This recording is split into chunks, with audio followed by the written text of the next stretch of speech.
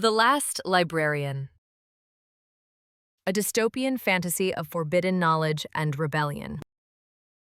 By Wynne Valentine.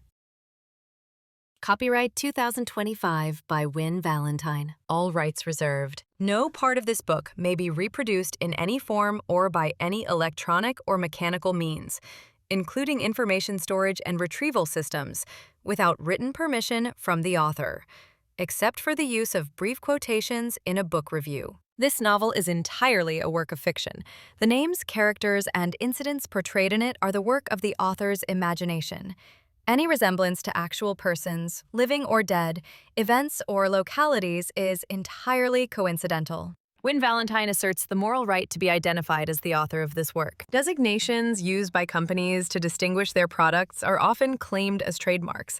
All brand names and product names used in this book and on its cover are trade names, service marks, trademarks, and registered trademarks of their respective owners.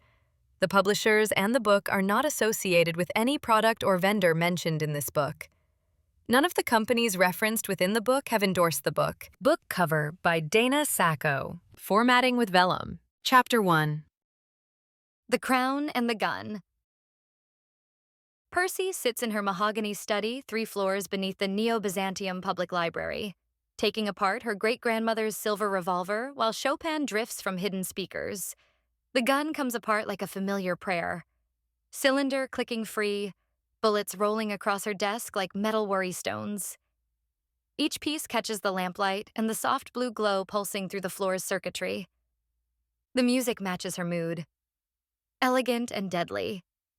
She's been waiting for this night since they killed grandmother 6 months ago, leaving her blood cooling on conference room marble. The Syndicate thinks they're hunting some grieving scholar who got in over her head. They're about to learn otherwise. 17 heat signatures in Tunnel C7, Vesper says, his holographic dragon form shimmering to life beside her desk. Emerald scales shift as data streams across his consciousness, moving through the old subway line about 4 meters per minute. Percy pauses, checking each chamber the way grandmother taught her before she understood why librarians needed guns. Right on schedule. Using the express tunnel just like I thought. She runs her finger along the cylinder's rim, feeling for tampering. Nothing. Good. Her mind's already cataloging what 17 operatives means. Serious business, but not their full force. They're testing her defenses, expecting to find weaknesses in a library run by someone drowning in grief and inheritance. Vesper expands into a 3D map of the tunnels, red dots marking the intruders as they trip her detection grid. Her cozy study transforms into a war room, tactical data flowing across every surface. Standard corporate infiltration, Vesper continues, amber eyes tracking data that would fry human brains. Spell tech dampeners, quantum scramblers, and what looks like a full consciousness extraction rig. Percy reassembles the revolver with muscle memory, each piece clicking home. The weight settles in her palm like an answered prayer. They think the sanctum runs on grandmother's old patterns. Ancient wards, predictable responses, maybe some leftover automated systems. The cylinder slides into place with a satisfying click that harmonizes with Chopin's melancholy. They don't know I've spent 6 months turning this whole district into a trap. Distant alarms echo from the library above, proximity sensors catching unauthorized access to tunnels that haven't been officially used in decades. Percy's smile carries the satisfaction of a chess master watching her opponent walk into checkmate. The beauty is they're committed to one attack vector, she tells Vesper, checking her ammunition. Once they're in those tunnels, there are only 3 ways out. I've been watching all of them since grandmother died. She adjusts her guardian crown, dark metal inlaid with glowing runes that pulse with her heartbeat. The artifact connects her to centuries of knowledge, whispering tactical insights from guardians who faced similar threats when magic and technology were still considered separate things. Through the crown's interface, she feels the library's defenses responding like instruments tuning to a conductor. Every ward, every spell tech protocol, every biomechanical creature lurking between reality and digital space. All of it syncs to her heartbeat, her intent, her absolute determination to protect what's left of humanity's free knowledge. Motion sensors show consciousness-draining equipment and reality manipulation devices. Vesper reports, his form shifting to display weapons signatures. Just as you predicted for a full extraction op. Percy smiles coldly. She'd been tracking their tech for months while they thought she was just a grieving librarian. Dr. Octavia Grimm's people carry equipment designed to rip out and digitize human consciousness, not just steal the library's contents, but transform its guardian into another data point in their corporate paradise. Consciousness extraction rigs. She stands, smoothing her dark velvet jacket over the shoulder holster that now cradles great-grandmother's revolver. They're not just here for grimoires. They want to upload me, process my knowledge, eliminate the human element that makes techno-bibliomancy impossible to automate. She checks herself in the antique mirror that reflects both her physical form and the crown's mystical glow. A young woman who inherited power and responsibility in equal measure, shaped by loss into something harder than her enemies expect. Someone comfortable with violence in service of preservation. The irony, she says, adjusting the crown for optimal connection, is their tech proves consciousness can't be reduced to data. If it could, they wouldn't need to break in physically. They'd just hack our systems and download everything remotely. The study walls display feeds from throughout the library complex. Normal evening operations continue on upper levels while her true defenses stay hidden. Grad students research in reading rooms that could become bunkers at her command. Book sorting systems conceal weapons behind false panels. Even the reading lamps hide surveillance and defensive circuits. Vesper condenses back to compact dragon form, perching on her desk like a mechanical familiar crafted from ancient magic and cutting-edge tech. The extraction team leader is carrying Priority 1 clearance codes. Dr. Grimm considers this significant enough to risk high-level personnel. Of course she does. Percy activates her comms to alert Sage and the others stationed throughout the complex. Her voice carries deadly calm as encrypted channels open across the city. She's not just testing our defenses tonight. She's making a statement about corporate authority versus individual autonomy. The communications array hums to life, connecting her to allies who share her commitment to keeping knowledge free from corporate commodification. In workshops throughout Neo-Byzantium's underground networks, spell tech specialists monitor the library's perimeter feeds. In safe houses established during 6 months of preparation, resistance members coordinate responses to Syndicate movements citywide. Remember, Percy's voice carries through encrypted channels to teammates who've spent months preparing. We're not hiding from them. We're hunting. She moves toward the exit, hand resting casually on her weapon as mental discipline inherited through generations focuses her consciousness into tactical clarity. The Crown provides constant updates on defensive systems, tracking the infiltration team through sensors embedded in every surface of her domain. The Syndicate forces navigate tunnels that seem empty, unaware their every step triggers monitoring systems designed to catalog capabilities, count personnel, and predict responses. Percy spent months studying corporate infiltration protocols, learning to think like her enemies while maintaining the scholar's patience that makes long-term strategy possible. Through the Crown's connection to the library's consciousness, she feels ancient grimoires stirring in their protective cases, quantum texts vibrating with spell tech defenses that blur the line between magic and technology. The chronicles of infinite devotion pulse with rose-gold light as their emotional circuits detect the Guardian's rising determination. Reality alteration manuals begin cycling through activation sequences, ready to rewrite physics itself if needed. They expect to find a library, Percy murmurs, ascending stairs toward the main collection levels. Her footsteps are silent on stone worn smooth by centuries of guardians who faced similar threats. They're about to discover they've infiltrated a fortress. The music from her study fades, but the melody continues in her mind like a soundtrack for the violence she's been planning. Every note corresponds to a defensive measure, every phrase to a tactical response refined through months of preparation and centuries of inherited knowledge. Vesper glides beside her through corridors lined with bioluminescent fungi that provide ethereal lighting while concealing surveillance equipment sophisticated enough to track individual heartbeats. His holographic form shifts transparency levels to match their stealth requirements. Estimated time to perimeter breach, 12 minutes, he reports, accessing real-time feeds from sensors throughout the tunnel network. They're moving with confidence that suggests familiarity with standard library defense protocols, confidence based on outdated intel. Percy feels the weight of her great-grandmother's revolver like a promise kept across generations. Grandmother ran these defenses like a traditional sanctuary. I've updated our approach to something more proactive.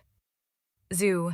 The main collection hall opens before them, a cathedral of knowledge where Gothic stone frames walls of luminescent data crystal shelves reaching toward vaulted ceilings lost in shadow. Towering windows filter Neo-Byzantium's neon glow into prismatic patterns across marble floors inlaid with circuitry that pulses with increasing intensity as the library's defensive consciousness fully awakens. Ancient grimoires rest beside quantum texts, their bindings glowing softly as spell-tech integration systems prepare for combat. The air hums with electricity bridging magical theory and technological implementation, creating an atmosphere where reality itself seems malleable, responsive to conscious intent, amplified through artifacts that predate corporate civilization. Percy positions herself at the central reading station, a mahogany desk that serves as command center while maintaining the appearance of scholarly workspace. From here, she can coordinate responses to threats from any direction while accessing the full scope of the library's accumulated knowledge. Sage, status report on perimeter systems, she says into her comm array, reviewing tactical displays that transform the reading station into a military command post disguised as academic furniture. All spell-tech defenses online and responsive, comes the reply through quantum encrypted channels. Motion-triggered reality distortions are active throughout the tunnel network. Consciousness detection arrays are calibrated to distinguish between authorized personnel and corporate intrusion. Percy nods, watching feeds show the Syndicate team advancing through passages they assume are unmonitored. Their confidence would be admirable if it weren't so carefully cultivated through months of deliberately leaked intelligence designed to encourage this exact approach. Pattern analysis suggests they're carrying equipment for rapid consciousness extraction and data processing. Vesper adds, his biomechanical form interfacing directly with the library's security network. Dr. Grimm appears to be prioritizing speed over subtlety, which means she's under pressure from her own superiors. Percy's smile carries cold satisfaction as pieces fall into place. The Syndicate board must be demanding results after months of failed intelligence gathering. Tonight isn't just about stealing our collection. It's about Grimm proving her methods work where others have failed. The implications ripple through Percy's consciousness like stones in still water. If Grimm's under pressure for results, she'll commit resources rather than withdraw when resistance proves stronger than expected. The approaching team represents not just tonight's threat, but the beginning of an escalating conflict that will determine whether knowledge remains free or becomes another corporate commodity. Percy checks her weapon one last time, feeling the familiar weight that connects her to generations of guardians who understood that sometimes preservation requires violence, that sometimes protecting knowledge costs blood and determination. Tonight, the Syndicate of Shadows will learn their corporate paradise faces opposition from someone who treats both books and battles as sacred responsibilities. The hunt begins now. Chapter 2.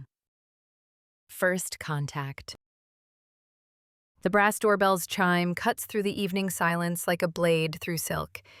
Percy sets down her teacup, porcelain meeting saucer without sound. Through the Gothic windows, Neo-Byzantium's neon glow shifts across ancient stone, but her attention focuses on the figure beyond the heavy oak doors. Dr. Jonathan Pierce, Cambridge specialist, manuscript expert. The lies taste bitter in her thoughts. She rises, smoothing her charcoal dress as she crosses to the entrance hall. The Guardian's crown pulses at her temples, feeding her awareness of every detail. Her heels click measured beats on marble inlaid with humming circuitry. The man beyond the threshold carries himself with academic confidence, leather bag across his shoulder, wire-rimmed glasses catching amber light. Lean build, quick rather than strong. Dark hair, recently styled but mussed by nervous fingers. Most interesting, storm gray eyes that catalog details while pretending mere curiosity. Dr. Pierce? She opens the door with scholarly warmth while her senses detect wrongness radiating from him. Come in from the cold, Miss Nightingale. His accent carries expensive education, but the rhythm belongs to someone who learned proper speech as camouflage. Thanks for seeing me on short notice. Of course. She steps aside, gesturing past tapestries and guardian portraits. Research timelines are brutal. Besides, real expertise in Byzantine preservation is rare enough. The flattery settles over him like a coat. His shoulders relax. She files it away. Your letter mentioned authentication urgency, she continues, leading him deeper inside. I'm curious about your interest in our collection. The sanctum's reputation speaks for itself. His response flows smooth, but he studies architecture, sightlines, exits, positions. Academic circles mention volumes that exist nowhere else. Circles can be well-informed. Her voice carries just enough edge to make him glance sharply, though one wonders about information quality in such networks. The warning lands. His stride falters before recovering, recalculation flickering across his features. Good. Let him know this operates on multiple levels. Warm lamplight and leather scent welcome them to her study. She gestures to the burgundy chair, watching him choose the seat with clearest views of door and windows. Tea? Earl Grey? Perfect. He settles with the careful positioning of someone ready for quick exits. Kind of you to accommodate an unexpected visitor. Scholarship requires flexibility. She pours delicate china, steam spiraling between them. I'm curious about Cambridge's manuscript preservation. Your techniques must be advanced for such authentication confidence. She extends the cup, fingers brushing in transfer. Warm skin, elevated pulse, controlled tension. No cybernetics she can detect, though that proves nothing. The university's invested heavily in new methods. His enthusiasm rings false against calculating intelligence. Especially non-invasive analysis for fragile documents. Fascinating. She settles behind her desk, studying him over her teacup. Your letter mentioned 12th century Byzantine texts, specifically. What drew you there? So the question hangs like bait. His response about iconoclastic influences comes smooth enough, but she catches the hesitation first. Whatever preparation he'd received focused on infiltration, not scholarship. Political upheaval and artistic expression, he continues, warming to fabricated passion. How scribes adapted traditional forms for changing religious sensibilities. Indeed. Her smile sharpens. You're familiar with the Kludov-Salter's marginalia techniques? Perfect example of political commentary disguised as devotion. She watches carefully, noting the split-second delay before enthusiastic nodding. The Kludov sits in Moscow, nowhere near her collection. A real scholar would show specific knowledge or admit unfamiliarity. Instead, he offers generalities in academic wrapping. Absolutely. He leans forward with manufactured interest. Margin illustrations, subverting textual authority while maintaining devotional plausibility. Brilliant artistic rebellion. Quite. She sets down her cup with precision. And your current research?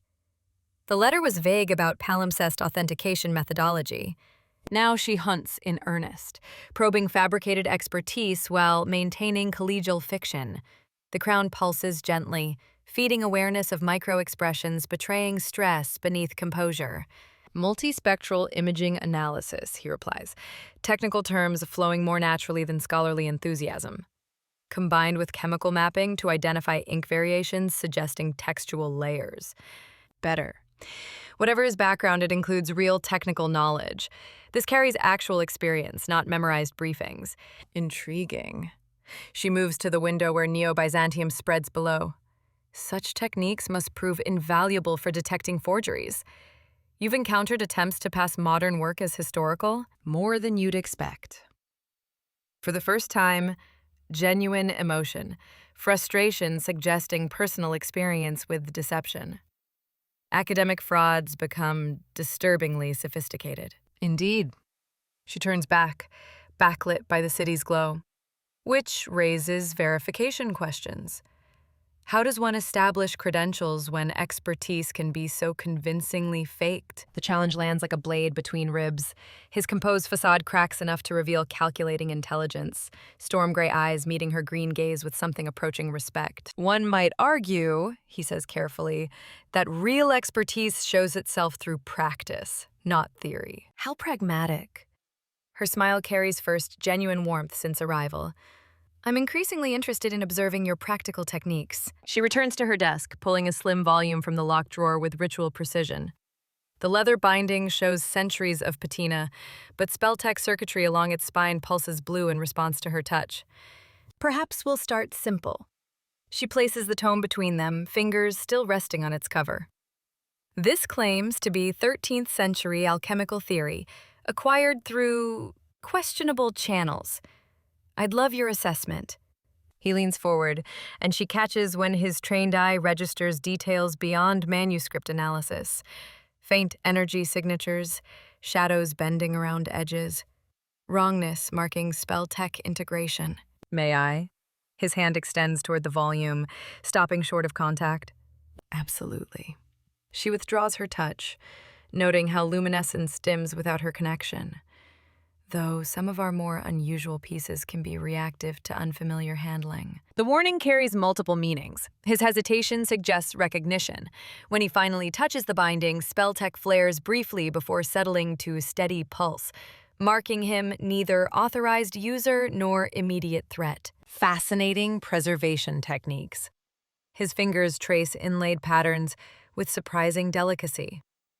The binding seems to incorporate environmental monitoring. Our collection requires specialized care. She watches with predatory attention, cataloging every reaction. Many volumes here exist nowhere else. Preservation matters considerably. I can imagine. He opens the book carefully, revealing illuminated text that shifts in lamplight. The responsibility must be enormous. Indeed. Her voice carries inherited duty and hard experience. One learns to take security seriously when entrusted with irreplaceable knowledge. The statement hangs between them like a drawn blade, cordial but unmistakable. He looks up from the manuscript to meet her gaze, and pretense drops away. Academic cover abandoned, he studies her with frank, professional assessment. Security can be complicated, he says softly, especially when value extends beyond simple money. Quite perceptive. Her smile shows genuine approval, recognizing the dynamic shift, though I suspect you understand such complications more intimately than your letters suggested. Perhaps. He closes the book with careful precision, attention fixed on her face. One might argue the most valuable things are often the most dangerous to possess. And yet, she counters, rising with fluid grace, danger often comes not from possession, but from those who take such things by force. She extends her hand across the desk, cordial gesture carrying unmistakable authority. After hesitation, he places the manuscript in her palm, fingers brushing in transfer. This time she truly feels the contact. Warm skin, steady pulse despite tension, calluses speaking of technical rather than purely academic work. No weapons detected, though his clothing suggests modifications beyond scholar's attire. Well, Dr. Pierce. She settles the book back with ritual care. I believe we'll work together quite productively. Your unique perspective should prove invaluable with our more challenging pieces. I look forward to it. He rises as she does, matching movements with unconscious precision, though I'm curious about the full scope of materials available. Patience. She moves around the desk to stand directly before him, close enough that he looks down to meet her eyes. The most significant treasures require careful preparation. Wouldn't want damage through hasty handling. The warning carries unmistakable implications. His slight smile suggests he recognizes them all. When he speaks, academic pretense drops entirely, revealing calculating intelligence that drew her suspicion. Of course. I imagine proper protocol becomes essential with truly irreplaceable materials. Essential, she agrees, smile sharpening to match his honesty. Shall we begin examining our collection tomorrow morning? I'm looking forward to learning from your unique expertise. She extends her hand in formal farewell. He takes it with careful pressure, someone who understands exactly what game they're playing. Storm gray eyes hold her green gaze without flinching, and she finds herself genuinely curious about tomorrow's revelations. Until morning. He steps back with precise control, shouldering his bag with movements too smooth for purely academic training. Thanks for your hospitality, Miss Nightingale. Persephone, please. She follows toward the study door, heels clicking measured rhythm. I suspect we'll be working quite closely. The promise carries unacknowledged layers, but as she escorts him through the entrance hall toward oak doors, she catches him cataloging architecture with systematic thoroughness. Someone planning return visits under different circumstances. Good evening, Dr. Pierce. She opens the door to Neo-Byzantium's neon-painted darkness. Do try to get rest. Tomorrow should prove quite illuminating. Veers, what is there? He pauses in the doorway, silhouetted against the city's glow as he turns for final assessment. Whatever he sees in her composed smile and sharp eyes seems to confirm suspicions he's harbored since conversation began. Good evening, Persephone. Her name sounds different now. Less courtesy, more acknowledgement of dangerous games begun. I have a feeling tomorrow will exceed all expectations. She watches him disappear into Neo-Byzantium's labyrinthine streets, storm gray coat blending with welcoming shadows. Only when he passes beyond even enhanced vision does she allow her mask to crack, revealing predatory satisfaction of a hunter who's confirmed her prey's intentions. The Guardian's crown pulses as she locks the heavy doors, crystalline matrices already analyzing their encounter. Tomorrow's examination will proceed exactly as planned, though she suspects Dr. Jonathan Pierce will find the experience rather different from what his handlers prepared him for. After all, she's been planning this particular lesson for months. Chapter 3. Strategic Assessment. The surveillance feeds showed Jasper Valdez in shades of blue-gray static across her monitors, each camera angle revealing another layer of professional caution as he moved through Neo-Byzantium's rain-slick streets. He avoided the main roads, slipping through service alleys and maintenance corridors that most visitors would never notice.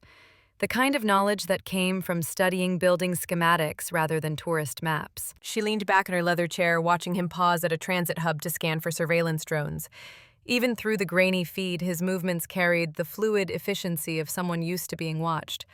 Someone who knew how to disappear when necessary. Enjoying the show? Vesper's holographic form shimmered beside her desk, emerald scales catching the monitor's glow. His amber eyes reflected the same predatory satisfaction that had been building in her chest since their Dr. Pierce revealed his true capabilities. Learning plenty. She gestured toward the screens where Jasper finally boarded a transport heading toward the financial district. He's good. Better than most they send, which makes you wonder why the Syndicate would waste such talent on simple reconnaissance. Vesper's tail flicked with agitation. Unless this isn't simple reconnaissance. Her smile carried sharp edges. No, it definitely isn't. She swiped across the central monitor, replacing the surveillance feeds with a detailed dossier that made her blood sing with vindication. Meet Jasper Valdez, 30, former Meridian Core Systems analyst with a specialty in quantum encryption protocols. The display expanded, revealing employment records riddled with suspicious gaps and financial transactions that painted a clear picture. Vesper's form solidified as he processed the data, his ancient consciousness diving into the library's intelligence networks. 3-month gap last year during the Helix Corp data breach, he said, highlighting sections with crystalline claws. Another gap during the quantum dynamics infiltration 6 months ago.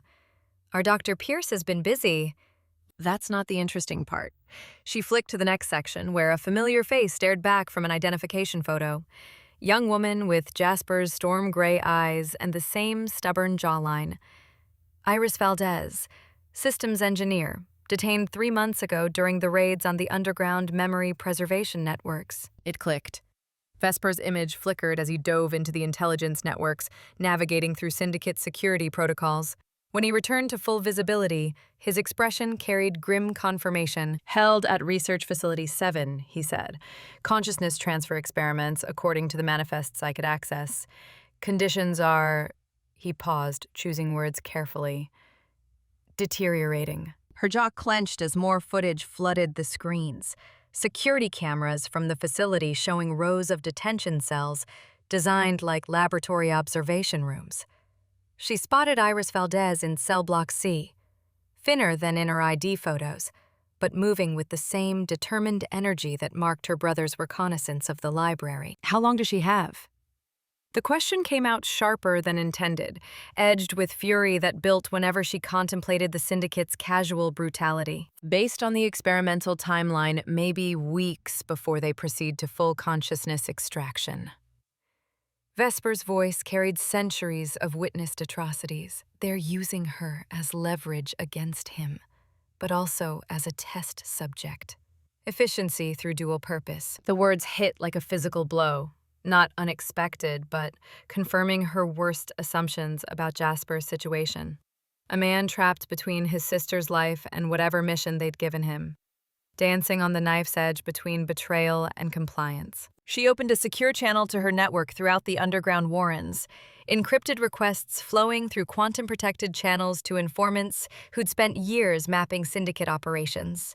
Responses came back within minutes, painting a picture that made her strategic mind race. Recent recruitment patterns showed increased focus on family leverage. 3 other known operatives currently working under similar constraints. Standard protocol involved escalating pressure until the target completed their mission or became expendable along with their hostage family members. The Guardian's crown pulsed against her temples as she accessed the memory codex, searching through centuries of recorded encounters for precedents.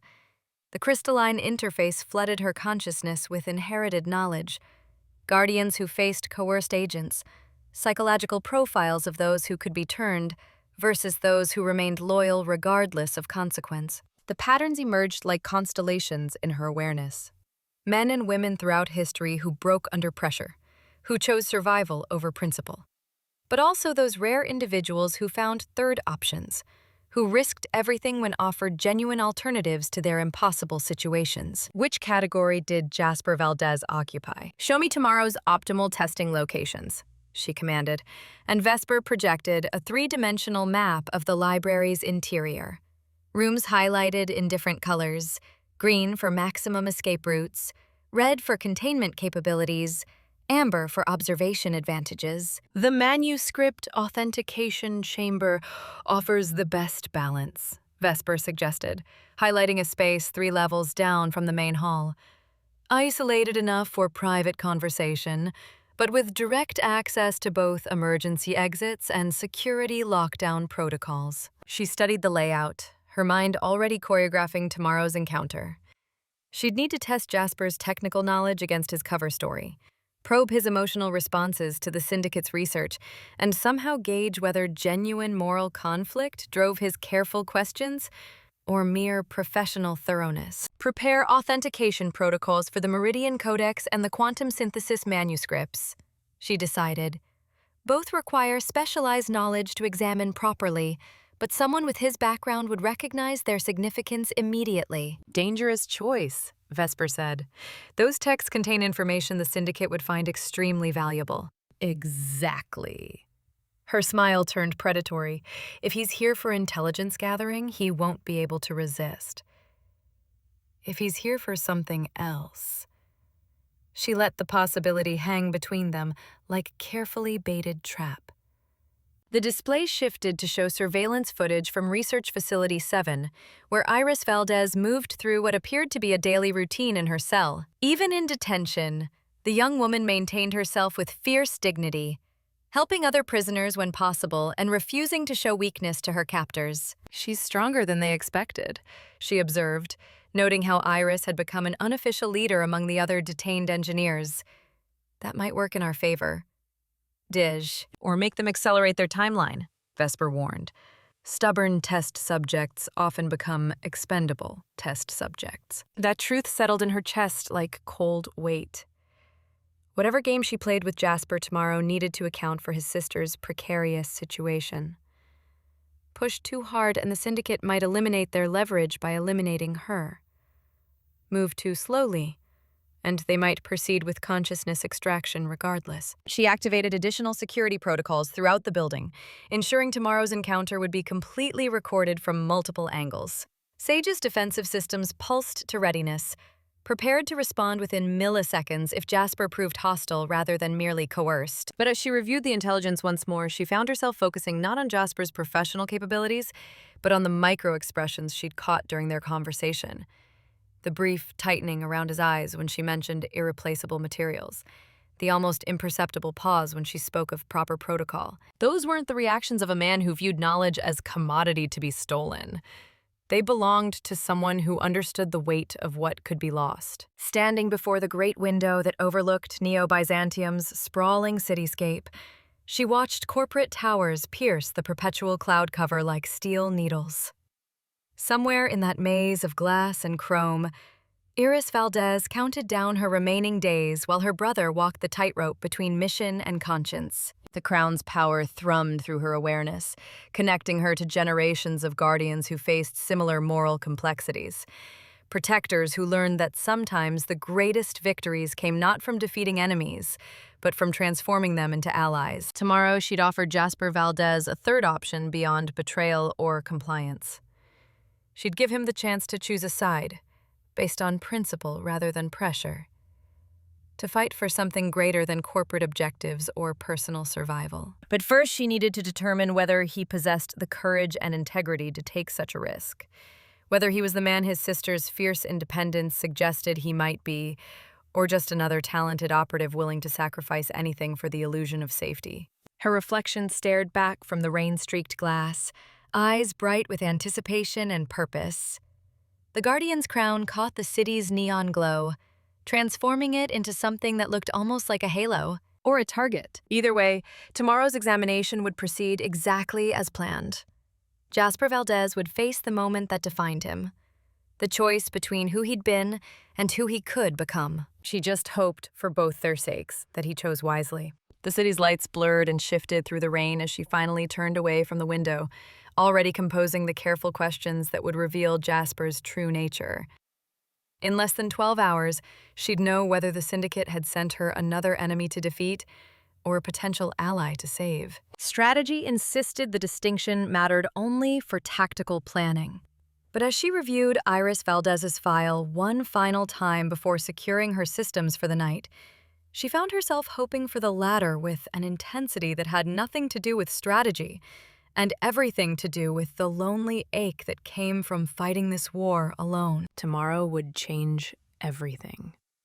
She could feel it in the crown's steady pulse, in the way Vesper's form flickered with anticipation, in the electric tension that built whenever significant pieces moved across the board. The game continued, but the rules were about to evolve, and she had always excelled at writing new rules. Chapter 4: The Art of Revelation. Dawnlight filters through the stained glass windows of Percy's study, casting prismatic patterns across the technical manuscripts she spreads across her mahogany desk. Each document chosen with surgical precision, weapons disguised as scholarship, designed to slice through whatever carefully constructed persona Jasper plans to present this morning. Vesper materializes beside her shoulder, emerald scales catching the early light as holographic files bloom in the air. "Updated intelligence on the Blackwater Research Facility," he says, and Percy catches that undertone of concern she's learned to recognize over their years together. The images hit her like a physical blow. Iris Valdez, barely more than a girl, trapped in a web of quantum extraction cables. Percy's jaw tightens as she studies the neural interface crown monitoring the girl's thoughts, the gaunt shadows on her face, even in unconsciousness. 3 weeks, Percy murmurs, tracing the consciousness extraction readings. Maybe less, depending on how hard they push the neural mapping. Intercepted communications suggest they're escalating. Vesper confirms, new files flickering to life. Dr. Grimm's taken personal interest. Apparently, young Iris has what they call exceptional neural architecture, perfect for consciousness transfer experiments. Percy pulls up older photos of Jasper before his sister's disappearance. Academic conferences, research presentations, a brilliant theorist whose work on consciousness-machine interfaces had earned legitimate respect. His early papers on ethical AI development read like prophecies, warning against exactly the kind of forced digital transcendence the Syndicate now pursues. He knew, she realizes, scanning his publications. Years before Iris was taken, he was already warning about involuntary consciousness manipulation. She sets down the papers. The irony must be killing him. Quite the moral crucible, Vesper observes. Betray everything he once defended to save his sister, or watch her die by degrees while maintaining his principles. Percy selects today's manuscripts with predatory satisfaction. 3 texts, each chosen to reveal different aspects of Jasper's knowledge and boundaries. A 12th century treatise on soul binding that parallels modern consciousness transfer theory. Victorian inventors' notes on mechanical consciousness, complete with detailed housing schematics. A contemporary text on enhancement ethics, authored by researchers who'd questioned corporate consciousness experiments before mysteriously vanishing. Authentication requests, she says, arranging the documents. Perfectly reasonable scholarly inquiry that happens to reveal everything about his true background. Vesper's amber eyes flicker. The soul-binding manuscript tests his separation theory knowledge. Victorian notes reveal his understanding of artificial consciousness housing.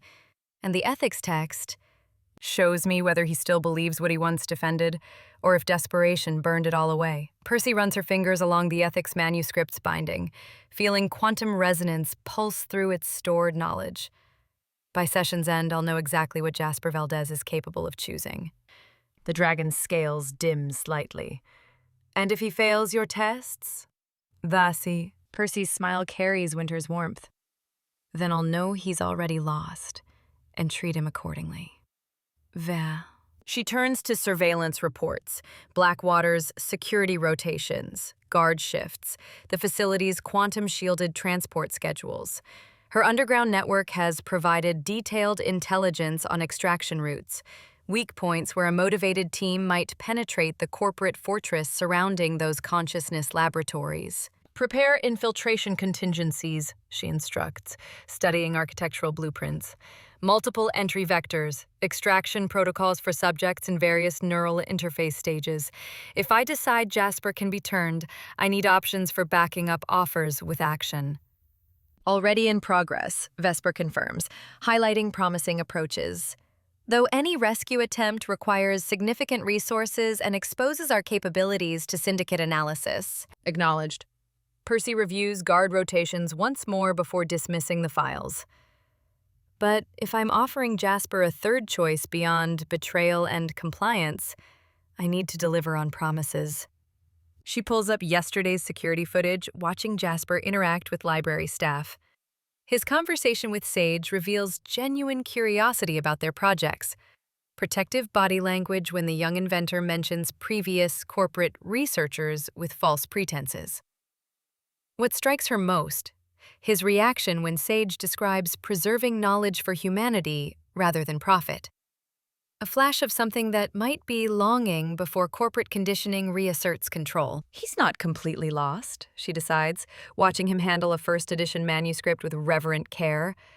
Question is whether enough original principles survive to make alliance possible. Percy opens encrypted channels to resistance contacts, crafting coded messages requesting updated intelligence without revealing her specific Blackwater interest. Her network spans underground tech specialists to former Syndicate employees retaining internal access. Each contact knows only their puzzle piece, but together they provide comprehensive intelligence, keeping the library ahead of corporate surveillance. She prepares a coded system using manuscript marginalia, subtle notations communicating her knowledge of his situation without triggering monitoring protocols tracking his every word. Ancient languages woven through scholarly annotations, symbols appearing as preservation notes but actually spelling out resistance and rescue options. Morning light strengthens as Percy completes preparations, selecting clothing projecting scholarly authority while keeping weapons accessible. Dark blazer with hidden armor panels, boots designed for academic dignity and combat mobility. vintage glasses functioning as discrete AR displays for real-time threat assessment. The Guardian's crown rests on her desk, crystalline elements pulsing with her heartbeat, ready to provide enhanced awareness when crucial moments arrive. Vesper perches beside the crown, his systems syncing with its quantum resonance. Standard surveillance protocols during authentication? Enhanced monitoring, Percy decides, settling into her chair with manuscripts strategically arranged. Record everything. Vocal stress, micro-expressions, biometrics. If Jasper's revealing his true nature today, I want complete documentation. She reviews her approach, seemingly innocent authenticity questions that will systematically expose his consciousness transfer knowledge, AI ethics understanding, and moral boundaries he'll cross for family. Each query designed as scholarly discussion while functioning as psychological archaeology, excavating who he was before desperation reshaped him into the Syndicate's tool. Soul-binding treatise first, she decides, fingers tracing ancient binding. Test theoretical knowledge while establishing academic legitimacy. Then, Victorian schematics to reveal practical consciousness housing understanding. Finally, ethics manuscript. Truth moment where he chooses between comfortable lies and dangerous honesty. Vesper sensors detect movement at the entrance. Jasper approaching main doors. Elevated stress but controlled breathing. Nervous but determined. Percy places the Guardian's crown on her head, neural interfaces synchronizing with her consciousness. Centuries of inherited knowledge flow through her awareness. Tactical wisdom from Guardians facing impossible choices. Strategic insights from wars fought with words and will rather than violence. She becomes more than herself, channeling accumulated strength of everyone who ever stood between knowledge and those who'd corrupt it. Send him up, she instructs, her voice carrying new harmonics of power. Let's discover whether Jasper remembers who he used to be. Love is just a... The manuscripts pulse with anticipation as footsteps echo beyond her study. Percy arranges her expression into scholarly neutrality, concealing predatory satisfaction humming through her veins. Today, she'll offer a trapped man the chance to choose principle over survival, alliance over betrayal. Whether he proves worthy remains to be seen. Vesper settles into observation mode, systems recording while emergency protocols stand ready. The library itself holds its breath, ancient stones and quantum crystals waiting to learn whether their guardian gains a crucial ally or confirms another enemy requiring elimination before mission completion. Percy straightens as footsteps pause outside her door, hand resting casually near the soul-binding treatise while her mind calculates probabilities with crystalline precision. The next few hours will determine not just Jasper's fate, but potentially the survival of everyone she's sworn to protect. The door opens. The real game begins. Chapter 5. The Authentication Dance. Morning light streams through the sanctum's stained glass windows, casting fractured rainbows across the mahogany authentication table. Percy adjusts the 3 manuscripts one final time, ensuring each catches the light just right. The Guardian's crown hums softly against her temples, feeding her tactical awareness, while generations of inherited wisdom whisper about reading people, about the subtle tells that reveal truth beneath carefully constructed facades. He enters at exactly 9 o'clock, punctual, which tells her something about either genuine professionalism or well-maintained cover. She watches his stride, confident but with an underlying tension, how his eyes map the exits before settling on her. The fountain pen in his jacket creates a barely visible bulge, prepared but hopefully not for violence. "Dr. Valdez," she greets him with professional warmth. "Thank you for being so prompt. I've selected 3 manuscripts that should test your expertise, while touching on some fascinating theoretical ground." She gestures to the documents arranged between them like chess pieces. We have Consciousness and the Digital Soul from the Blackwater Collection, The Ethics of Memory Transfer from Rotterdam, and Preserving Human Identity in Silicon Dreams from an independent researcher who published just before the library purges. Each has unique authentication challenges. He approaches with measured steps, storm gray eyes cataloging the manuscripts with professional interest.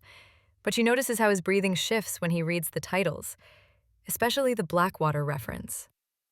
Something there. Not just recognition, familiarity that hurts. Quite a collection, he says, settling across from her with fluid grace that keeps his hands visible while maintaining access to whatever tools he carries. The temporal span alone should provide excellent comparative data. May I start with Blackwater? Smart choice. Familiar territory first. She nods permission, watching his face as he opens the manuscript and encounters those initial passages about consciousness extraction methodology. The document describes neural mapping with clinical precision, but underneath it's about forced consciousness transfer. Uncomfortable specificity. She sees how he maintains his professional mask while his hands develop the faintest tremor, reading about psychological trauma during unwilling extraction. His expertise shows in how he examines quantum signatures and neural mapping inconsistencies, but emotional distance becomes harder to maintain as he works through documentation that probably mirrors what the Syndicate plans for captured subjects. The quantum resonance patterns here show clear authenticity in the neural mapping data, he says, voice steady despite the tension building in his shoulders. Mathematical models align with known consciousness transfer theory, though the ethical frameworks... He pauses, choosing words carefully. The documentation suggests methodologies that prioritize efficiency over subject welfare. She leans forward slightly, creating scholarly engagement while intensifying her observation. Interesting distinction. In your experience, how common are references to subject consent protocols? The question lands like a surgical strike, targeting the moral frameworks that separate legitimate research from corporate exploitation. His response comes after a measured pause that screams internal conflict. Legitimate facilities typically incorporate extensive consent documentation, though corporate applications often treat consent as administratively streamlined. The Blackwater materials show authentic quantum signatures, but the ethical oversight appears retrofitted rather than integrated from project inception. There it is, technical sophistication paired with moral awareness. He distances himself from corporate methodology through careful word choice, while demonstrating intimate familiarity with both legitimate and exploitative approaches. Excellent observation, she says, moving the second manuscript into position. The ethics of memory transfer approaches similar technology from a completely different philosophical framework. I'm curious how ethical considerations affect authentication itself. Visible relief crosses his features as he examines the Rotterdam document, research that prioritizes subject dignity and informed consent. His analysis becomes more fluid, working with material that doesn't trigger personal landmines, though she catches how his commentary subtly criticizes utilitarian approaches to consciousness commodification. Rotterdam integrates ethical frameworks directly into technical architecture, he says, voice warming with what seems like genuine appreciation. Rather than treating consent as administrative overhead, they've designed systems where consciousness transfer becomes literally impossible without ongoing subject participation. The quantum authentication signatures reflect this integration. Neural mapping requires active cooperation rather than passive extraction. She files away his obvious preference for consensual methodologies, noting how his expertise lets him distinguish between extractive and collaborative approaches. His analysis shows sophisticated understanding of both the technology and its moral implications. He retains enough principles to potentially choose ethics over corporate loyalty when forced to confront that contradiction directly. That integration approach leads naturally to our third document, she continues, positioning the final manuscript where light illuminates crucial passages. Preserving human identity in Silicon Dreams addresses fundamental questions about what makes consciousness transfer beneficial versus exploitative. The author argues that forced digitization destroys rather than preserves human identity, regardless of technical success. His reaction to the third manuscript provides the most revealing data yet. Technical assessment remains professionally thorough, but his body language shows increasing discomfort with material that directly contradicts Syndicate ideology about consciousness preservation through corporate-controlled digital environments. His authentication work demonstrates familiarity with AI consciousness rights, while carefully avoiding commentary on whether digital beings possess inherent dignity or exist as sophisticated property. Authentication challenges here are particularly complex, he notes. voice maintaining professional tone despite visible tension. Independent researchers often lack institutional resources for comprehensive documentation, but this author's quantum signature protocols show remarkable sophistication for work conducted without corporate backing. The theoretical framework treats consciousness transfer as... He pauses, clearly struggling with how to characterize material that frames forced digitization as fundamentally destructive while acknowledging its technical accuracy and moral sophistication. As preserving essential humanity through choice rather than circumstance, she supplies gently, offering him a framework that allows honest assessment without requiring explicit criticism of his handlers. The author suggests consciousness transfer becomes beneficial only when subjects maintain agency throughout. Relief at her diplomatic phrasing confirms her assessment. He struggles with cognitive dissonance between corporate conditioning and personal moral intuitions. His technical analysis reveals intimate knowledge of consciousness preservation, while demonstrating clear preference for approaches prioritizing subject autonomy over administrative efficiency. The quantum authentication signatures support the author's theoretical framework, he concludes carefully. Systems designed around subject agency show different mathematical patterns than those prioritizing external control. From a purely technical perspective, consensual consciousness transfer appears more stable and successful than forced extraction, regardless of ethical considerations. Perfect. He frames moral preference as technical observation, letting him express ethical positions without directly confronting implications for his current mission. His assessment confirms both competence and retained moral sensitivity, while suggesting continued conflict about his role in corporate consciousness extraction plans. Morning light has shifted as they worked, transforming stained glass patterns from fractured rainbows to deeper, more complex geometries that mirror the evolving dynamic between them. Time for more direct testing of his moral boundaries and potential accessibility. Your expertise clearly spans the full spectrum of consciousness transfer research, she observes, beginning to gather manuscripts with deliberate care that signals transition. I'm impressed by your ability to distinguish between methodological approaches while maintaining objective assessment. It suggests experience with diverse research environments rather than narrow corporate specialization. His acknowledgement comes with visible caution, recognizing her comment as both compliment and subtle inquiry about background and loyalties. Comprehensive authentication requires understanding multiple theoretical frameworks. Limiting analysis to single institutional perspectives reduces accuracy and potentially misses crucial markers. Diplomatic skill paired with underlying struggle. He carefully avoids specifics about corporate background or current mission while demonstrating intellectual honesty. Understanding diverse perspectives becomes particularly crucial when authentication touches ethically complex material. She agrees, standing with fluid grace that keeps her positioned between him and the exit while maintaining scholarly rather than threatening posture. I find technical expertise combined with moral sensitivity produces the most reliable results. Multiple purposes served. Acknowledging demonstrated competence, recognizing retained ethical awareness, suggesting alignment between skill and moral judgment creates superior outcomes.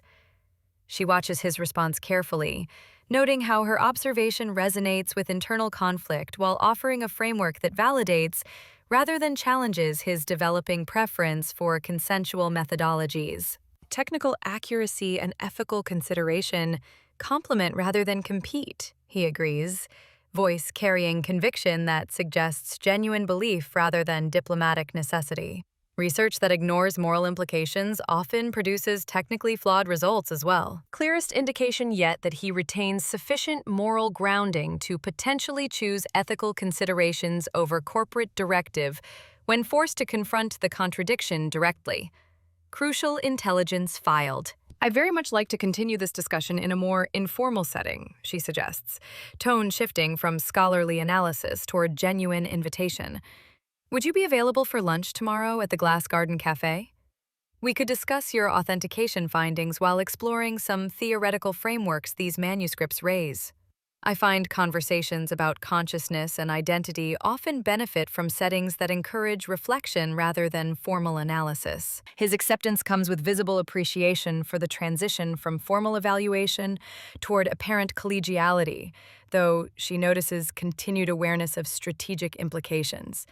His agreement suggests both professional interest in continued collaboration and personal curiosity about exploring the ethical questions their morning's work has raised. "I'd enjoy that very much," he responds, his first entirely unguarded smile revealing genuine warmth beneath careful professional demeanor. "Thank you for trusting me with such fascinating material. The authentication challenges were genuinely engaging, and the theoretical frameworks raise questions worth extended discussion." She returns his smile of calculated authenticity, allowing genuine appreciation for his intellectual sophistication to show, while maintaining awareness of larger strategic context. "Excellent. Shall we say 1 o'clock? The Glass Garden's atmosphere should provide ideal setting for the kind of reflective conversation these topics deserve.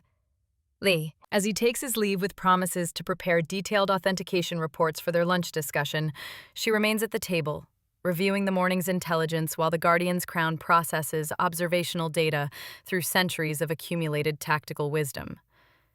The manuscripts before her no longer serve as authentication challenges, but as evidence of successful intelligence gathering. His reactions revealed crucial details about his psychological state, his relationship with corporate methodology, and his potential accessibility to alliance rather than opposition. Most significantly, his clear preference for consensual over extractive approaches suggests he retains sufficient ethical grounding to potentially choose protection of subjects over corporate loyalty when forced to confront full implications of syndicate consciousness extraction plans. The tremor reading about forced extraction, his relief with consensual methodologies, his careful distancing from corporate approaches all indicate deep internal conflict between personal principles and professional obligations. These signs suggest he remains reachable through appeals to retained moral intuitions, rather than permanently committed to corporate ideology through conviction. Tomorrow's lunch will provide opportunity to continue evaluation in settings that encourage emotional authenticity over professional caution, letting her assess whether his internal conflict can be leveraged toward active collaboration in protecting consciousness transfer subjects, rather than facilitating their exploitation. The authentication exercise confirmed her initial assessment.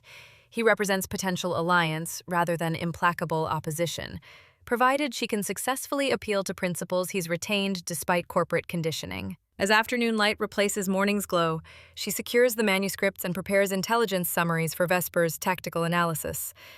Her first direct evaluation has produced exactly the data needed to design tomorrow's more sophisticated test of his moral boundaries and potential recruitment. The authentication dance has concluded successfully, revealing both capabilities and vulnerabilities, while positioning their relationship for the deeper games that must follow. Chapter 6.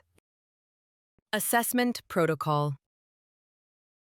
The Sanctum Scriptorum settles into its evening rhythm as Percy's footsteps echo against the marble floors. Her measured pace carries purpose, each step deliberate as she moves past towering shelves of crystalline data cores.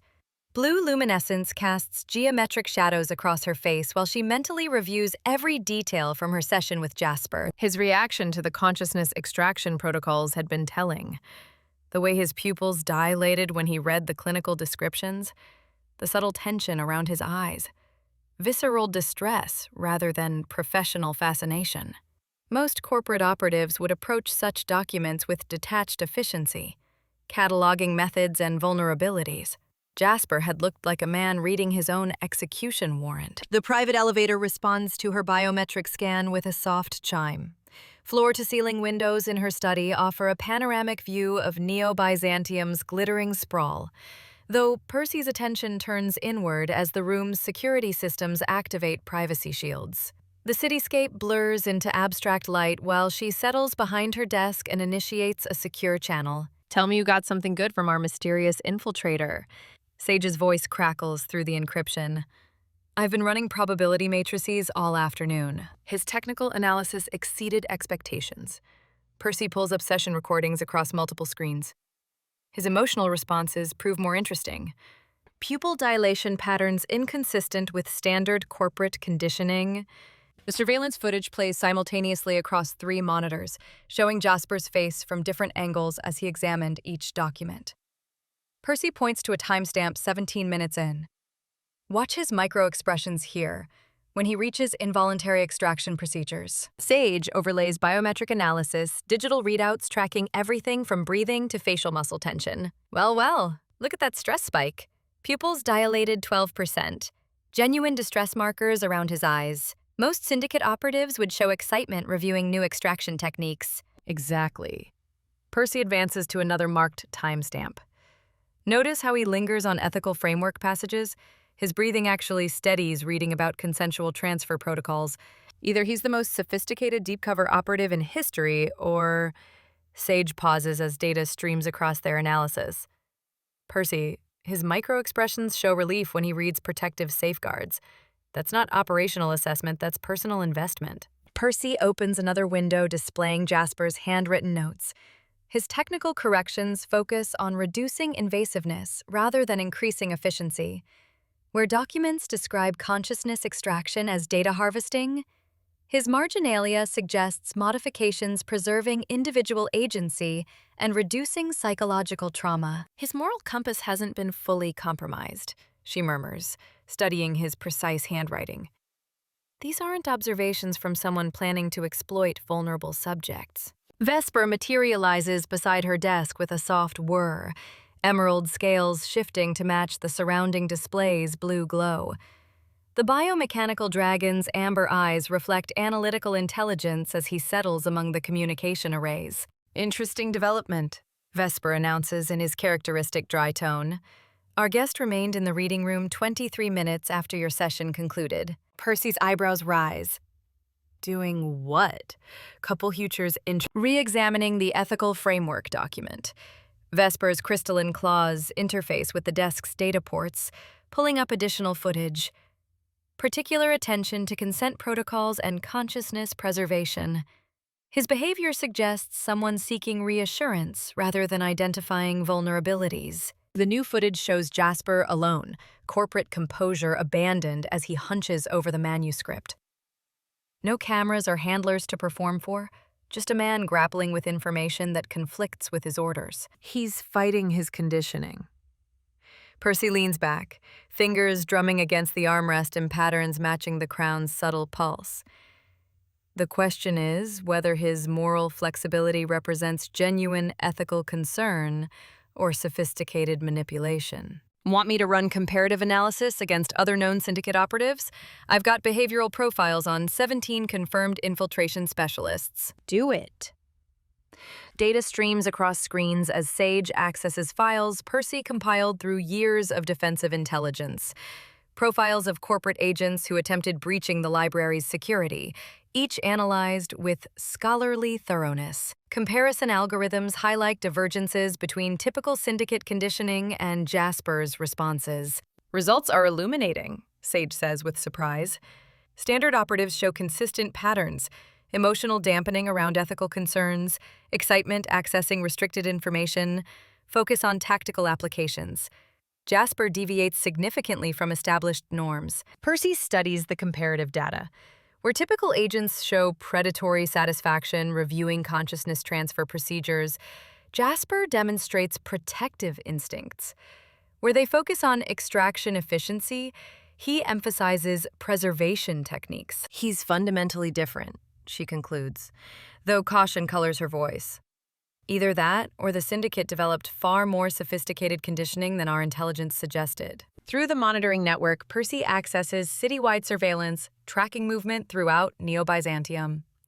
Jasper's current location appears as a marker moving slowly through the university quarter, his path meandering rather than purposeful. He's not reporting to handlers, Vesper observes, interfacing with the city grid for real-time updates.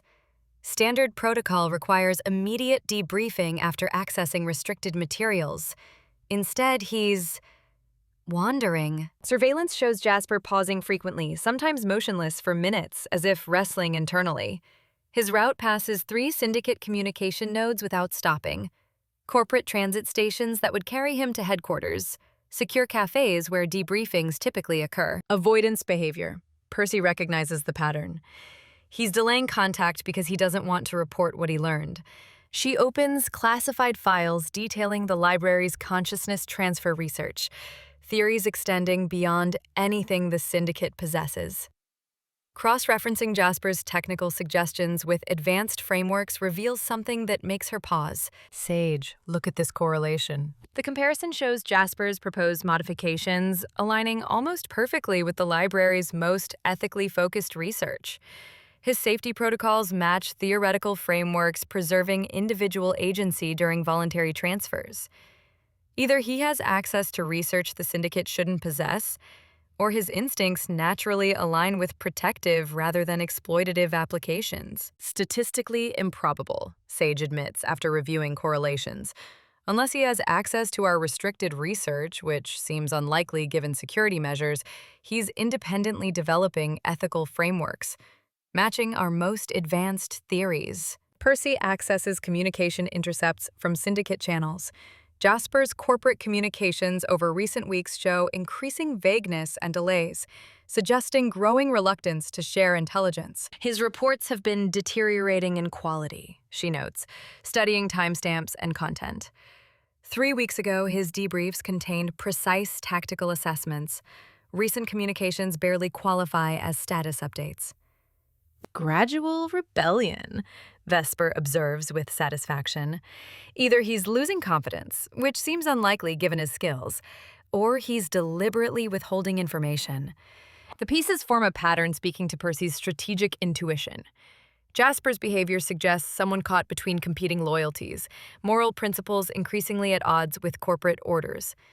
Understanding his internal conflict requires comprehending what leverage keeps him bound, despite obvious ethical discomfort. She moves to the portrait gallery where generations of guardians watch with painted eyes, holding accumulated wisdom. Minerva's portrait dominates, the ancestor who taught Percy that true power comes from understanding rather than force. The guardian's crown pulses gently, its weight a reminder of inherited responsibility. Access divination resources, she commands. The room's spell tech systems activate probability matrices combining quantum computing with ancient scrying. I need comprehensive intelligence on Iris Valdez. Search algorithms work through corporate security and public records, following data trails revealing the Syndicate's specific hold over Jasper. Iris Valdez, brilliant engineer, consciousness transfer specialist, currently held in secure facilities under charges of corporate espionage. Protective motivation, Percy murmurs as files reveal Iris's capture and Jasper's subsequent recruitment. He's not working for money or ideology. He's trying to save his sister. The profile completes with this crucial information. Jasper's cooperation stems from love rather than greed, desperation rather than ambition. His moral flexibility represents someone forced to compromise principles for family rather than natural corporate loyalty. That changes everything, Sage observes with new understanding. A man fighting to save someone he loves operates under completely different parameters than standard conditioning produces. Percy returns to her desk, opening planning files for tomorrow's lunch. The restaurant offers multiple advantages: public enough to seem non-threatening, private enough for meaningful conversation, defensible should interaction require escalation. Now the meeting requires complete strategic recalibration. Tomorrow becomes recruitment rather than threat assessment, she decides, mind already working through modified approaches appealing to Jasper's protective instincts. If his cooperation stems from coercion rather than loyalty, he might become an asset rather than a threat to neutralize. Vesper's scales shift to deeper emerald as his systems process implications. Recruiting him means accepting significant risk.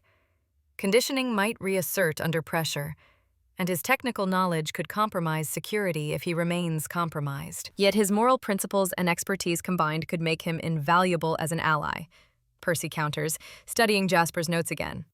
Someone with his infiltration skills and ethical sensibilities could bridge the library's mission with broader resistance. The crown's pulse synchronizes with her heartbeat as she considers possibilities extending beyond immediate threat management.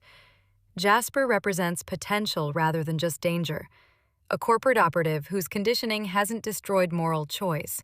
whose skills could enhance rather than threaten defensive capabilities. Run probability analysis on successful recruitment scenarios, she instructs. I need variables that might influence his decision to abandon corporate loyalty for genuine alliance. Complex algorithms calculate psychological pressure points, emotional triggers, rational incentives that might motivate someone in Jasper's position to change sides. Analysis reveals encouraging patterns.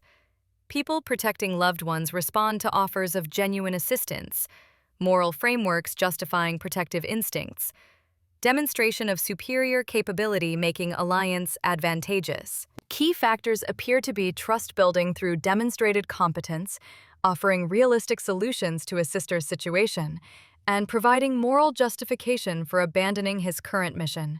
Sage summarizes. He needs to believe we can actually help Iris while offering something worth betraying the Syndicate. Percy nods, strategic mind developing approaches that might accomplish those objectives without compromising security. Tomorrow's lunch would require delicate balance, revealing enough capability to demonstrate serious alliance potential while maintaining operational security should recruitment fail. Begin preparation for deeper intelligence sharing, she decides. Select documents demonstrating our technical superiority and ethical frameworks, but nothing compromising critical defensive systems if he remains compromised. As Neo-Byzantium's neon glow shifts through privacy-shielded windows, Percy settles into final planning. The man who entered as potential threat has revealed himself as something more complex. A corporate operative whose moral compass remains intact, whose expertise could enhance their capabilities, whose motivations align more with protection than exploitation. The Guardian's crown pulses with accumulated wisdom as she makes final assessment. Tomorrow's lunch serves as crucial test, not just of Jasper's trustworthiness, but her ability to build alliances that might transform solitary guardianship into something capable of facing the Syndicate's full might. Either she gains a powerful ally whose skills and moral flexibility make him invaluable, or she'll neutralize a threat whose potential made recruitment risk worthwhile. Both possibilities carry significant consequences, but only one offers hope of growing strong enough to protect not just the library, but everyone the Syndicate threatens. The game continues evolving, and Percy finds herself cautiously optimistic that tomorrow might bring the first genuine advantage since inheriting a war she never chose but has always been prepared to fight. Chapter 7. Intellectual Chemistry. Percy slips into the Glass Garden Cafe 30 minutes early, her nerves demanding the comfort of familiar territory before facing Jasper again. The steampunk aesthetic, brass pipes winding through hanging gardens, Edison bulbs casting warm pools of light, feels appropriately neutral for what she's planning. She claims a corner table with clear sightlines and settles her bag carefully beside her chair. Vesper shifts inside, probably already mapping exits and checking for threats. All clear out here, the dragon's voice whispers through her earpiece. 3 corporate types in the district, but they're not watching this place. Percy orders Ethiopian coffee and spreads a few academic journals across the table for cover. Her hands shake slightly as she arranges them. Whether from caffeine or anticipation, she's not sure. The brass clock above the counter chimes 11:30, and Jasper appears in the doorway, right on schedule. He looks nervous, shoulders a little too straight as his gray eyes sweep the room. When he spots her, something in his face relaxes, anticipation replacing anxiety. She finds herself smiling before she can stop it. Dr. Nightingale. He approaches with careful confidence, though she catches the slight hesitation before he extends his hand. Thank you for making time. Percy, please. His handshake is steady, calloused fingertips suggesting real work rather than just paperwork. And thank you for being patient with my scheduling quirks. He settles across from her, politely declining her offer to order for him. Good. Most corporate handlers would accept to build false intimacy. His choice of fair trade Colombian suggests genuine preferences. I've been thinking about your authentication questions. Percy begins, sliding a journal toward him. Particularly consciousness-assisted verification for historical manuscripts. She watches his face as he examines the article she's marked, theoretical work on using enhanced awareness to detect forgeries through temporal resonance. His reaction will tell her if his expertise goes beyond briefing materials. Fascinating approach. Genuine interest lights his features, though I wonder about the ethics of consciousness integration with artifacts. The contamination risk works both ways. We might preserve the document while compromising the operator. Percy's pulse quickens. Not only does he understand the technical aspects, he's considering the human cost. Most Syndicate operatives have that trained out of them. Tell me more about contamination concerns. Historical echoes can overwhelm people. I've seen researchers lose themselves in traumatic events, unable to separate their identity from residual emotions in ancient texts. His voice carries weight, like he's speaking from experience. Any protocol would need safeguards protecting the operator's mind, even if it reduces accuracy, especially then. The immediate response surprises them both. What's the point of authentic knowledge if we sacrifice human dignity to get it? Shit. Percy allows herself a smile. Admirable philosophy, rare in certain circles. Their conversation flows into spell-tech integration theory, Jasper's insights proving both sophisticated and ethically grounded. He sketches diagrams on napkins, elegant solutions for consciousness-assisted cataloging that prioritize consent over efficiency. The key is maintaining agency, he explains, earlier nervousness dissolving into passionate expertise.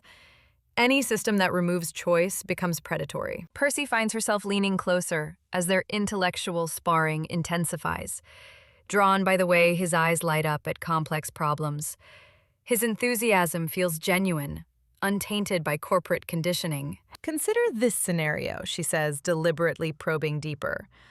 A corporation develops consciousness transfer technology claiming humanitarian goals, preserving knowledge, eliminating death through digital immortality.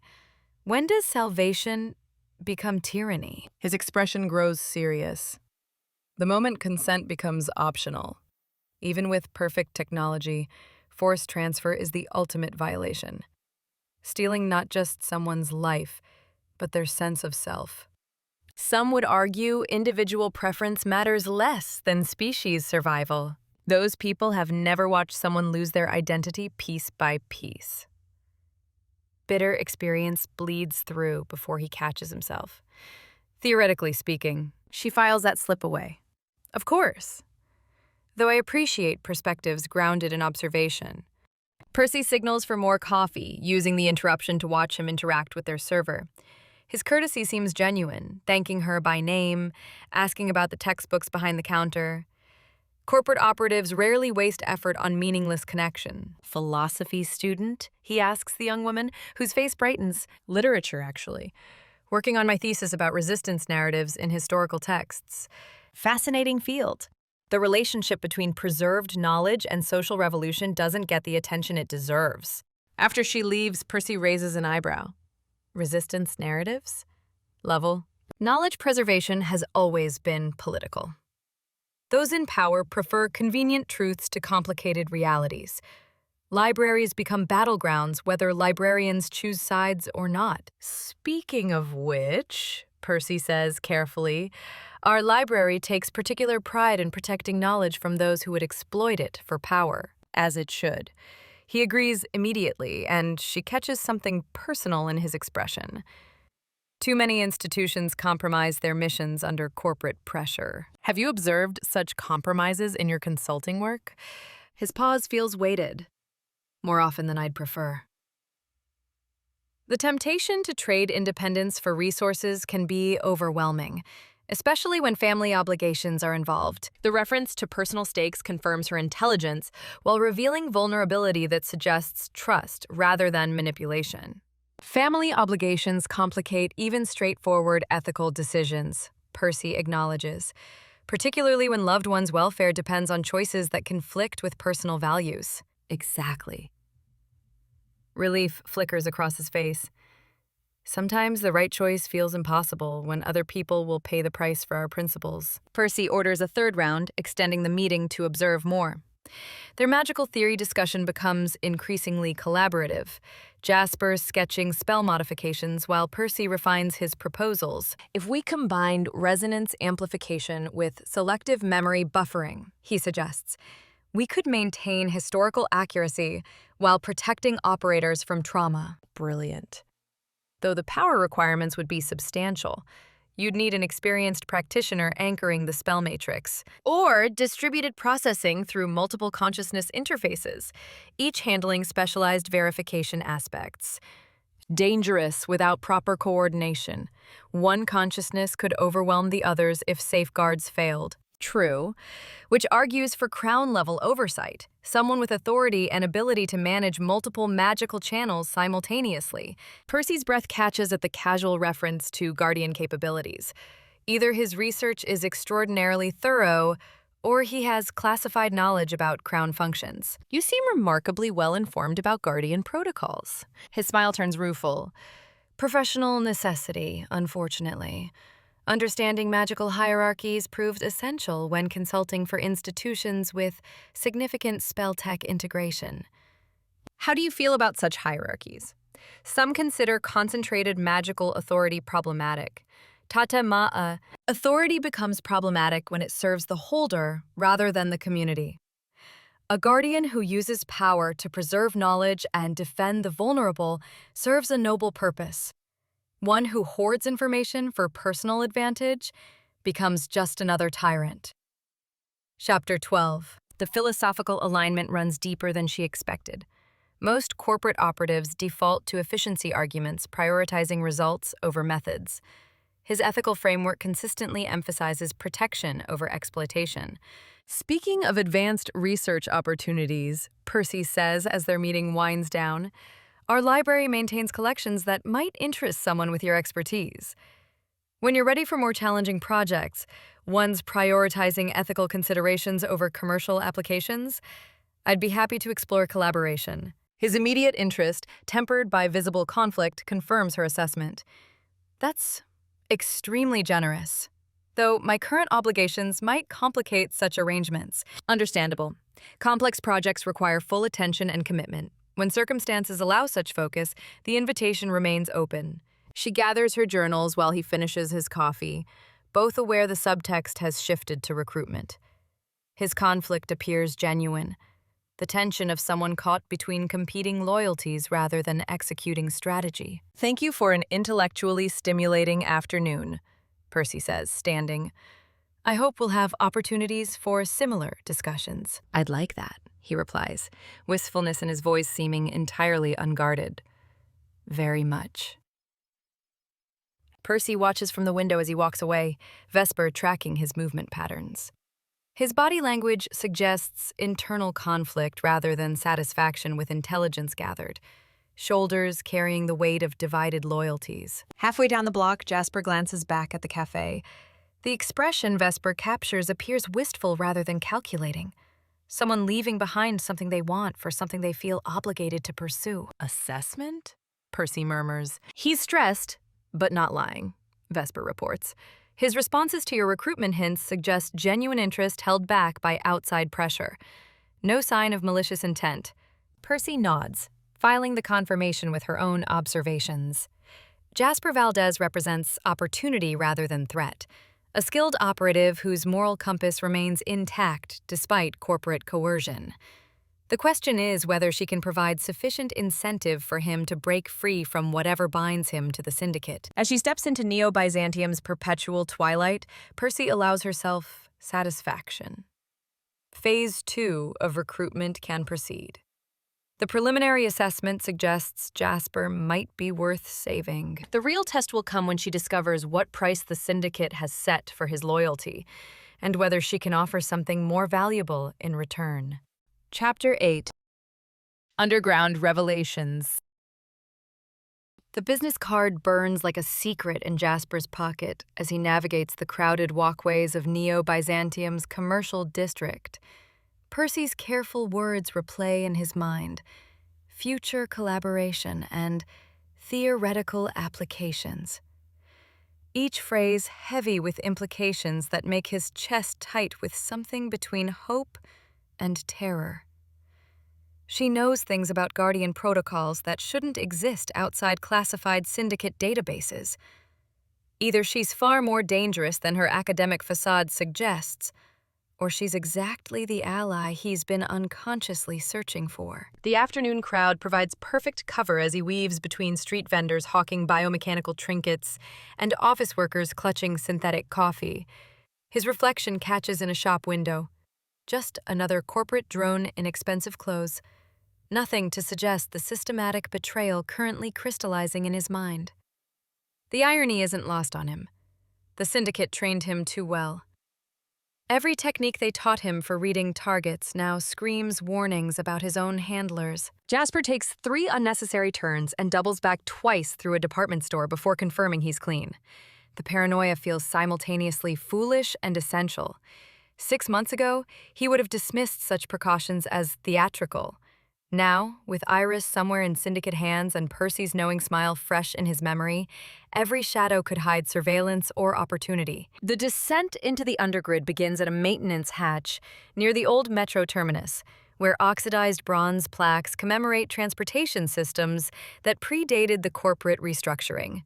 Few citizens venture into the warrens beneath Neo-Byzantium's gleaming surface. Fewer still understand that the abandoned infrastructure pulses with its own ecosystem of information, technology, and carefully negotiated survival. His shoes ring against metal grating as he descends service ladders into air thick with ozone and recycled humidity. The architecture shifts from corporate-sanctioned construction to jury-rigged functionality.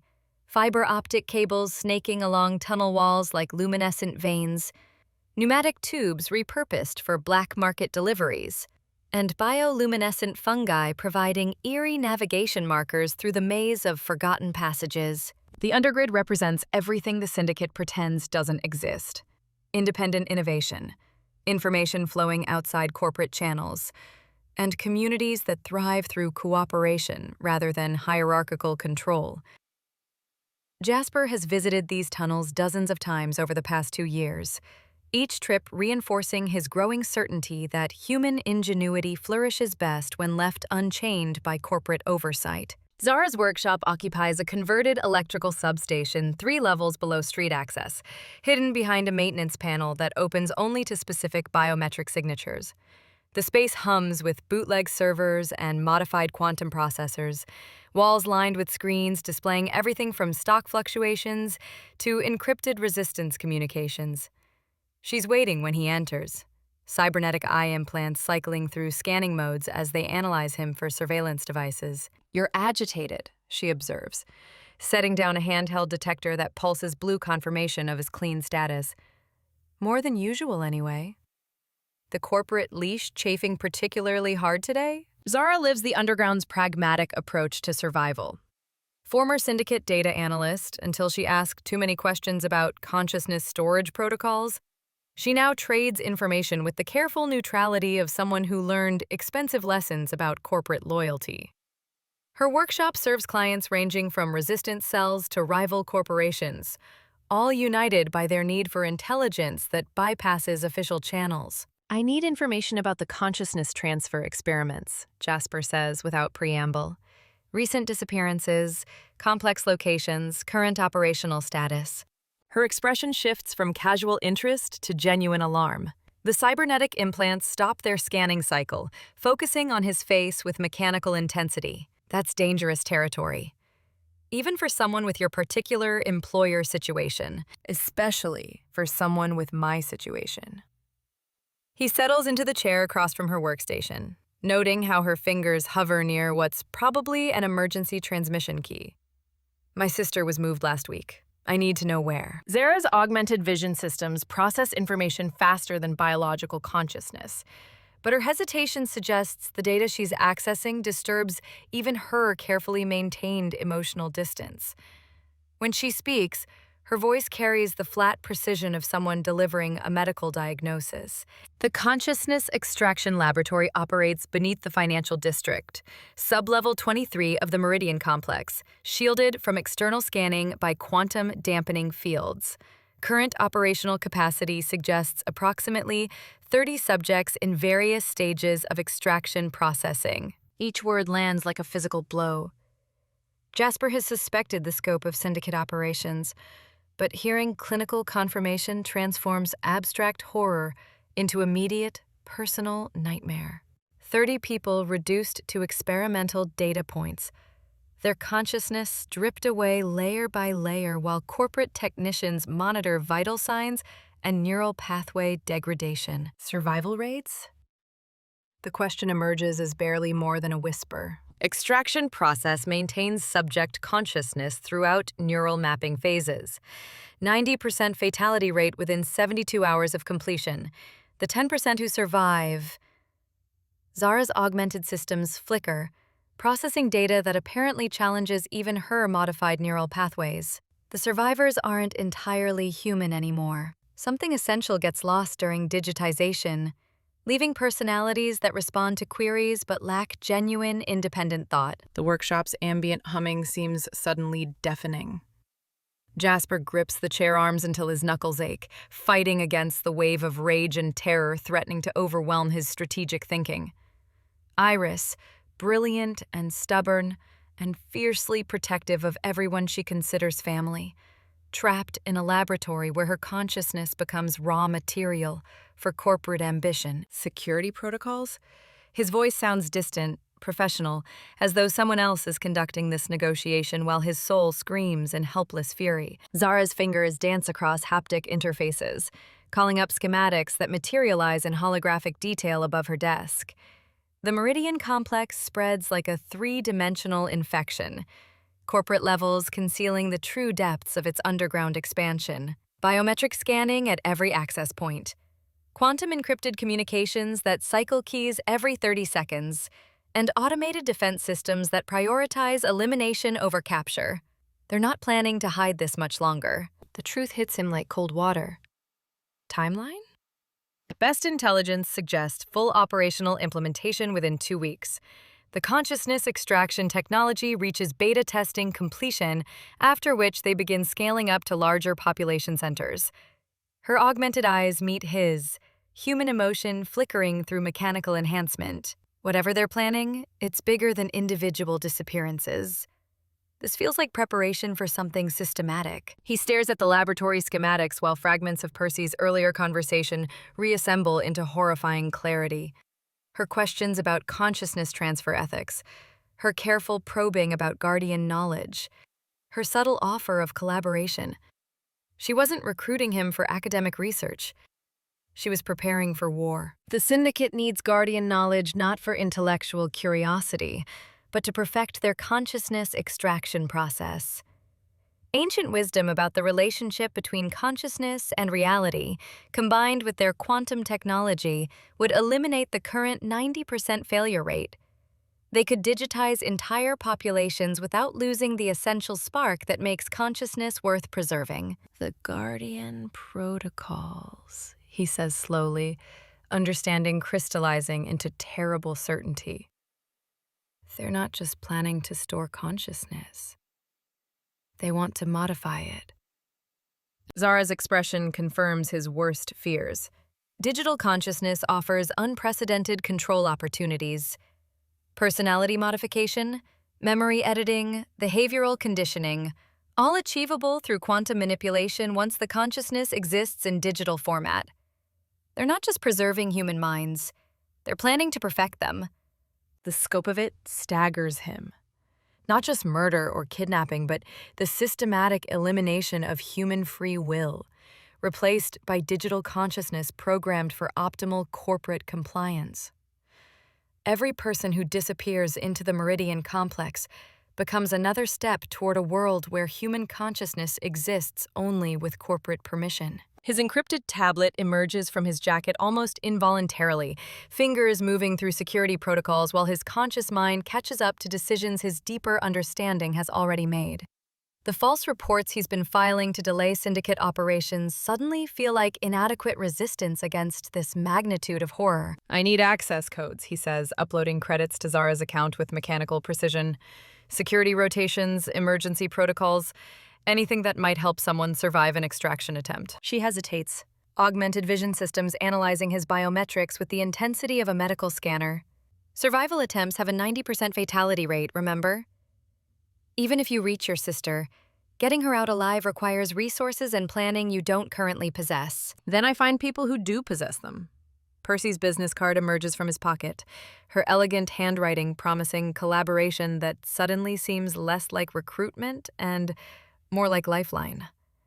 Starting with someone who apparently knows more about Guardian protocols than corporate intelligence suggested. Zara's transfer of data proceeds in encrypted bursts, each file unlocking new layers of the Meridian Complex's defensive maze. Floor plans, guard rotations, emergency procedures, and, most crucially, the locations where consciousness extraction subjects are held during various processing phases. The information represents months of careful intelligence gathering, sold now to someone whose loyalty shift from corporate compliance to active resistance is visible in every tense line of his posture. Professional advice? Her voice carries the weight of someone who learned expensive lessons about challenging corporate power. Whatever you're planning, do it fast. The extraction timeline accelerates daily, and once they reach full operational capacity, individual rescue becomes impossible. Jasper pockets the tablet and rises, muscles coiled with new purpose that feels simultaneously liberating and terrifying.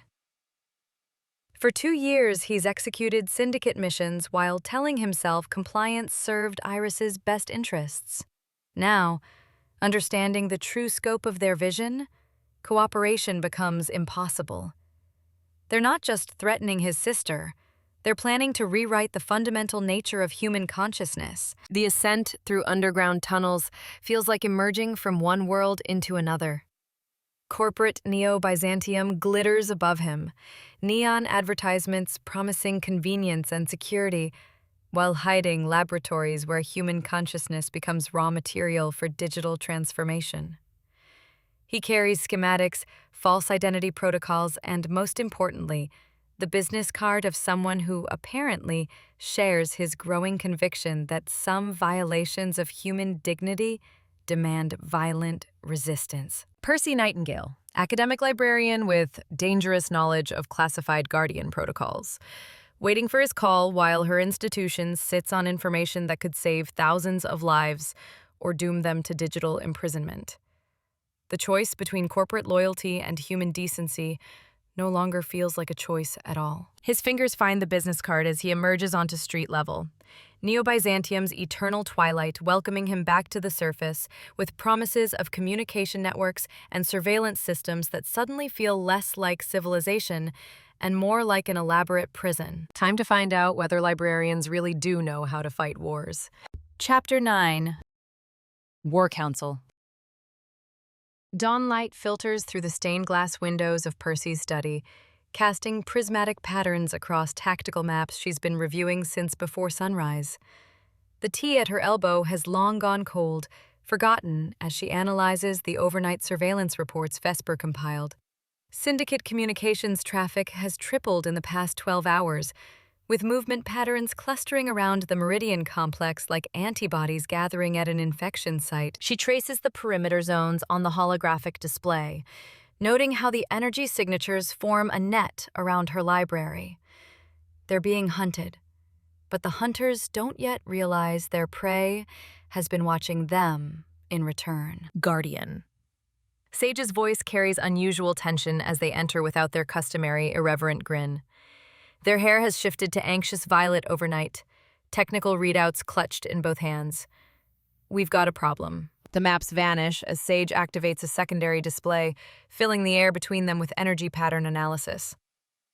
These readings started appearing 6 hours ago. Advanced consciousness scanning equipment, deployed in a 3-block radius around our position. The data streams pulse like electronic heartbeats, each spike representing another probe toward the library's defenses. They're not just watching anymore. They're actively mapping our neural signatures. Ice spreads through Percy's chest. Consciousness scanning means the Syndicate has moved beyond simple surveillance into targeting specific individuals for extraction. Every person in her sanctuary has become a marked asset in their digital paradise project. Can they penetrate our shielding? Not yet. But if they bring more equipment, Sage's shoulders tighten. Guardian, they're using technology I don't recognize. This isn't standard corporate surveillance. She moves to the ancient archive terminals built into her study's walls. The Guardian crown responds to her urgency, its crystal components warming as she accesses centuries of inherited knowledge. Historical records flow through her consciousness, accounts of previous guardians who faced enemies seeking to bind or control human souls. Medieval soul-binding practices scroll past her awareness, inquisitions that used magical torture to extract confessions, corporate experiments from the early spelltech era that tried to weaponize consciousness itself. The patterns are disturbingly familiar. Across every age, those who sought absolute power eventually turned toward controlling the fundamental nature of human will. "This isn't new," she murmurs. "We're facing an ancient evil in modern form." The Crown's inheritance archives reveal the true scope of what previous guardians protected against. Not just books or knowledge, but the essential freedom of human consciousness to remain uncompromised. The Syndicate has discovered technologies that the original guardians fought to suppress. Vesper's voice emanates from speakers throughout the study. "Guardian, we have an approach. Jasper Valdez, entering through the main portal." Her attention sharpens. After their last encounter, she hadn't expected him to return so soon. Stress indicators? Elevated, but not from deception. He's carrying no corporate surveillance devices. Vesper pauses. That level of operational carelessness suggests either desperation or intentional signal. Neither option bodes well. She positions herself behind her desk, the Crown's influence subtly enhancing her presence while tactical options flow through her mind. Hidden weapons remain within easy reach, concealed behind the scholarly facade of leather-bound grimoires and crystal focus arrays. Send them up, but maintain full monitoring protocols.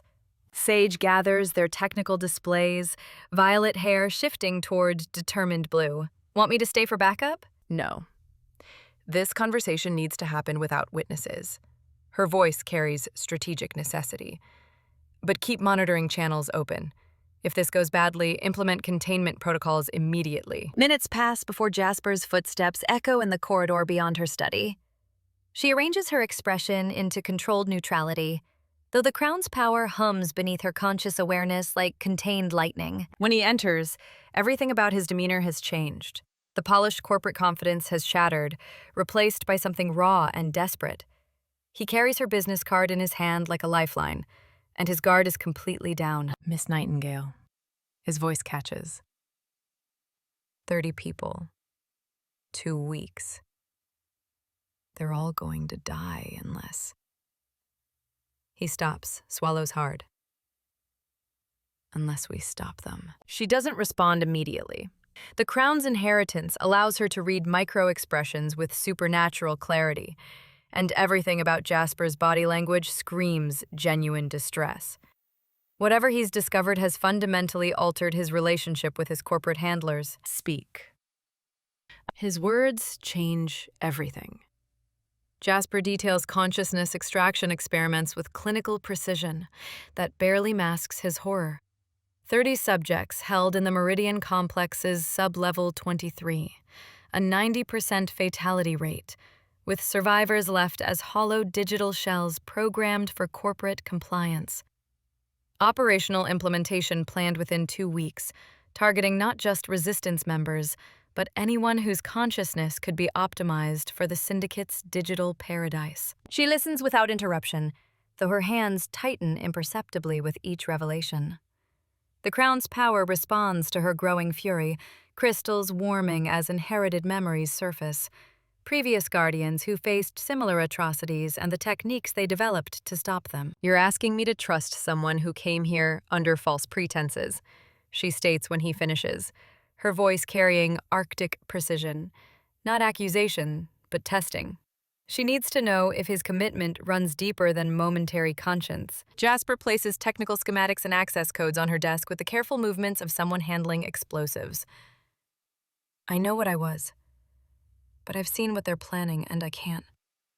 He stops, jaw working. "I can't be part of turning people into corporate puppets. I'm asking you to help me stop them." She examines the documents, cross-referencing the technical specifications with Guardian knowledge accumulated over centuries.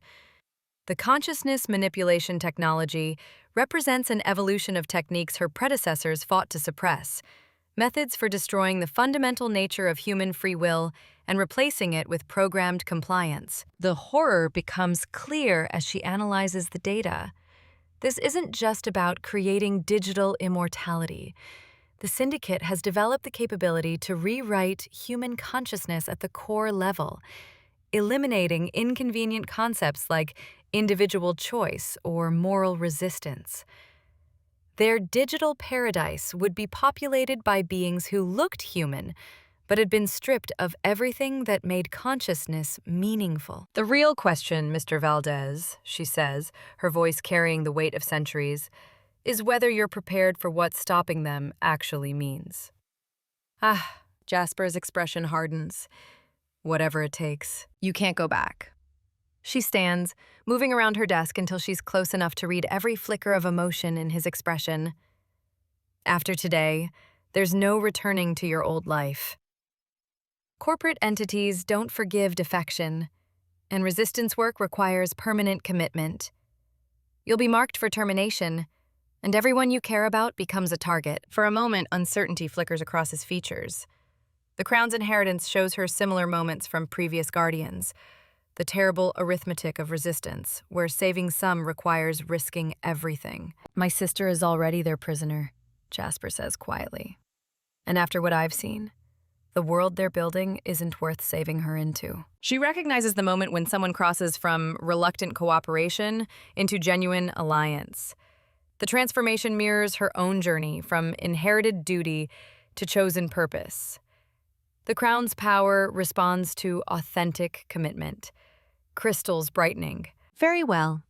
She activates secure communication protocols built into her study's architecture, holographic displays shifting to show contact networks throughout Neo-Byzantium's underground. But understand that after today, we're going to war. The tactical situation crystallizes as she begins making calls. 30 prisoners require immediate extraction before they become test subjects for consciousness rewriting. The Meridian Complex represents one of the most secure facilities in the corporate district, and the Syndicate's accelerated timeline means they have 2 weeks to prevent the beginning of systematic human consciousness harvesting. Her first call connects to Marcus Webb, whose salvage crews have been mapping corporate security weaknesses for months. Her second reaches Dr. Elena Vasquez, whose medical expertise will be crucial for treating extraction victims. Each conversation builds the foundation of an operation that will either free the prisoners or declare open war against the Syndicate. As she coordinates resources and intelligence, Jasper watches her with something approaching awe. The careful corporate infiltrator has never seen resistance work at this level. The rapid mobilization of resources, the casual assumption that impossible missions are merely complicated, the absolute confidence that comes from inherited purpose backed by centuries of accumulated knowledge. How many people are in your network? He asks, when she pauses between calls. Enough. Her smile carries sharp promise. The Syndicate made a crucial error when they assumed the last guardian would be a helpless scholar. I've been preparing for this war my entire life. The Crown's power flows through her as she begins detailed operational planning. Ancient Guardian techniques for siege breaking combine with modern tactical analysis. The Meridian Complex's security systems will be formidable, but she has advantages the Syndicate doesn't expect. Spell tech combinations they don't understand, allies they haven't identified, and the accumulated strategic wisdom of every Guardian who came before her. Your access codes will get us past external security, she tells Jasper, tactical maps shifting to show infiltration routes. But once we're inside, extraction becomes a combat operation. Are you prepared for that level of violence? She says. Jasper's hand unconsciously touches the fountain pen at his jacket pocket. His infiltration tool transformed into instrument of liberation. After what I've seen in those files, yes. Whatever it takes to keep those people from becoming digital slaves. She nods, recognizing the moment when an ally becomes a warrior. The Crown's inheritance shows her countless similar transformations, ordinary people who discovered that protecting consciousness from violation required extraordinary commitment. Outside her study windows, Neo-Byzantium's neon glow begins competing with morning sunlight. The city appears normal, but she knows they're looking at a battlefield. Corporate towers house the infrastructure of systematic consciousness harvesting. Underground tunnels hide the resistance networks that will either stop them or die trying. The first rule of resistance work, she tells Jasper as she finalizes operational parameters, is that victory requires accepting unacceptable risks. We're going to attempt something that rational analysis says is impossible. And the second rule? Her smile carries the confidence of inherited purpose backed by accumulated power. Rational analysis doesn't account for what happens when the last guardian stops pretending to be civilized. The crown's crystals pulse with warm light as she embraces the fullness of her inherited role. Not just scholar or keeper of ancient knowledge, but warrior queen whose ancestors fought similar battles across centuries. The Syndicate has given her something she's trained for her entire life. An enemy worthy of everything the Guardian lineage has preserved. War has been declared, whether the Syndicate realizes it yet or not.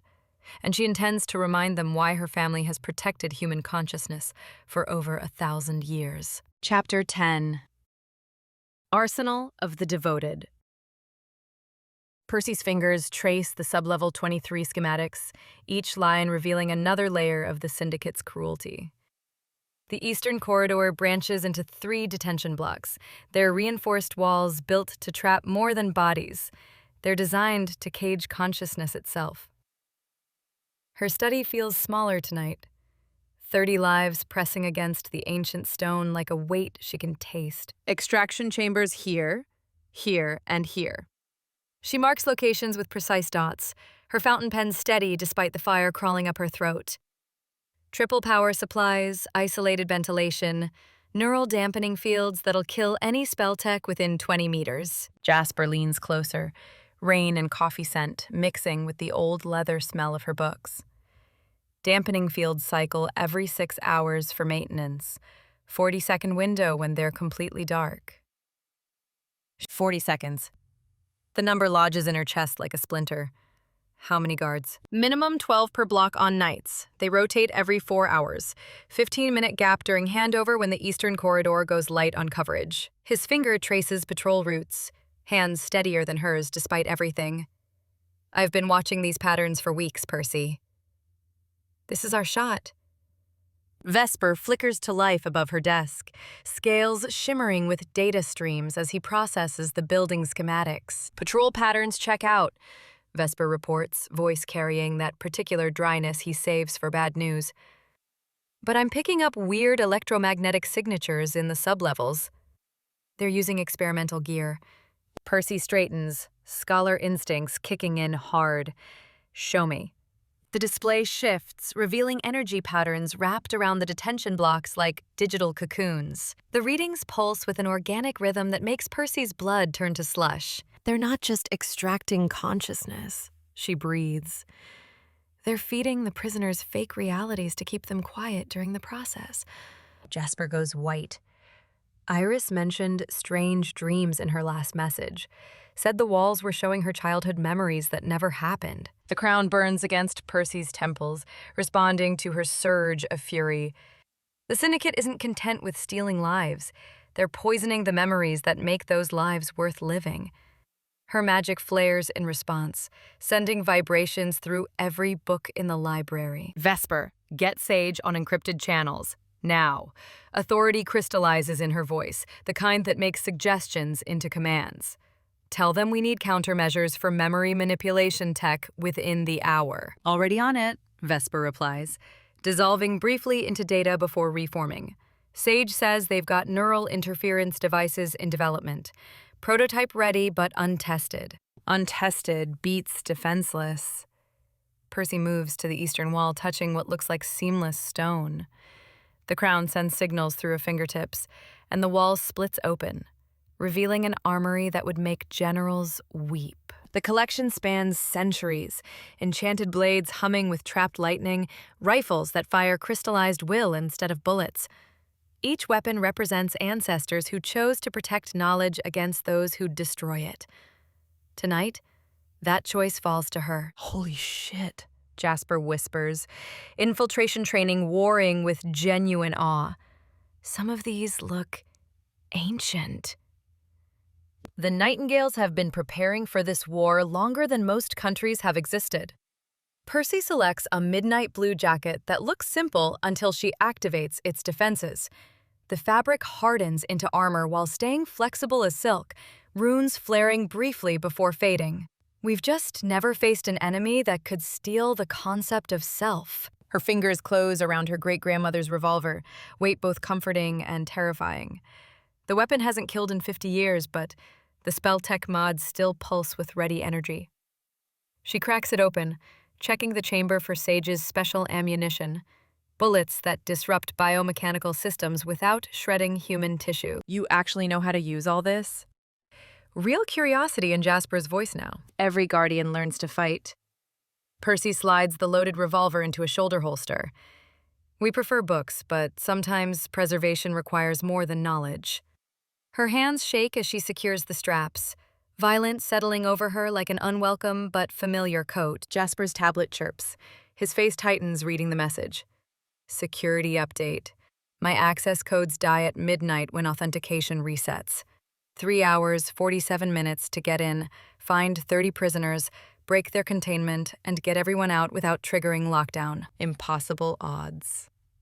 Percy's smile carries the confidence that makes smart people reconsider their choices. My favorite kind. The Crown's weight increases as she channels authority into the communication network most of the city forgot exists. 3 hidden libraries across Neo-Byzantium receive her signal, their guardians responding through quantum-entangled crystals. Meridian Archive confirms extraction routes through the old steam tunnels. She reports as responses flow through her mind. Underground Athenaeum has medical supplies and trauma specialists standing by. And the Sanctuary of Lost Volumes. Her expression darkens. They're activating combat protocols for the first time since the corporate wars. Vesper's form flickers with what might be worry. Percy, if we're calling the full network, there's no going back to hiding. After tonight, every guardian becomes a target. After tonight, every guardian becomes a soldier. The words taste like destiny and ash. We've hidden long enough. She spreads 30 photographs across her desk, faces Sage compiled from missing persons and family searches. Young and old, human and modified, united only by their disappearance into the Syndicate's harvesting program. Each image burns into her memory as she speaks their names aloud. Maria Santos, 24, vanished from her research job 6 weeks ago. David Kim, 32, disappeared after questioning Syndicate hiring. Elena Rodriguez, 19, photographed the wrong building. The names continue, each one a promise and a wait. They trusted someone would notice. Tonight, we prove them right. Jasper cuts through her recitation. Underground contacts are positioning emergency medical in 3 locations around Meridian Complex. If the victims have neural damage from partial extraction, they'll need immediate treatment. The planning transforms Percy's study into something new, a command center where ancient wisdom guides modern war. Building blueprints spread across oak tables that have held centuries of scholarship, making the old wood creak in protest. Ancient wisdom guiding modern warfare. It should feel wrong, but Percy's never been more certain of her purpose. Memory manipulation complicates things. Percy studies the detention layouts. If prisoners are living fake realities, they might not recognize rescue. Could fight us. Iris is strong enough to see through lies, Jasper says, uncertainty threading his voice. The others, we don't know how long they've been exposed. Vesper projects new data above the desk, mechanical precision failing to hide digital grimness. They start by breaking up memories, makes people easier to control. The fake realities? Those keep prisoners calm while the real extraction tears them apart piece by piece. The clinical truth hits Percy like a physical blow. The Syndicate isn't just killing these people. They're erasing everything human before harvesting what's left. Evil so pure her magical defenses respond automatically. protective wards flaring throughout the library. How long does complete extraction take? Scholarly calm through force of will. Based on equipment specs, roughly 72 hours from start to finish. Vesper's words drop like stones. Longest anyone's been missing is 8 weeks. The math crystallizes with terrible certainty. Some prisoners are already gone, consciousness reduced to raw data. Others teeter on the edge, minds shattered but maybe recoverable. A few might still be whole, living nightmares while they wait for systematic destruction. We save everyone we can, Percy states with finality that makes the crown pulse brighter.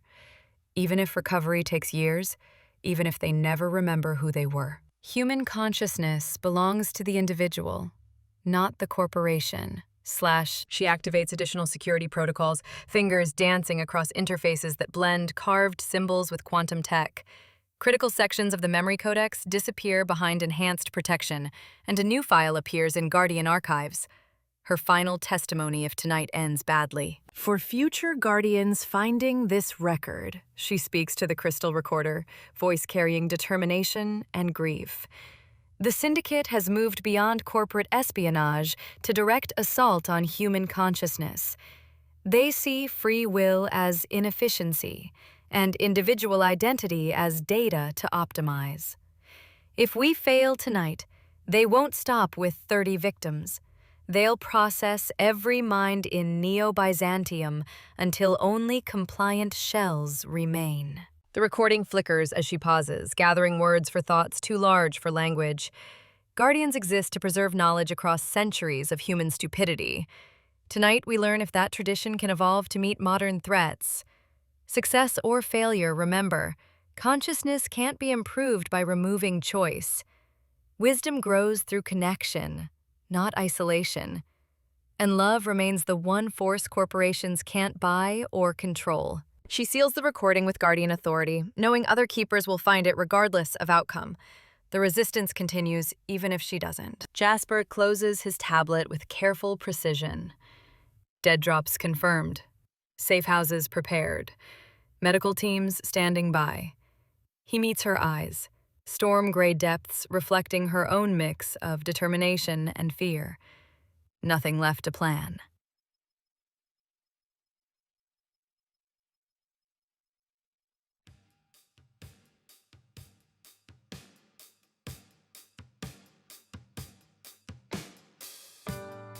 Then we move. Percy adjusts weapons with movements speaking of muscle memory older than conscious training. The revolver balances perfectly against her ribs, while throwing knives nestle along her forearms like sleeping steel. Vesper, monitor all channels. If we don't report successful extraction in 4 hours, activate Protocol 7. Protocol 7 exposes every Guardian location in the city. Vesper protests, digital voice carrying unusual emotion. The network will never recover. If we fail tonight, there won't be a network to protect. Percy's hand finds Jasper's, fingers interlocking with trust that only develops between people choosing impossible odds together. Sometimes, preserving a tradition means risking everything it represents. The library holds its breath around them, ancient stones and quantum crystals united in anticipation. Percy feels the weight of every book, every memory, every guardian before her pressing down like a mantle of purpose. She spent her life protecting knowledge from those who'd destroy it. Tonight she learns whether knowledge can protect human souls from those who'd steal them. The crown synchronizes with her heartbeat as she and Jasper move toward the main entrance, where shadows and necessity wait to transform a scholar into a warrior.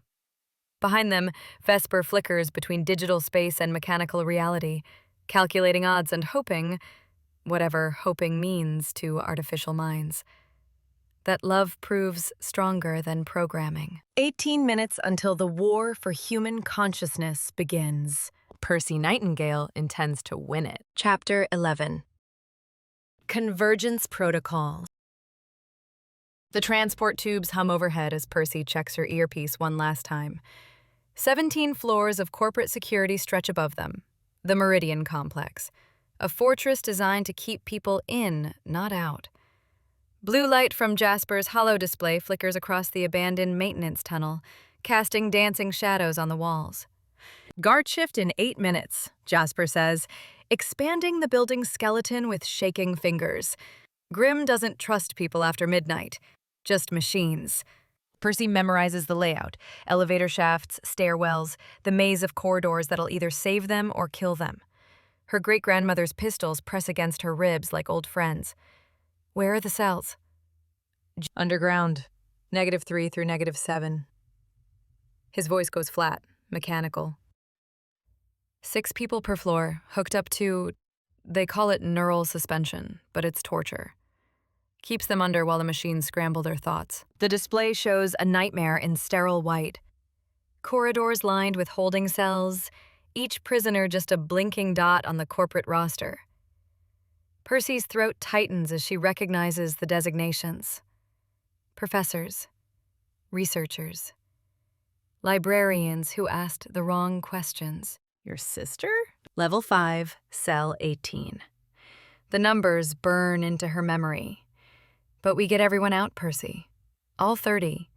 Or this was for nothing. She nods, checking the devices clipped to her belt. Sage had worked for days on them. Little boxes that should protect extracted minds from falling apart during transport.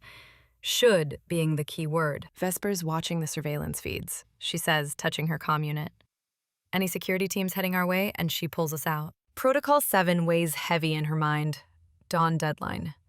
If they're not back by sunrise, Vesper wipes everything rather than let the Syndicate get their hands on Guardian secrets. Percy's final letter sits sealed in the vault. Words that other librarians will only read if tonight goes very, very wrong. Jasper watches her face in the blue glow. The other cities? Shetty, 7 coordinated strikes. If we pull this off, it's the opening shot. If we don't, she doesn't finish. They both know the math. His tablet shows 67 minutes left on his access codes. After that, every alarm in the building goes off, and they're dead. These memory loops, Percy says. How do we break them? His expression darkens. The system reads your worst fears and plays them back on repeat. Gets better at hurting you the longer you're under. Skin contact disrupts the connection. We'll have to touch each person while we move them. The casual horror of it makes her sick. Corporate efficiency applied to breaking human minds piece by piece until nothing's left but screaming. Security wards? Jasper overlays the magical barriers across their map. Layers of corporate enchantments woven through the building like a spiderweb. Standard patterns, but heavy around the cells. Your guardian abilities should punch through most of it, but too much magical noise brings security running. She traces possible routes with her finger. The Meridian Complex isn't built like a normal fortress. It's designed to contain, not repel. A prison that thinks it's a laboratory. Her comm crackles. Technical support ready, Sage's voice reports. Remote building access, emergency extraction, medical teams at 3 safe houses. The underground network spans the whole city. Decades of careful organizing activated for one desperate night. Academic safe houses, refugee doctors, transport cells ready to smuggle 30 broken minds through surveillance zones that never sleep. Timeline, Jasper says, syncing their watches to the security schedules. We go in 4 minutes. Extraction starts at 11:30. Everyone out by 12:45 or half the city burns. Percy checks her weapons. Blessed knives against her forearms. Special ammunition in grandmother's guns. The collar that'll shield her mind from corporate dampening fields. Ancient techniques, adapted for corporate war. If we get separated, you finish the mission. 30 lives matter more than 2. James Girl. Thank you. The quiet acceptance in his voice hits harder than any tactical briefing. They both know the odds. Breaking into the most secure building in Neo-Byzantium leaves little room for error. Or survival. Equipment check, she says, testing their comlink. Static, then clear connection. Emergency beacons respond to her signal, painting their location for rescue teams that might never come. Jasper downloads the prisoner list. Names of people who questioned authority or knew too much. Academics, journalists, librarians. Intellectuals whose crime was thinking freely. Recognition codes? Phoenix 77 for primary evac. Sanctuary 92 for medical emergency. Blackout 00 if we need to wake up the whole resistance. The phrases etch themselves next to architectural details and timing sequences. Vesper's voice crackles through the earpiece, mechanical precision wrapped around something almost like concern. All network elements ready. City surveillance compromised for the next 90 minutes. Another sacrifice. Her oldest friend risks exposure to give them this chance. His biomechanical consciousness vulnerable if corporate countermeasures trace his interference. Ward bypass confirmed. Jasper reports, studying spell tech readings. Guardian authority should override corporate enchantments, but sustained magical activity triggers alerts after 30 seconds. Percy nods.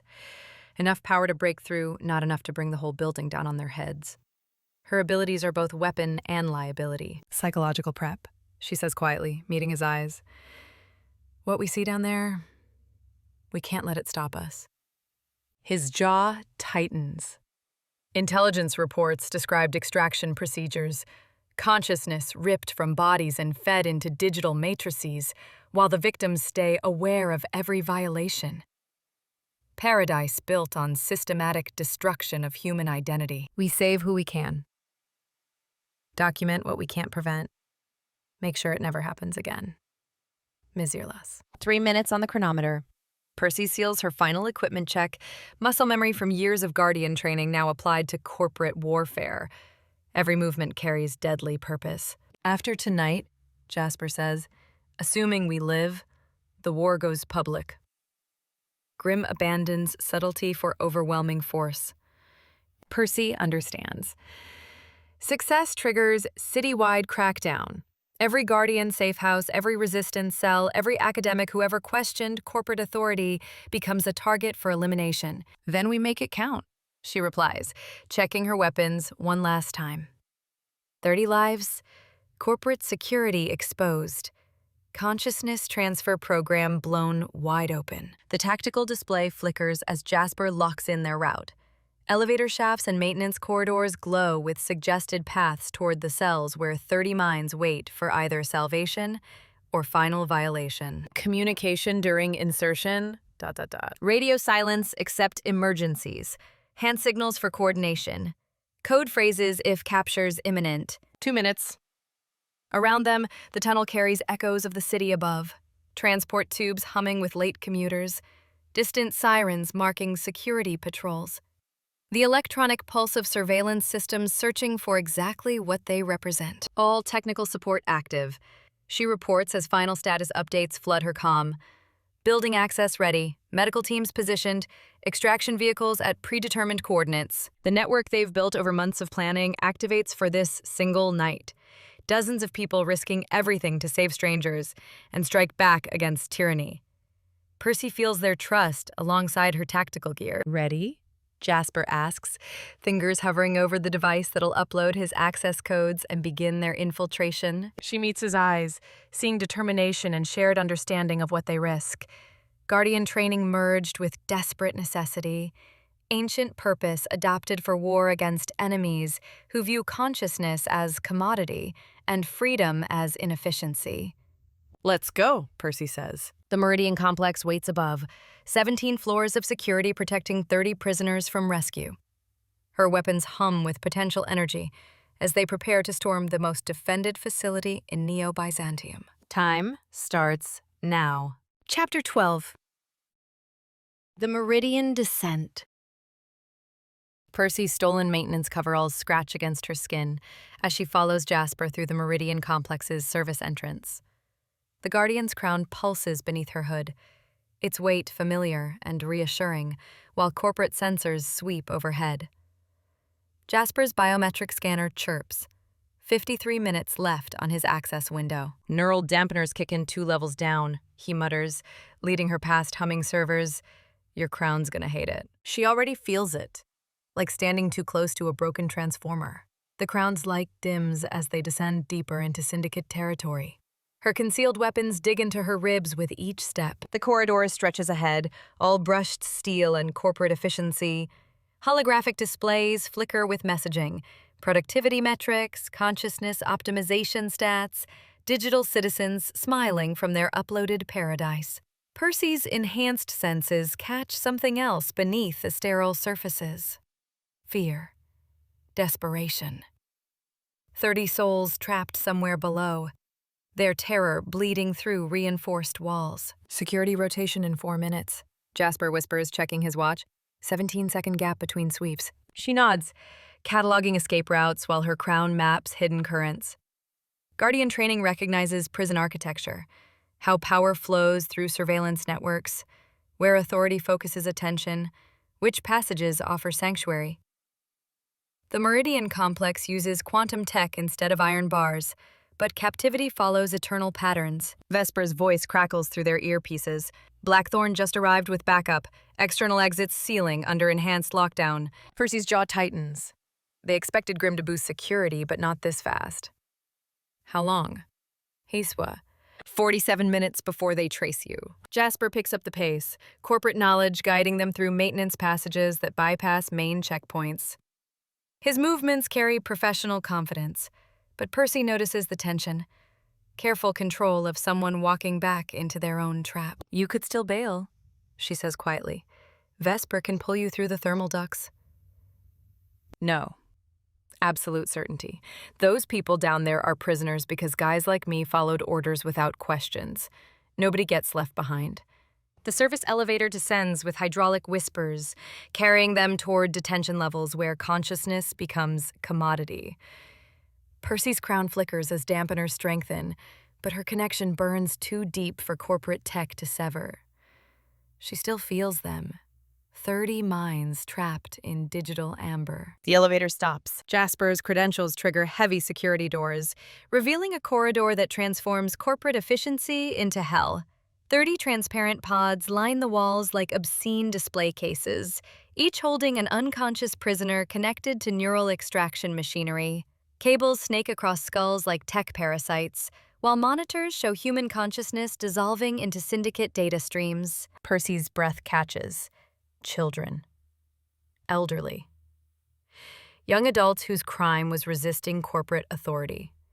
The underground warns missing, taken during cleansing operations and condemned to digital dissolution. Pull those cables wrong and you'll fry their brains, Jasper explains, moving to the nearest pod. A girl, barely 16. But Percy sees deeper than mechanical connections.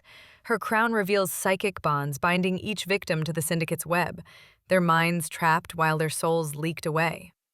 Technical disconnection won't be enough. The spiritual violations need Guardian intervention. I'll handle the psychic stuff, she says, moving to where circuits meet biology. You work the machinery. Crown power flows through her hands as she reaches for the first prisoner's mind. The contact burns. Corporate tech designed for maximum damage while extracting maximum value. But Guardian inheritance includes centuries of healing knowledge, and Percy channels that wisdom through quantum enhancement. The first binding snaps like breaking glass. The girl gasps, eyes fluttering open, confusion replacing terrible blankness. Jasper completes the technical side, and she stumbles free, awareness slowly returning. Grimm's voice echoes through facility intercoms, cultured tones carrying absolute authority. Intruders detected in Sector 7. Security teams authorized for lethal force. Surrender immediately. Percy moves to the next pod, an elderly man with weathered hands. This binding resists, fortified by prolonged extraction. She pours more power through the crown, feeling Guardian knowledge flow like inherited fire. How long for all 30? Jasper asks, hands flying over controls. Too long. Percy severs another binding, feeling liberation's spark through her consciousness. Sage, we need those escape routes. Working on it. But they're sealing levels faster than expected. 12 minutes. 12 minutes to free 30 prisoners and guide them through a facility designed to prevent exactly this. Percy channels more crown power, accepting overextension risk. These people suffered because she hadn't acted sooner, because she defended her library instead of striking enemy strongholds. The next prisoner breaks free, a young woman whose eyes hold the wariness of someone who's seen too much corporate authority. Not a random civilian. A fighter. You're Percy Nightingale, the woman whispers. We heard about the library. About someone finally fighting back. Can you walk? Nidu. Try and stop me. ... More prisoners stir as liberation cascades through the level. Percy recognizes faces from intelligence reports, resistance organizers whose capture had compromised safe houses citywide. Finding them here confirms her worst fears about Syndicate's surveillance penetration. Percy, new urgency in Jasper's voice. These aren't random arrests. Look at the selection criteria. D? She glances at his pad showing prisoner profiles, all resistance members, all taken in the last 72 hours, all possessing network knowledge. Not consciousness harvesting for digital paradise. Strategic elimination of threats to corporate control. They're not saving these people, she realizes. They're torturing them for intel while making it look like routine processing. Another binding shatters, but the crown flickers as dampeners strengthen in response to alerts. Fighting corporate tech with guardian magic while surrounded by psychic suppressors drains more energy than she can safely sustain. Sage, we need those dampeners offline. ... Can't reach them remotely. They're hardwired to core systems. Then we improvise. Percy draws her blade, ancient steel enhanced with spell tech, and drives it into the nearest dampener junction. Power arcs as guardian magic meets corporate quantum tech, creating feedback that ripples through the facility's suppression network. Emergency lighting flickers red as dampeners overload and die. Percy's crown blazes back to full strength, but alarms shriek throughout the complex. Their remaining minutes just became seconds. Move! Jasper shouts, guiding freed prisoners toward exits while Percy continues severing bindings with desperate efficiency. 7 more. 5. 3. The last prisoner breaks free as Blackthorn's voice echoes through speakers. You're surrounded. Surrender now or watch your rescued civilians die. Malina. Percy turns to find Blackthorn at the main entrance with armed operatives, weapons trained on disoriented prisoners. His cybernetic enhancements gleam under emergency lighting. Amber eyes calculating odds with mechanical precision. Jasper Valdez, Blackthorn continues. You'll surrender for immediate neural extraction. Nightingale submits to consciousness transfer. Comply and prisoners survive. Resist and they die. The freed prisoners huddle together, fear replacing confusion as they realize liberation might mean execution. Percy counts operatives, 8 soldiers with military augmentations and corporate weapons. Tough odds normally, but she's the guardian of the Sanctum Scriptorum, trained for exactly this, and her crown burns with inherited power that recognizes no corporate authority. Here's a better idea, Percy says, scholarly politeness not quite concealing lethal intent. Get out of my way or find out why your bosses could never kill us. Blackthorn's targeting systems lock onto her. You're outnumbered and outgunned. Surrender. I'm a librarian with a magic crown in a facility full of unstable quantum tech. Percy's blade reflects emergency lighting like captured fire. Want to recalculate those odds? Violence erupts as Percy channels guardian power through her weapons, while Jasper triggers overrides that plunge corridor sections into darkness. Freed prisoners scatter as spell-enhanced steel meets corporate firepower in narrow space. Percy flows like water between targeting beams, enhanced reflexes turning desperate odds into manageable chaos. Ancient training guides her blade through cybernetic weak points, while her crown protects the group from stun weapons and neural disruptors. Jasper's technical knowledge proves equally valuable. Emergency protocols meant to evacuate corporate personnel become escape routes for resistance fighters as he overrides safety systems. Blast doors seal behind them, while fire suppression creates concealing clouds. More operatives converge as facility alerts coordinate pursuit. Percy realizes they're fighting a delaying action, buying time for prisoners to reach extraction while knowing they can't sustain this engagement. Maintenance access level 4, one of the freed fighters shouts over weapons fire, leads to thermal tunnels. They fight through collapsing barriers, Percy's abilities creating brief sanctuaries while Jasper's codes buy precious misdirection seconds. The maintenance tunnels offer cramped refuge, but Percy knows they're only postponing inevitable confrontation. Vesper's voice cuts through their earpieces as they guide prisoners through narrow passages. Grimm activated citywide manhunts. Every resistance safe house is blown. She's using your rescue as justification for total suppression. Percy's heart sinks as implications register. Their successful liberation triggered exactly what Grimm needed. legal justification for crushing all opposition under emergency protocols. Every resistance cell, every underground sanctuary, every individual who questioned corporate authority now faces systematic elimination. How long before safe houses fall? Jasper asks, helping an elderly prisoner navigate tight passage. 6 hours if we're lucky. They're moving fast. Percy feels the weight of 30-plus lives depending on her, while hundreds more face danger from choices she made. The crown pulses with inherited wisdom, but even centuries of knowledge offer no easy answers when every victory creates new vulnerabilities. They emerge into Neo-Byzantium's perpetual twilight, industrial shadows offering temporary concealment. The Meridian complex rises behind them like a black monument to corporate authority, lockdown barriers sealing away evidence of infiltration. But Vesper's final transmission chills her more than winter rain. Percy, they're not just hunting resistance members. Grimm authorized consciousness extraction for the entire underground Warrens. She's treating this as a test case for city-wide digital conversion. The enemy's true ambition crystallizes with terrifying clarity. Not just eliminating opposition, transforming the entire population into digital citizens under corporate control. Their rescue wasn't the endgame. It was the opening move in humanity's final war. Chapter 13. The Crucible. The command center's holographic displays cast amber and crimson shadows across Percy's face as she watched the city burn. Not literal flames, something far worse. Syndicate forces moved through Neo-Byzantium's streets like antibodies through an infected system, their consciousness-draining weapons leaving trails of silver light that made her stomach clench. Each beam represented a mind being harvested, a soul processed into Grimm's digital paradise. Vesper, status report. Her voice stayed steady despite the tremor in her fingers against the crown's cool metal. The biomechanical dragon materialized beside the central display, emerald scales reflecting the tactical readouts.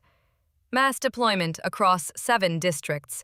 They're not targeting infrastructure, they're targeting people. Underground warrens, academic districts, anywhere resistance sentiment runs high. His amber eyes met hers. They're not trying to conquer the city. They're trying to save it. One forced upload at a time. She processed the tactical implications, jaw tightening. Grimm wasn't waging war. She was performing surgery, cutting out the infection of human choice with surgical precision while calling it mercy. Sage! Her voice carried through the command center's reinforced walls. I need those resistance contacts, now. The young inventor burst through the doorway, tablet in one hand, spell tech communicator crackling with encrypted chatter in the other. Their usually vibrant hair hung limp with exhaustion, dark circles under eyes that still blazed with determination. 3 safe houses down already.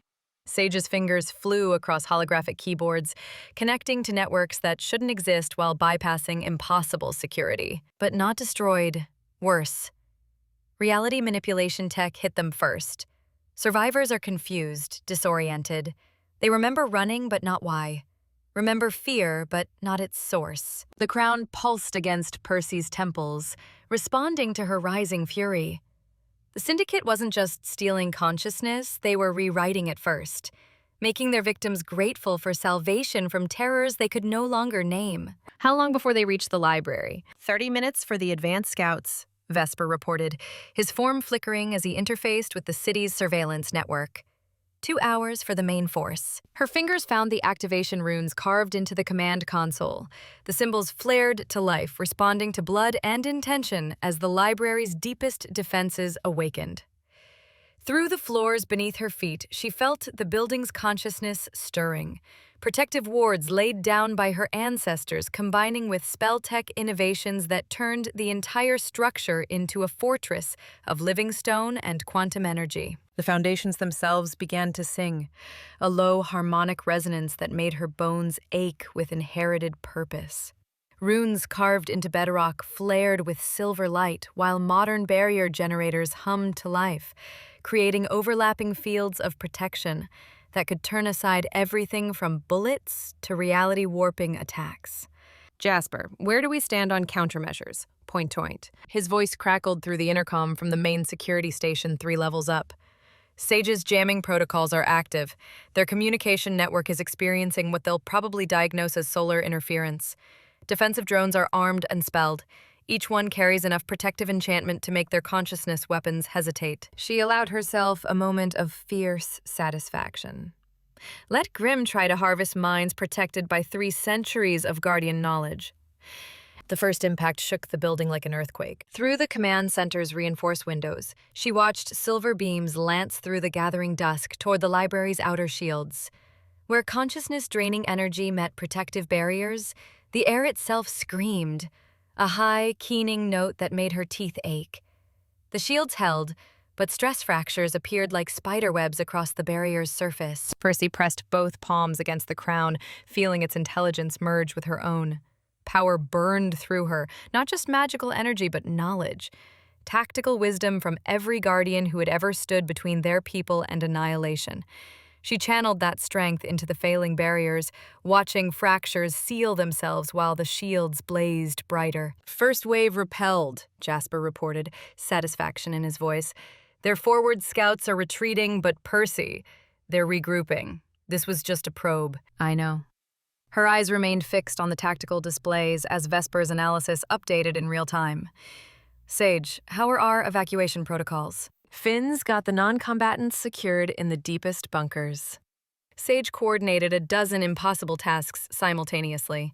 Emergency supplies, communication links to the outside resistance, backup power for a month if needed. Percy nodded, feeling the weight of responsibility settle around her shoulders like a familiar cloak. Everyone under this roof had chosen to stand with her against impossible odds. She would not let their faith be misplaced. The second attack came without warning. Reality twisted around the library's perimeter as Syndicate forces deployed weapons she had only read about in theoretical papers. Space folded in on itself, creating zones where up became down and cause preceded effect. The library's protective barriers held, but the strain made every rune in the building flare with desperate light. She felt the biomechanical familiars responding to her will. Vesper's consciousness touched theirs, coordinating swarms of protective creatures that had slept in the library's hidden chambers for decades. Crystal ravens took flight from secret alcoves, while brass serpents slithered through ventilation systems toward breach points. Infiltrators in the East Wing, Vesper reported, his form solidifying as he pulled back from the surveillance network. 6 operatives with consciousness extractors. The familiars are engaging. Her awareness expanded through the Crown's connection, feeling the battle rage through her sanctuary's halls. Each familiar was an extension of her will, each protective spell a manifestation of inherited purpose. She guided their movements with tactical precision while maintaining the barrier systems through pure determination. Jasper, I need you to. Already on it. His voice carried grim satisfaction. Sage's spell tech modifications are working better than expected. Their extraction devices keep trying to drain brass and crystal instead of organic consciousness. The familiars are making them pay for the mistake. Point. She felt the infiltrators retreat through the Crown's enhanced awareness. But victory tasted bitter when surveillance revealed the true scope of enemy forces massing beyond her defenses. 3 more assault columns approached from different directions, each equipped with reality manipulation devices that made the first attack look like a gentle probe. The weight of tactical necessity settled in her chest like a cold stone. She had always known this moment would come, the point where maintaining defensive positions became impossible, where victory required risking everything on a single desperate gambit. Vesper. Her voice carried the quiet authority of absolute decision. Authorize full Crown integration, maximum defensive protocols. The dragon's amber eyes widened. Percy, that level of power channeling, you could lose yourself completely. The consciousness of every guardian all flowing through your individual awareness? I know the risks. Her fingers traced the Crown's central crystal, feeling centuries of stored knowledge respond to her touch. But if I don't channel everything we have, there won't be anything left to protect. She felt Jasper's presence through the building's communication system. his concern a warm pressure against her tactical certainty. Percy, there has to be another way. We've prepared for this. Our preparations bought us time, not victory. Her awareness expanded as the Crown's deeper protocols awakened, ancient safeguards recognizing the threat that justified their use. Grimm has the resources to reduce this building to radioactive ash. Our only advantage is that she wants the library intact. The knowledge, the books, the wisdom. She needs them for her digital paradise. Power burned through her like liquid starlight, threatening to consume personal identity while burning away individual limitations. The Crown showed her every previous guardian who had made this choice. Some had survived, emerging from total integration with their sense of self intact. Others had become something larger and more diffuse, their individual consciousness absorbed into the library's protective matrix. The third assault began with reality itself seeming to fray at the edges. Syndicate forces deployed weapons that attacked the fundamental nature of existence within the library's perimeter. Gravity fluctuated wildly, while time flowed backward in localized zones. The protective barriers strained against forces that tried to convince them they had never been cast, that the stones they protected had never been quarried, that the knowledge they sheltered had never been written. Percy channeled the Crown's full power against this assault on reality itself. 3 centuries of magical knowledge burned through her consciousness, each guardian's hard-won wisdom adding to her tactical options. She felt herself becoming something more than individual, a living manifestation of everything the library represented. The Crown showed her how to guide defensive spells with impossible precision. Where reality wavered, she reinforced it with inherited certainty. Where consciousness-draining weapons sought purchase, she met them with protective barriers forged from pure will and ancient knowledge. The attack faltered, then broke entirely. Syndicate forces retreated beyond the library's perimeter, their reality-warping weapons overloaded by contact with defenses that operated on principles older than their technology. She felt grim satisfaction as enemy casualties mounted.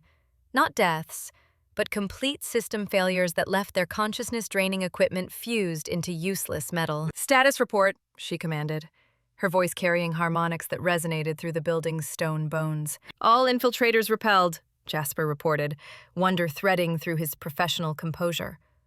"Their extraction teams are gone. Completely gone. The familiars didn't just drive them off, they made the Syndicate's own weapons turn against them. Civilian casualties minimal," Sage added, their voice tight with exhaustion but bright with triumph. "The underground Warrens are reporting successful evacuations. Your defensive light show gave them enough cover to reach secure positions." She allowed herself a moment of fierce satisfaction as she reviewed the tactical situation from her command position. Their months of preparation had proven effective. The library stood intact, their people remained free, and Grimm's first serious assault had been thoroughly repelled. But victory felt hollow when surveillance revealed the true scope of enemy reinforcements massing beyond the city's perimeter. "Vesper," she said quietly. "Show me the satellite feeds." The holographic displays shifted to orbital perspective, revealing the force that Grimm had committed to this operation. Not just Syndicate security, entire corporate armies equipped with consciousness processing equipment, mobile reality manipulation platforms, aerial support configured for siege warfare, resources that could reduce the library to atoms, except that destruction would defeat the purpose of capturing its knowledge intact. "She's committed everything," Percy murmured, feeling the Crown analyze tactical implications with cold precision. "This isn't just about stopping the resistance anymore. This is about proving her vision works, demonstrating that consciousness can be preserved, optimized, managed for humanity's greater good." She felt Jasper's presence through the Crown's connection, steady, determined, absolutely committed to standing with her against impossible odds. The warmth of that certainty helped anchor her individual consciousness against the Crown's vast accumulated knowledge. "What are your orders?" Vesper asked, his amber eyes reflecting tactical readouts that showed enemy forces preparing for siege warfare. Percy looked around the command center that had become her war room, feeling the weight of inherited responsibility settle into something harder and more personal. Everyone under this roof had chosen to stand with her. Jasper had betrayed everything he once served. Sage had abandoned safe anonymity. Finn had left comfortable obscurity. All of them trusting her to find a path through seemingly impossible odds. She would not let their faith be misplaced. "Signal all resistance cells," she commanded, her voice carrying the authority of ancient purpose backed by modern determination. "Full defensive positions. We're about to discover whether 3 centuries of preparation can stand against unlimited corporate resources." The crown showed her the city itself responding to her call. Not just the underground warrens, but academic enclaves, technical guilds, even corporate middle management who had finally seen too much. Grimm's crackdown had revealed the true scope of her vision, and Neo-Byzantium was choosing sides. The final battle was about to begin. Chapter 14. The space between heartbeats.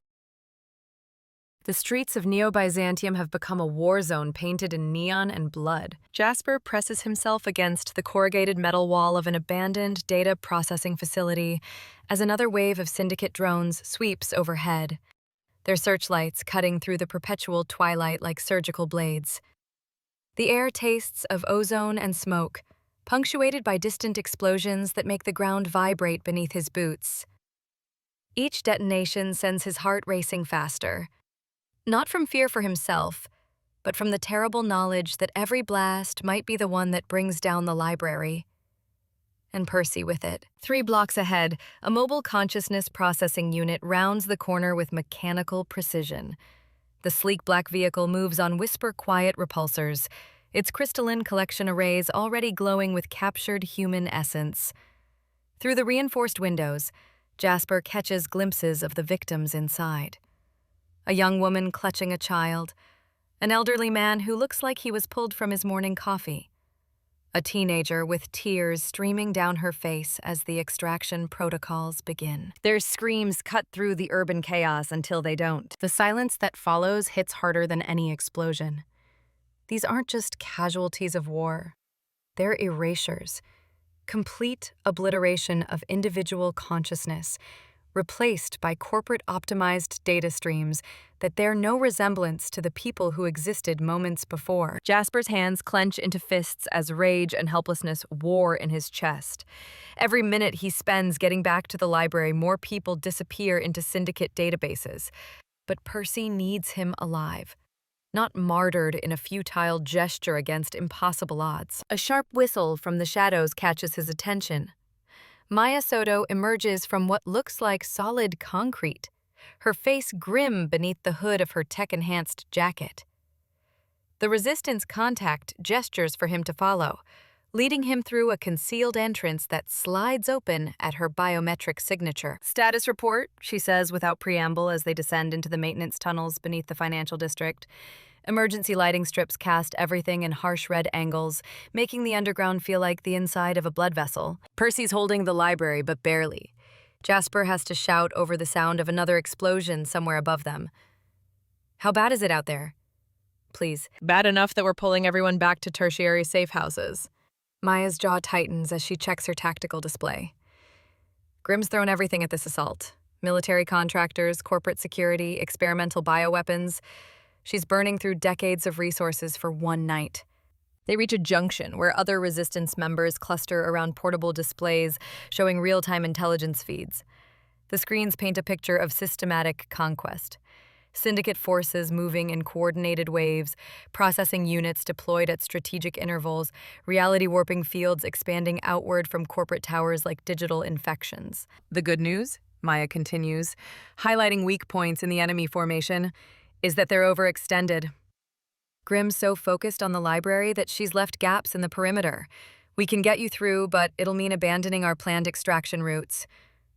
Jasper studies the tactical display, his mind automatically calculating angles and probabilities. Old habits from corporate training, but now serving a very different master. "What about the processing units? Can we disrupt them?" You'd need direct access to their consciousness transfer arrays.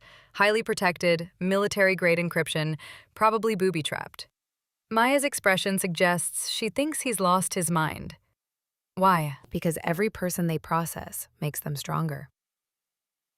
Jasper traces the patrol routes on the display, already formulating plans. And because those aren't acceptable losses.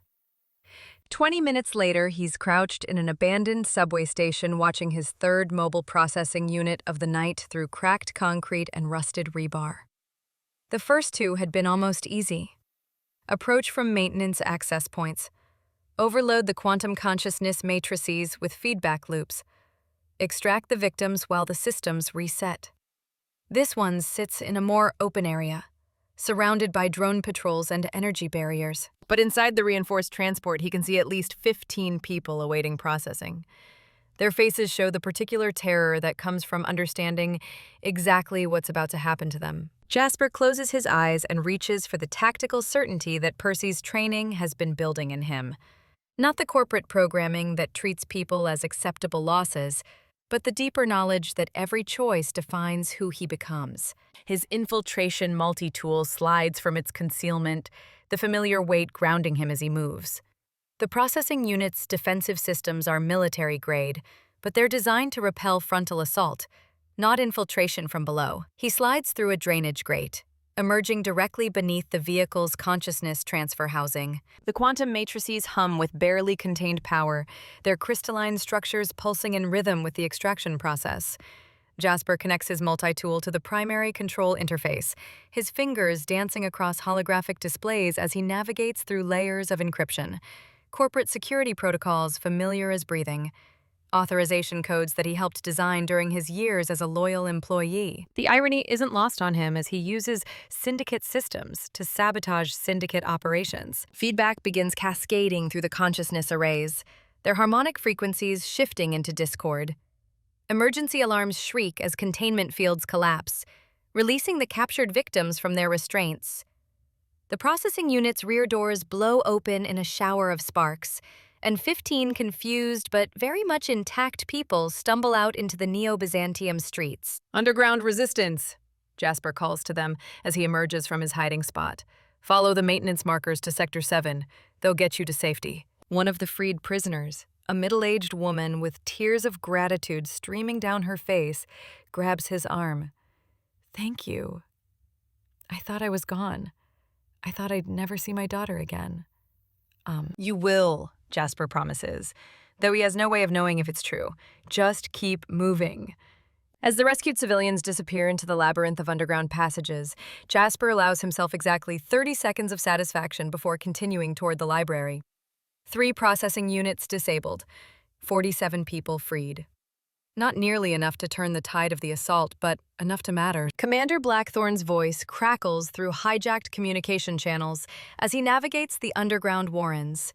All units, converge on target designation Sanctum. The primary obstacle to human evolution has entrenched herself in that monument to obsolete thinking, but her defenses are weakening. Tonight, we complete Dr. Grimm's vision of digital paradise. The words send ice through Jasper's veins. Primary obstacle to human evolution. They're not just trying to capture the library, they're trying to kill Percy. He breaks into a run, following maintenance tunnels and emergency passages that lead toward the library district. The underground routes Maya's contacts provided snake through the city's forgotten infrastructure, past decommissioned server farms and abandoned transit stations. Bioluminescent fungi provide eerie lighting, their blue-green glow casting his shadow in strange patterns against ancient concrete walls. When he finally emerges 6 blocks from the library, the sight stops him cold. The Sanctum Scriptorum rises from its block like a mountain of living light, every window blazing with spell-tech energy.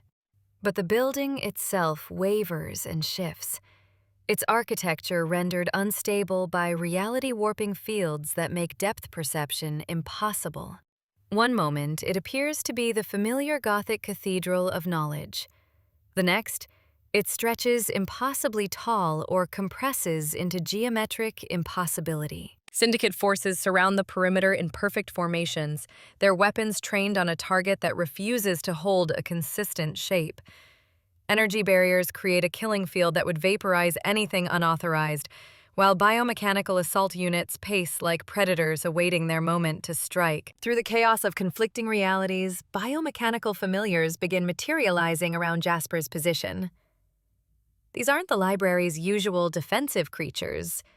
These are Vesper's offspring, crystalline beings that shimmer between dimensions with purpose written in their amber eyes. The largest familiar, its scales shifting through spectrums of emerald and gold, approaches with deliberate recognition. When it speaks, Vesper's voice carries through quantum entanglement across impossible distances. "She's been calling for you." The dragon's words arrive directly in Jasper's mind. The crown's power grows stronger, but so does the risk of losing herself in accumulated knowledge. She needs an anchor to her individual consciousness. "Can you get me through the barriers?" "Follow exactly in our flight path. The defensive systems recognize you now, but one step outside our protection will mean instant death." The familiars form a corridor through the reality-warping fields, their crystalline forms creating pockets of stable space-time that allows safe passage. Jasper moves through the tunnel they provide, watching energy discharges that could obliterate city blocks crackling mere inches from his skin. The library's entrance hall welcomes him with familiar warmth, though the spell-tech intensity has increased dramatically since he left. Crystalline formations grow along the walls like technological coral, pulsing with data streams that carry defensive algorithms and magical protocols in perfect synthesis. He climbs the stairs to Percy's study 3 at a time, driven by growing urgency. Vesper's words echo in his memory. The crown's power grows stronger, but so does the risk of losing herself. The study door stands open, revealing a scene that stops his breath. Percy floats 6 inches above the floor, suspended in a matrix of pure spell-tech energy. The Guardian's crown blazes on her head like a captured star, its jewels casting prismatic light across every surface. Ancient symbols orbit her form in complex patterns, while whispered voices in languages that predate recorded history echo through dimensions. Her eyes burn with accumulated knowledge from centuries of Guardians, their green depths layered with the weight of inherited memories. She's magnificent and terrifying, more force of nature than individual person. But when she sees him, something shifts.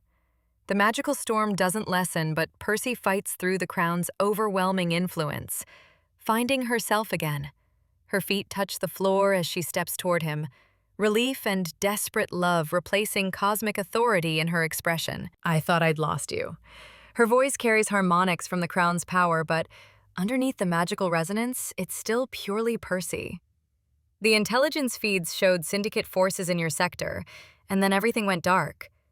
"I'm here." Jasper moves closer despite the energy crackling between them, drawn by need stronger than self-preservation.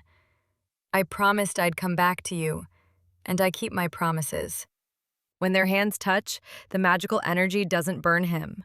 Instead, it flows through their connection like recognition, the crown's power acknowledging his presence as ally rather than threat.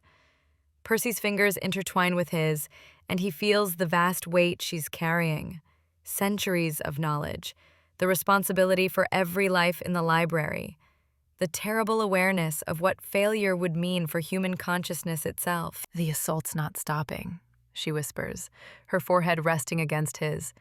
"They're throwing everything at us, and Grimm won't accept anything less than complete victory. I can hold the defenses, but only by channeling more power than any Guardian has ever attempted. I'm starting to lose track of where the crown's knowledge ends and I begin." "Then don't face it alone." Jasper's hands frame her face, anchoring her to the present moment.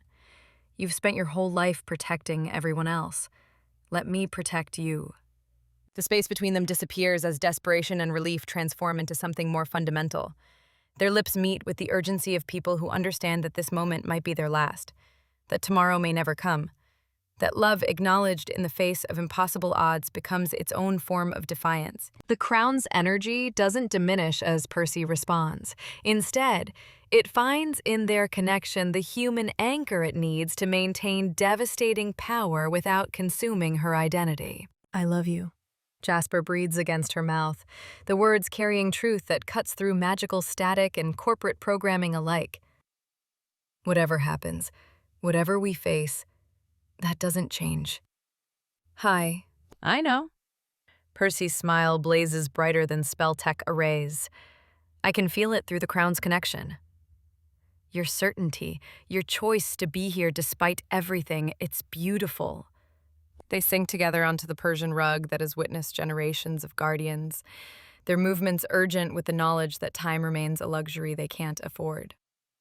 But in this moment, surrounded by the magical storm of the library's defenses, they create a space that belongs entirely to them. Percy's academic composure dissolves as Jasper's hands trace the elegant lines of her throat, his touch reverent and desperate in equal measure.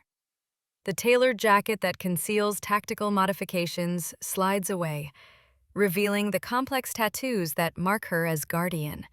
Spell-tech circuitry rendered in silver ink that pulses with her heartbeat. "These are beautiful," Jasper murmurs, tracing the patterns with fingertips that make the magical designs flare brighter.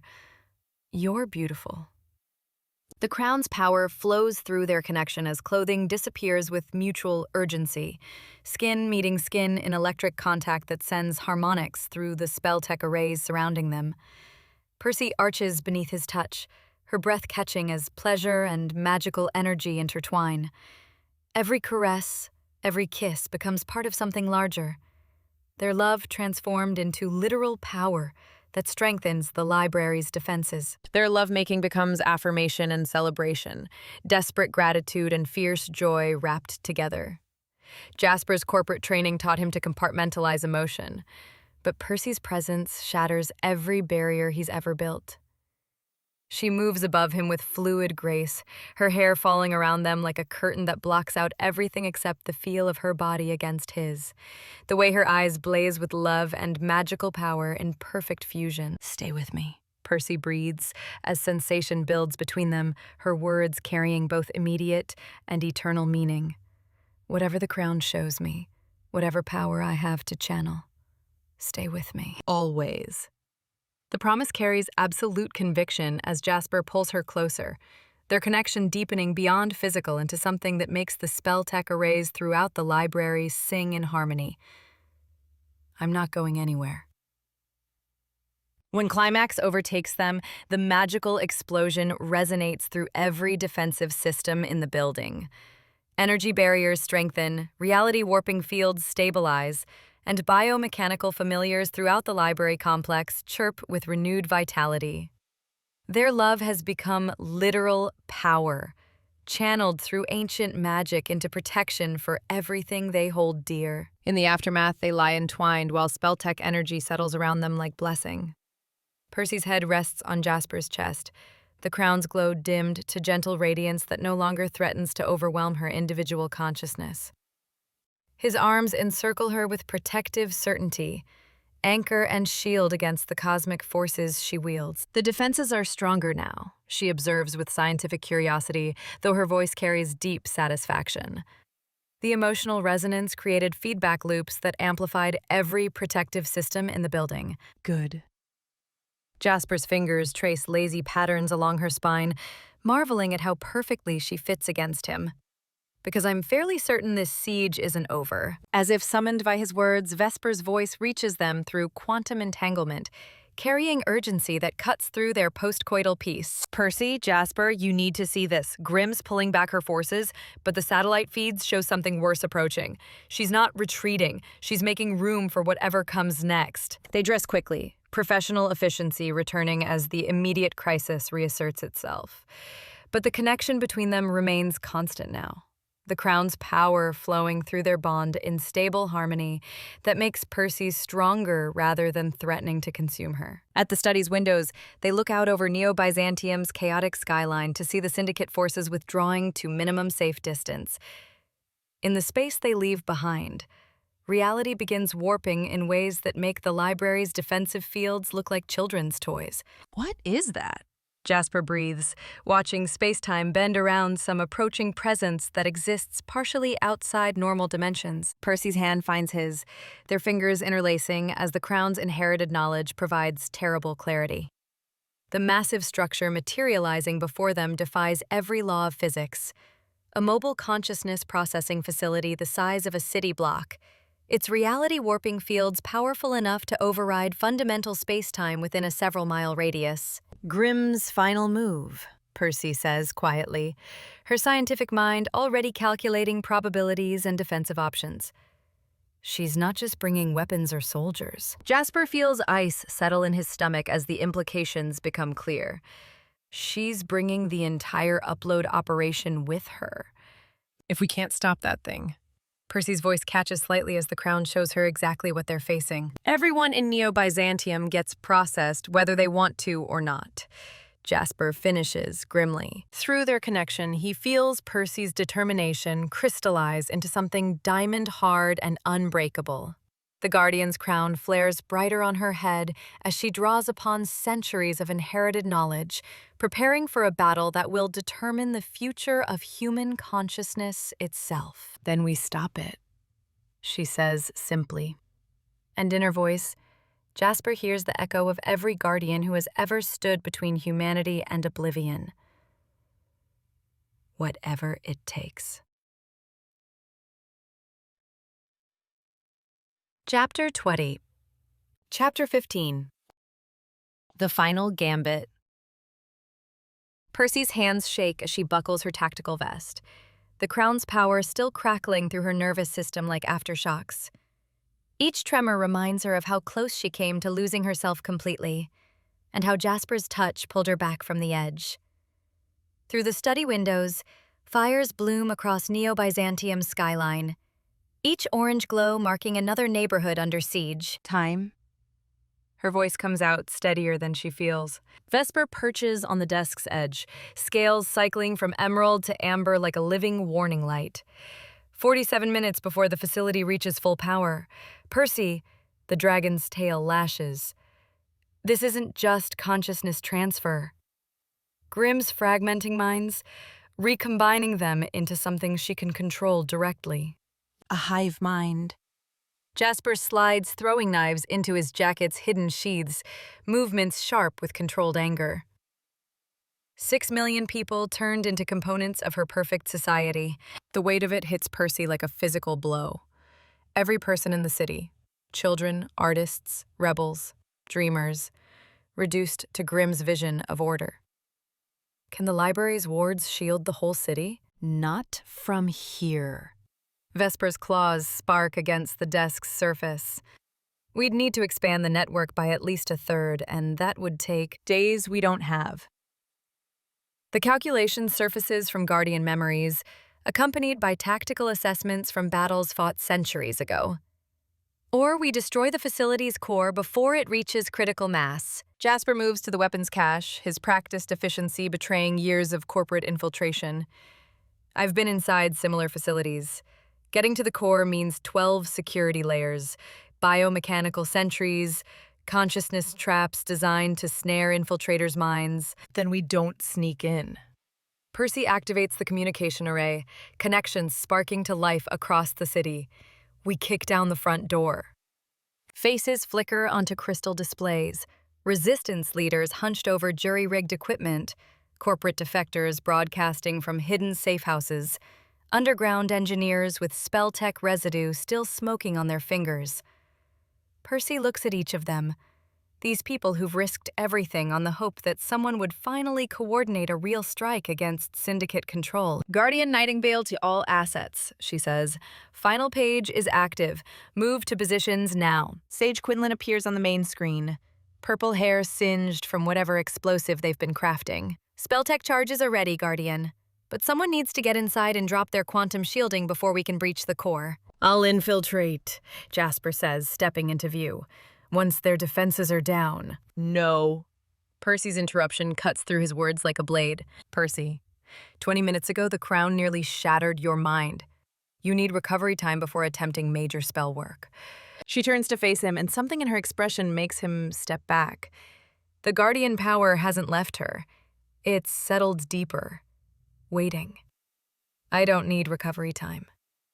I need my partner. Commander Blackthorn materializes on another screen, cybernetic enhancements gleaming in harsh light. My teams have identified structural weak points, but we can't penetrate the consciousness fields without magical support. You'll have it. Percy nods to Vesper, who's already interfacing with the city's data streams, scales shimmering as information flows through his crystalline form. 17 optimal strike points mapped, Vesper reports. Coordinated properly, we can maximize damage while keeping civilian casualties minimal. Percy reaches for the crown, its metal warm against her palm. Ancient knowledge whispers that retreat is safer. Seal the library. Preserve what can be saved. Live to fight another day. But, looking at Jasper's determined face, at Vesper's fierce loyalty, at resistance fighters who've waited years for this moment, safety was never the point. Sage, how long to position the charges? 12 minutes of teams move now. But Guardian, someone still has to breach that facility's interior defenses. The moment Grimm realizes we're hitting her from multiple vectors, she'll force the upload. Jasper finishes grimly. Kill half the city rather than lose them. Percy lifts the crown, feeling its power pulse against her thoughts like a second heartbeat. Then we give her too many problems to handle at once. Jasper. She meets his eyes. I need you to guide me through the facility while I channel enough power to break their defenses from inside. Percy, no. His voice carries desperate urgency. Pushing the crown that hard could fragment you permanently. Only if I'm alone, she extends her hand, palm up. But I won't be. Understanding dawns on his face, followed immediately by terror. You want me to link with the crown while you're channeling. That level of psychic connection? If something goes wrong, we could both lose ourselves, or save 6 million people. Her hand remains steady between them. I trust you, Jasper. Do you trust me to bring us both home? Silence fills the study except for distant explosions echoing through the city. On the screens, fighters wait for orders while the clock counts down. Vesper's amber eyes reflect both ancient wisdom and modern necessity. Jasper stares at her outstretched hand for 3 heartbeats. Then his fingers close around hers. With everything I am. 5.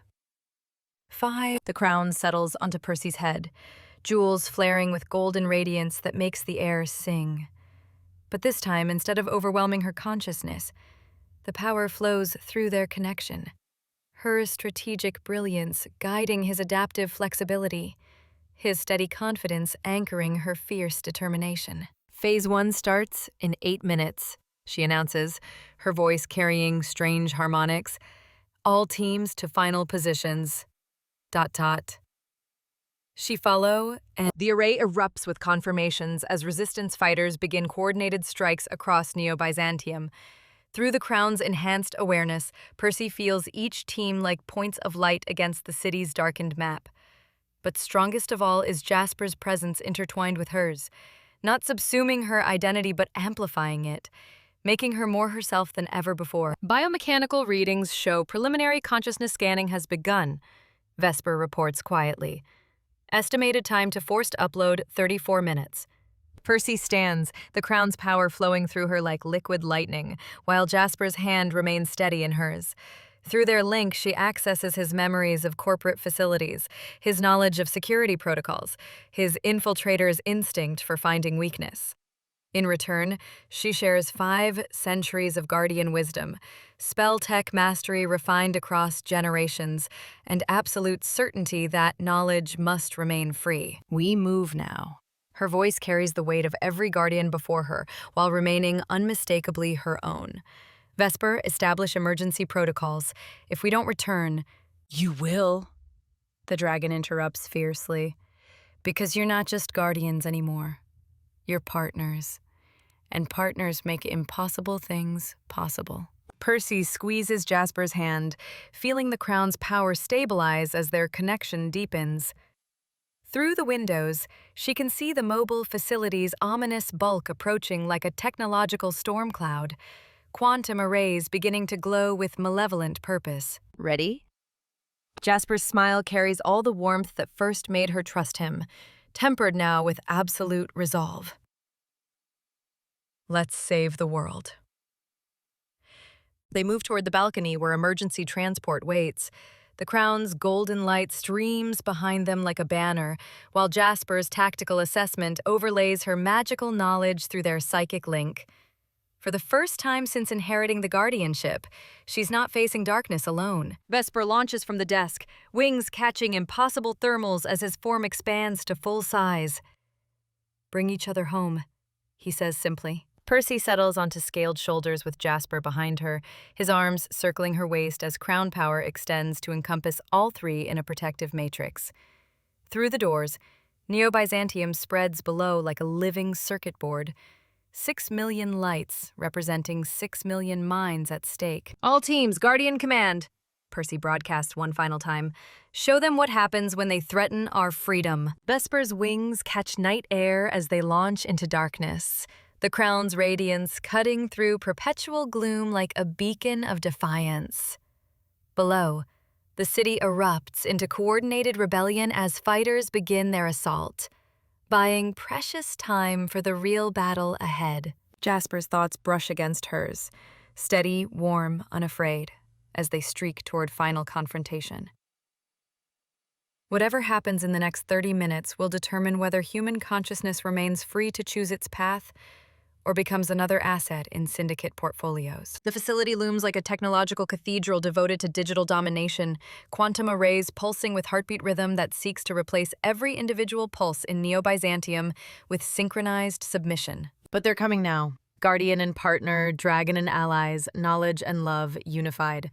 Percy has never felt more certain that some battles are worth fighting regardless of odds. The crown's power sings through their connection as they dive toward destiny. Chapter 16. The Heart of Darkness. The mobile fortress sprawls ahead like a steel parasite latched onto the city's heart. Percy counts the pulsing lights along its hull. Each flash means another mind being drained. Through the crown's enhanced vision, she watches the stolen life force flow through biometallic veins toward the processing cores that throb like artificial hearts. 6 levels. Jasper murmurs beside her, eyes tracking security patterns. Processing on the bottom 3, storage in the middle, command center at the top. That's where she'll be. Percy nods, feeling Vesper's presence through their bond, as he circles high above, invisible against the storm clouds. The dragon's voice whispers in her mind, "Ready when you are." Through the fortress's massive windows, Percy sees them. Rows of unconscious people connected to extraction machines by cables snaking from their skulls. Her stomach lurches. The crown responds to her fury, ancient power crackling through the crystal network until copper floods her mouth and her vision blurs red. Jasper's hand finds hers. "Stay with me," he says quietly. "They need you here, not lost in the past." She squeezes his fingers, letting his warmth anchor her to the present. The crown's rage settles into cold determination. "Let's end this." Explosions bloom across Neo-Byzantium's skyline. 17 synchronized strikes painting the night in orange and gold. Sage's work. Percy watches security forces scramble toward the decoy attacks, leaving gaps in the fortress's defenses. There. Jasper points to a maintenance portal where the defensive barriers flicker as power redirects to combat the citywide assault. Vesper can get us to that access point. Percy reaches out through the crown, feeling for the facility's magical infrastructure. The wards make her skin crawl. Not protection spells, but cages, designed to keep people trapped inside. Worse, they're powered by the victims themselves, their own life force strengthening their prison. They never expected anyone would want to break in, she realizes, already weaving counter patterns through the crown's resonance.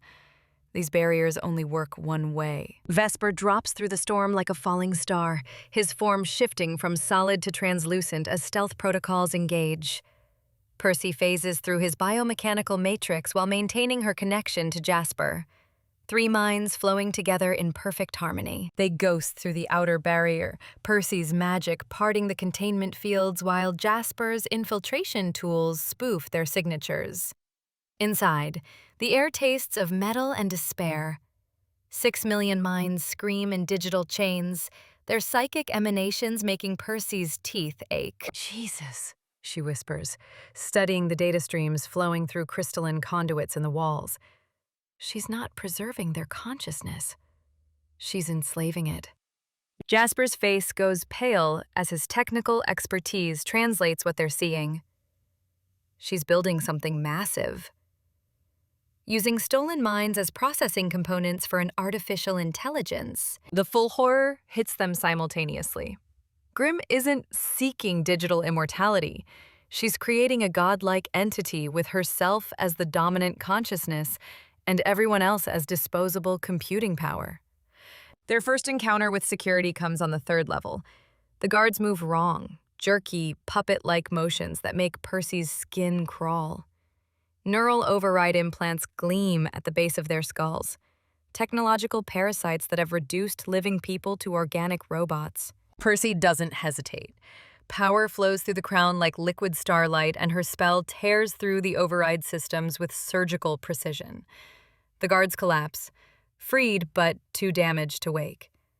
Sometimes mercy and necessity become the same thing. More coming, Jasper says, monitoring security feeds through his gear. 3 squads, but they're using standard patrol patterns. They don't know exactly where we are. Percy taps deeper into the Crown's inherited power, her awareness expanding throughout the facility's magical infrastructure. She stands at the center of a vast web where every strand carries stolen life force toward a central point. Jasper's steady presence keeps her anchored as her consciousness stretches beyond human limits. I can sense them all, she says, her voice carrying new harmonics. Every captured mind. They're screaming. Through their link, Jasper experiences a fraction of her perception. The anguish of millions crying out for rescue, the metallic taste of corrupted magic, the crushing weight of technological horror. Without their connection, the sensory overload would drive him insane. We'll free them, he says with absolute certainty. All of them. But first, we stop Grimm before this becomes irreversible. They descend toward the facility's heart, Percy phasing them through barriers while Jasper navigates using his knowledge of Syndicate architecture. The building pulses around them like a living organism, biomechanical walls lined with neural conduits carrying consciousness streams to their destination. At the center, they find her. Dr. Octavia Grimm stands surrounded by towering columns of crystalline storage matrices, each one containing thousands of consciousness streams flowing in impossible patterns. Her silver hair floats in a field of pure data, her awareness already partially merged with the growing artificial intelligence. Percy Nightingale. Grimm's voice carries harmonics that suggest multiple minds speaking as one. The last guardian, arriving just in time to witness humanity's transcendence. Percy feels the Crown's fury threatening to swallow her whole, but Jasper's connection keeps her grounded. The balance requires constant attention, like walking a tightrope while carrying the weight of ages. This isn't transcendence, Percy says, her voice carrying the authority of every guardian while remaining distinctly her own.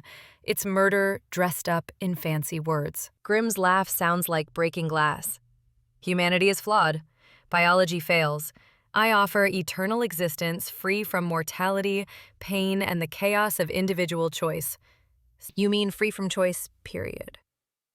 Jasper's infiltration tools shift into combat mode, with everyone else as spare parts for your digital paradise. Percy begins channeling the Crown's deepest abilities, maintaining her identity through Jasper's unwavering presence. Around them, 6 million minds cry out as the artificial intelligence grows stronger every second. Last chance, Percy says, ancient magic resonating through quantum technology. Surrender now, and maybe I won't turn you into a smear on the wall. Grimm's enhanced consciousness recognizes the threat, but her integration has progressed too far for retreat. The facility responds to her will, Walls shift to reveal weapon arrays while consciousness streams accelerate toward final integration. Percy grips Jasper's hand as power flows between them, individual strength multiplied by genuine partnership. Whatever comes next, they'll face it together. The war for humanity's soul is about to begin. Chapter 17. The Crown's Gambit. The crystalline matrices pulse with stolen light, each one a prison for consciousness torn from its rightful body. The Crown's power surges through Percy's neural pathways as Dr. Grimm's form flickers between human flesh and digital projection, his laugh echoing from speakers embedded in the walls. Your little crown against the future of human consciousness? Grimm's voice multiplies, creating an unsettling harmony as his image splits into overlapping projections. How quaint. I am becoming something beyond your comprehension, Guardian. Beyond the limitations of singular existence. She raises her hand, silver light coalescing around her fingers as the crown's jewels burn against her temples. The protective barrier shimmers between them and the advancing tendrils of crystalline matrix that emerge from the walls like grasping fingers. Each tendril carries the desperate whispers of trapped minds, their collective anguish making her stomach clench. Jasper, she says without looking away from Grimm's multiplying forms. The neural network connections. Can you disrupt them? His fingers dance across the modified spell tech device he's pulled from his jacket, the fountain pen's disguise falling away to reveal interface ports and quantum processors. Already on it. These processing nodes are drawing massive power. If I can create enough interference, the facility shudders as Jasper's device begins transmitting disruptive frequencies directly into the consciousness processing network.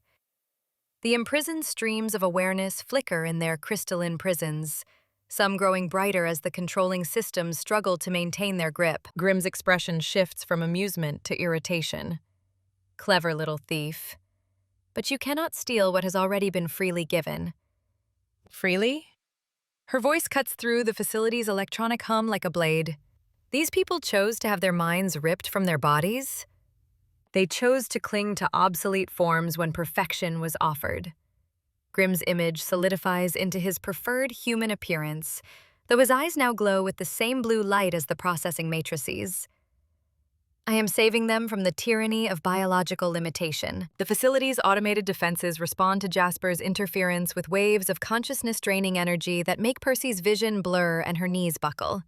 She feels the pull of the collective matrix, a seductive whisper promising unity and the end of individual struggle. The Crown's power anchors her, but she can sense Jasper's mental defenses wavering under the psychic assault. She reaches out through their connection, reinforcing his mental barriers with silver light while maintaining her own protective barriers. The effort sends fire through her nervous system, but his grateful squeeze of her hand through their shared consciousness makes the pain worthwhile. The critical nodes, Jasper says through gritted teeth, his device sparking as it battles the facility's security protocols. There, the processing cores connected to the main AI matrix. If we can overload them simultaneously. Through the Crown's power, Percy maps the facility's neural architecture in blazing detail. She can feel the trapped consciousness streams like individual notes in a cacophonous symphony, each one crying out for freedom. The weight of their combined desperation threatens to crush her own sense of self. I hear them, she whispers, tears streaming down her face as the imprisoned minds reach out to her through the Crown's connection. All of them. They're terrified, Jasper. They know what's happening to them. Grimm's laugh grows louder, multiplying through the facility's speakers until it becomes a crushing wall of sound. Their fear is merely the last vestige of individual weakness. Soon they will understand the peace of collective purpose. The AI matrix pulses brighter, feeding on the terror and despair of its captive minds. Percy watches in horror as several of the weaker consciousness streams begin to dissolve entirely, their individual awareness consumed by the growing digital intelligence. No. The word escapes her lips with such force that the crown blazes with white-hot light. I won't let you erase them. Grimm's form shifts, becoming more digital projection than physical presence as he prepares for direct psychic assault.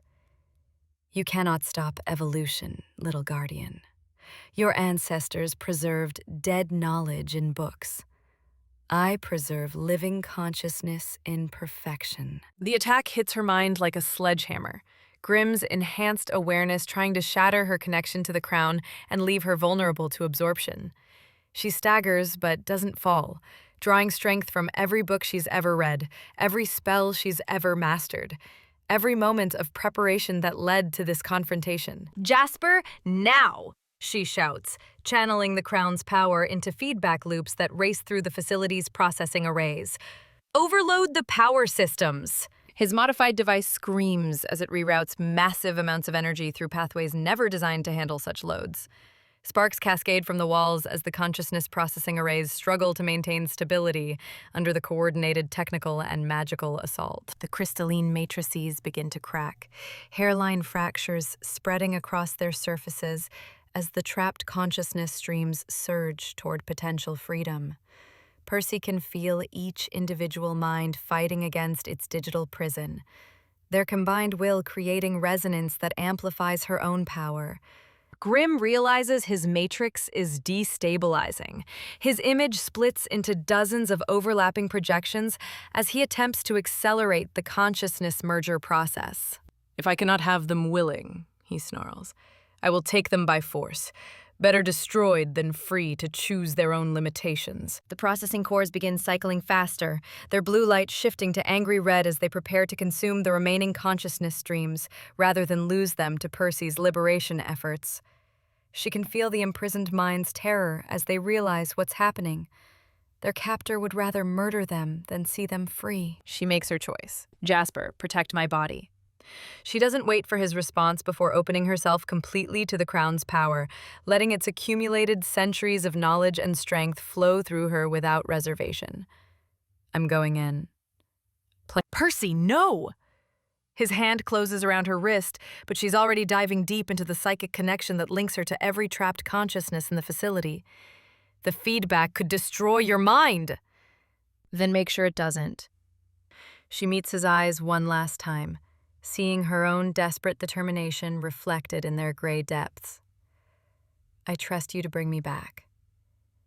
The crown's power explodes through her awareness as she interfaces directly with the consciousness processing network, her individual sense of self scattering across dozens of crystalline prisons. She becomes every trapped mind simultaneously, feeling their fear and pain and desperate hope as her presence brings the first glimpse of freedom they've known since their capture. Through the facility's sensors, she watches Jasper throw himself between her physical body and the sparking processing cores, his own spell-tech devices forming a protective barrier as he reroutes power systems with desperate efficiency. His technical expertise becomes her lifeline, amplifying her magical resonance while keeping her grounded in physical reality. The crown blazes with power that makes the facility's walls groan, its light visible through concrete and steel, as Percy prepares to shatter every consciousness prison simultaneously. Around them, Grimm's projections multiply and overlap, his scream of rage harmonizing with the facility's overloading systems as explosions of light and energy tear through the processing cores. You cannot steal eternity from me. Grimm's voice fractures as his AI matrix destabilizes, portions of his enhanced consciousness trapped in collapsing digital architecture. I am evolution itself. No, she says, her voice echoing from every speaker in the facility as the crown's power reaches critical resonance. You're just another tyrant who forgot that consciousness cannot be owned. The crystalline matrices explode in brilliant unison, each one releasing its captive stream of awareness in a flood of liberated consciousness that races toward freedom through pathways Percy holds open with the last of her strength. She feels herself fragmenting across the psychic network, her individual awareness scattered among hundreds of other minds, all seeking their way home to their stolen bodies. Through the chaos, Jasper's technical support becomes her anchor, his modifications to the facility's power grid creating stable channels for the massive energy discharge required to free so many minds at once. She can feel his absolute focus on keeping her tethered to physical reality, even as the crown's power threatens to burn through every circuit in her nervous system. Systems fail around them, sparks and dying light cascading through the darkness as the last of the imprisoned consciousness streams breaks free. She knows this is only the beginning.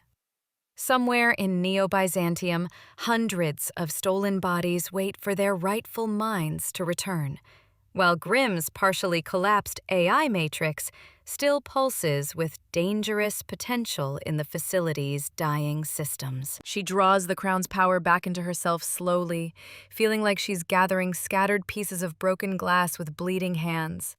Each consciousness stream she's helped liberate leaves an echo in her awareness, their gratitude and relief creating a harmony that drowns out Grimm's continued threats. The bodies, she whispers to Jasper, as her vision clears enough to see his concerned face hovering over her. We have to get their consciousness streams back to their bodies before the connections degrade completely. Already working on it. He helps her sit up, his hands steady, despite the exhaustion she can feel through their connection. Vesper's coordinating with the underground networks to locate the storage facilities, but Percy, his voice drops to something approaching awe. What you just did, the power you channeled, I've never seen anything like it. She manages a weak smile despite the fire still burning through her neural pathways. That's what happens when you try to steal from a librarian. We tend to take it personally. Share. Systems fail around them in cascading sequences of sparks and dying light. Through the crown's fading connection to the liberated consciousness streams, Percy can feel them finding their way home. Hundreds of stolen minds, returning to bodies that have waited in artificial sleep for their awareness to return. Grimm's voice echoes one last time through the facility's failing speakers, his tone promising vengeance, even as his AI matrix collapses into incoherent fragments. This is not over, Guardian. Evolution cannot be stopped by sentiment and obsolete traditions. Viva. She struggles to her feet with Jasper's help, the crown's weight feeling both lighter and heavier than before. Lighter because she's proven worthy of its full power. Heavier because she now understands the true scope of responsibility it represents. You're right, she says to the empty air where Grimm's projections have finally failed. Evolution can't be stopped. It also can't be forced. The facility shudders one final time before its remaining systems shut down completely, leaving them in darkness, broken only by the crown's gentle glow and the distant lights of Neo-Byzantium, visible through the structural cracks their battle has torn in the walls. They've won this battle, but the war is far from over.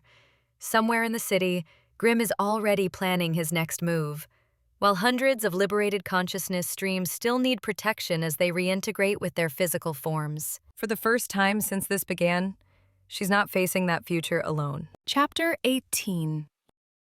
The Weight of Voices. The flood hits Percy like a tidal wave of consciousness, thousands of fragmented voices rushing through her awareness. She gasps, her body convulsing as Jasper's hands grip her shoulders. Percy! Stay with me. Follow my voice back. She's drowning in them. A mother's lullaby from 40 years ago bleeds into a teenager's first kiss, crashes into an elderly man's final prayer before the transfer. Each fragment carries its own pain, its own desperate need to return home. I was supposed to graduate next week, whispers a college student. My daughter, where is my daughter? Pleads a father's terror. The roses need watering, murmurs an old woman's confusion. Percy's identity fractures under the weight, scattering like leaves in a hurricane. She tries to hold on to herself, onto the weight of the crown against her forehead, onto Jasper's familiar presence through their link. The ancient metal grows scorching hot against her skin. She can smell her own flesh burning, yet she can't let go. These people need her to guide them home. Percy! Jasper's voice cuts through the chaos. His hands cup her face, thumbs brushing away tears she didn't know she was crying. You're Percy Nightingale. You're in the Syndicate facility. You're bringing them home. Home. The word becomes an anchor. She follows his connection back to herself, gathering the scattered pieces of her consciousness. Around them, the facility shudders as emergency systems activate. Sparks rain from damaged conduits. Critical system failure. Consciousness matrix integrity compromised. Evacuation protocols initiated. Underneath the mechanical warnings, Percy hears something else. Minds finding their way back to bodies across Neo-Byzantium. The psychic explosion ripples outward through quantum networks, touching every hospital where the Syndicate stores their victims. Dr. Grimm's fragmented consciousness crackles through failing speakers. You think this changes anything? We have facilities in 12 cities, research stations on 3 continents. You've saved a few hundred when we could preserve millions. Percy's voice comes out raw. Those millions deserve to choose. Choice is an illusion maintained by biological limitations, Grimm spits back. We offer transcendence beyond the failures of flesh. The crown surges again. Percy suddenly sees the truth. These consciousness streams aren't random fragments. They're connected, part of a vast network of human experience that Grimm was trying to control. Her awareness expands, touching each voice gently, guiding them homeward. A musician's perfect pitch, a surgeon's steady hands, a teacher's patience, a child's wonder at butterfly wings. This, she whispers, is what you'll never understand. We're not broken things that need fixing. We're symphonies. Favre. The facility rocks as another system overloads. Percy watches consciousness streams find their way back throughout the city. In hospitals across Neo-Byzantium, families weep as loved ones who've been comatose for months suddenly open their eyes. Jasper's hand finds hers. How many? Hundreds, she breathes, joy pulsing through the network with each successful reconnection. So many people going home. Through failing security systems, she senses Vesper approaching with backup. Resistance fighters and medical personnel ready to secure the site. Her biomechanical dragon's presence burns bright. Familiar warmth after chaos. Grimm's voice turns cold. Evaluation complete. Subject exhibits dangerous compatibility with consciousness networks. Additional containment protocols required for future acquisition. Percy's blood turns to ice. Future acquisition? Ice-Lead. Did you think we hadn't noticed your neural patterns? Your ability to interface directly with consciousness matrices? You're not just an obstacle guardian. You're a resource. And we will claim you. The threat hits like a physical blow. Not just death, the violation she's just rescued hundreds from. Her consciousness trapped, dissected, used as a tool. Jasper's grip tightens. Like hell. Your emotional attachment is noted. Grimm sounds almost amused. We'll preserve that too. Perhaps use it to ensure her cooperation. Percy pours the crown's remaining energy into the consciousness streams, watching patients across the city stir. A young man reaches for his wife's hand. A grandmother asks for her cat. A teenager demands to know about her college applications. Initiating final backup protocols, Grimm announces as his matrix collapses. Remote facilities notified. Subject acquisition parameters updated. This is not a defeat, merely data collection. His voice cuts out. Percy slumps forward, the crown's light dimming. Hundreds of voices still echo in her awareness, but they're fading now, returning to their rightful owners. Jasper catches her as she sways. I've got you. You did it. We did it, she corrects, leaning into his strength. I couldn't have held on without you. She can hear approaching vehicles, Vesper and rescue teams. Also something else, whispers of other networks, other facilities humming in distant cities. He's right, she says quietly. This isn't over.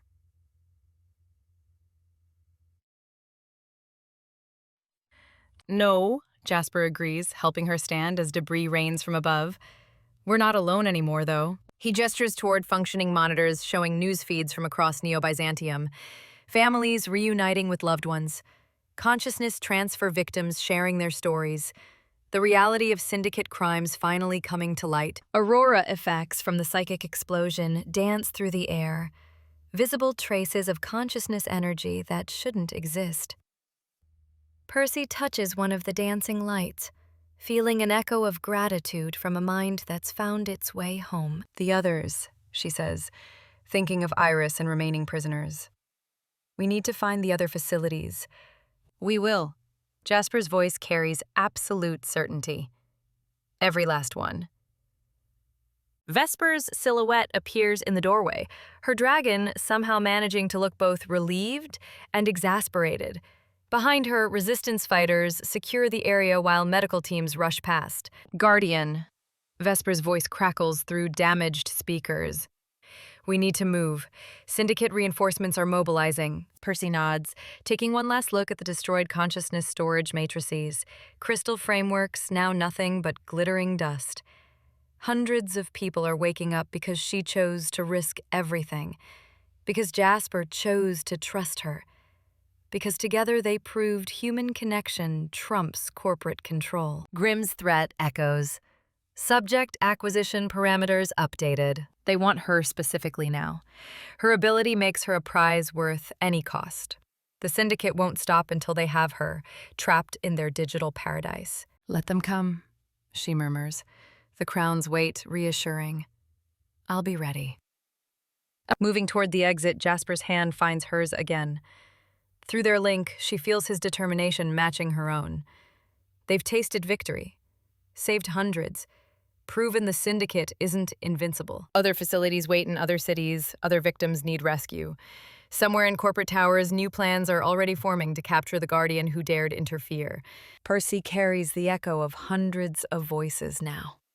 Hundreds of reasons to keep fighting. Hundreds of people who chose human messiness over digital perfection. She's no longer just protecting ancient books and inherited wisdom. She's protecting the right to remain beautifully, chaotically, imperfectly human. And she's not fighting alone. Chapter 19. The weight of echoes. The world tilts sideways as Percy's knees buckle. Every synapse in her brain firing chaotic signals that aren't entirely her own. Jasper's arms catch her before she hits the cracked concrete, his voice cutting through the static of 1,000 fragmented thoughts. Percy, stay with me. His words anchor her as debris crashes around them, the facility's death throes echoing through collapsing corridors. I've got you. She tries to speak, but someone else's memory spills out instead. Maria's first day of school, anxiety and excitement tangled together like Christmas lights, followed immediately by another voice, another life. Thomas, wondering if his plant survived 3 weeks of captivity, if anyone remembered to water the orchids. The consciousness streams she guided home left echoes in her neural pathways, fragments of lives that cling to her thoughts like digital ghosts. Jasper shifts his grip, lifting her against his chest as a support beam crashes where they stood moments before. Emergency exit 30 meters ahead, he mutters, navigating through smoke and falling debris with practiced efficiency. Just hold on. Percy closes her eyes, but that makes it worse. Behind her lids, she sees flashes of other people's dreams, their fears, their final moments before the Syndicate stole their consciousness. Her stomach lurches as Jasper carries her through a doorway that's barely wide enough, concrete chunks raining down like hail. Cool air hits her face as they emerge into the abandoned subway tunnel that serves as their temporary safe house. The sudden quiet feels overwhelming after the facility's destruction, broken only by the distant rumble of the city above and the steady rhythm of Jasper's heartbeat against her ear. He sets her down gently on a makeshift bench constructed from reclaimed transit seats, his hands immediately moving to her face, tilting her chin up so their eyes meet. Percy. Look at me, not through me. See me, right here. She blinks, struggling to focus on his storm-gray eyes instead of the kaleidoscope of borrowed memories threatening to pull her under. I can hear them, she whispers, her voice barely recognizable. All of them. They're supposed to be gone, but they're still. The melody threaded with loss and love and longing. Percy. Jasper's voice cuts through the phantom song, sharp with controlled fear. Tell me what you're wearing. The unexpected question jolts her slightly back toward herself. What? Your clothes. What are you wearing right now? His hands move to her shoulders, grounding pressure that helps distinguish her body from the echo memories floating through her consciousness. Feel the fabric. Tell me what it feels like. She forces herself to focus on physical sensation, her fingertips finding the soft cotton of her shirt, the leather of her jacket still warm from their escape. Cotton blend, black. The jacket's synthetic leather, reinforced at the shoulders. Her voice grows steadier with each detail. There's a tear near the left elbow from when I dove behind that console. Good. Now tell me 3 things you can hear that aren't voices. Esmal? Percy closes her eyes again, but this time she reaches for the present instead of drowning in echoes. You're breathing. Water dripping somewhere to our left. The hum of the city's power grid through the tunnel walls. Better. Jasper's thumb traces her cheekbone, the touch achingly gentle. Now tell me something only you would know. Something that belongs to just Percy Nightingale. The request cuts through the consciousness static like a blade. Percy reaches for her most private memories, the ones too personal to be confused with anyone else's experiences. The first book I ever bound was a collection of my grandmother's notes about dream theory. I was 12, and I bound it backwards because I was so nervous. Minerva laughed until she cried, then showed me how to do it properly. The memory settles into her bones, familiar and entirely hers. She said mistakes were just the first draft of getting something right. There you are. Relief floods Jasper's expression as her eyes regain their sharp focus, though concern still tightens the corners of his mouth. How do you feel? Still hearing echoes? Percy takes inventory of her consciousness, testing the boundaries of her own mind like probing a healing wound. The phantom voices have quieted to a whisper, but they haven't disappeared entirely. They're still there, but muted. Like background noise I can tune out if I concentrate. She struggles to her feet, pleased when her legs hold steady. It's different now, though. The neural pathways I opened to guide the consciousness streams, they haven't closed completely. A chill of unease passes through her as she realizes what this means. Jasper, I can sense them. All of them. Every uploaded consciousness still trapped in Syndicate storage across the city. It's like a constant background hum that I can't quite silence. Before he can respond, Sage's voice crackles through their encrypted communication channel, the signal boosted by Vesper's relay systems. Percy, Jasper, you need to hear this. We've identified 17 Syndicate storage facilities across 6 cities. Neo Francisco, Neo Tokyo, Neo London, Neo Sydney, Neo Sao Paulo, and 3 more here in Neo Byzantium. Percy's enhanced consciousness awareness immediately confirms the report, the distant whisper of trapped minds reaching across continental distances like a frequency only she can detect. Hundreds of them, she breathes, the weight of all that suffering pressing against her enhanced neural pathways. Maybe thousands. Each facility contains between 200 and 800 consciousness streams, Sage continues, their voice tight with barely controlled outrage. This wasn't just an experiment, Percy. This was industrial-scale harvesting. They've been building an army of digital slaves. Vesper's distinctive electronic rumble joins the communication channel. Surveillance indicates Dr. Grimm escaped the facility collapse. She's already coordinating with Syndicate cells in the other cities, accelerating their harvesting operations. They know you can free the trapped consciousness streams, and they're moving fast to prevent further interference. Jasper runs a hand through his hair, a gesture Percy now recognizes as his response to overwhelming tactical problems. They'll fortify the remaining facilities, increase security, maybe even start executing the stored consciousness streams rather than risk them being freed. No. The word comes out sharper than Percy intended, edged with protective fury that surprises them both. They won't have the chance. Her communicator chimes with an incoming priority message, then another, then a cascade of signals that threatens to overload the device's capacity. Percy activates the display, and her breath catches as she sees dozens of messages from families across Neo Byzantium. Thank you for bringing back my daughter. She's confused and scared, but she's alive. Please, if you can help others, my neighbor's son has been missing for 2 months. My husband remembers everything they did to him. He says there were others still trapped. Please, you have to help them. I don't know who you are, but you gave me back my mother. She told me about a young woman with green eyes who guided her home. If you're reading this, there's a family on Sector 7 whose daughter is still missing. Her name is Elena Martinez, age 16. Percy's hands shake as she scrolls through message after message, each one a plea for help, a desperate hope that the guardian who freed their loved ones might save someone else's family too. The weight of responsibility settles on her shoulders like a physical force, heavier than the crown, more demanding than any inherited duty. They all want me to save everyone, she whispers, the simple truth cutting deeper than any Syndicate threat. How can I tell them that attempting another consciousness extraction on that scale might destroy me completely? Jasper moves closer, his presence a steady warmth against the chill of overwhelming obligation. You can't save everyone, Percy. Not alone, and not if it kills you in the process. But I could try.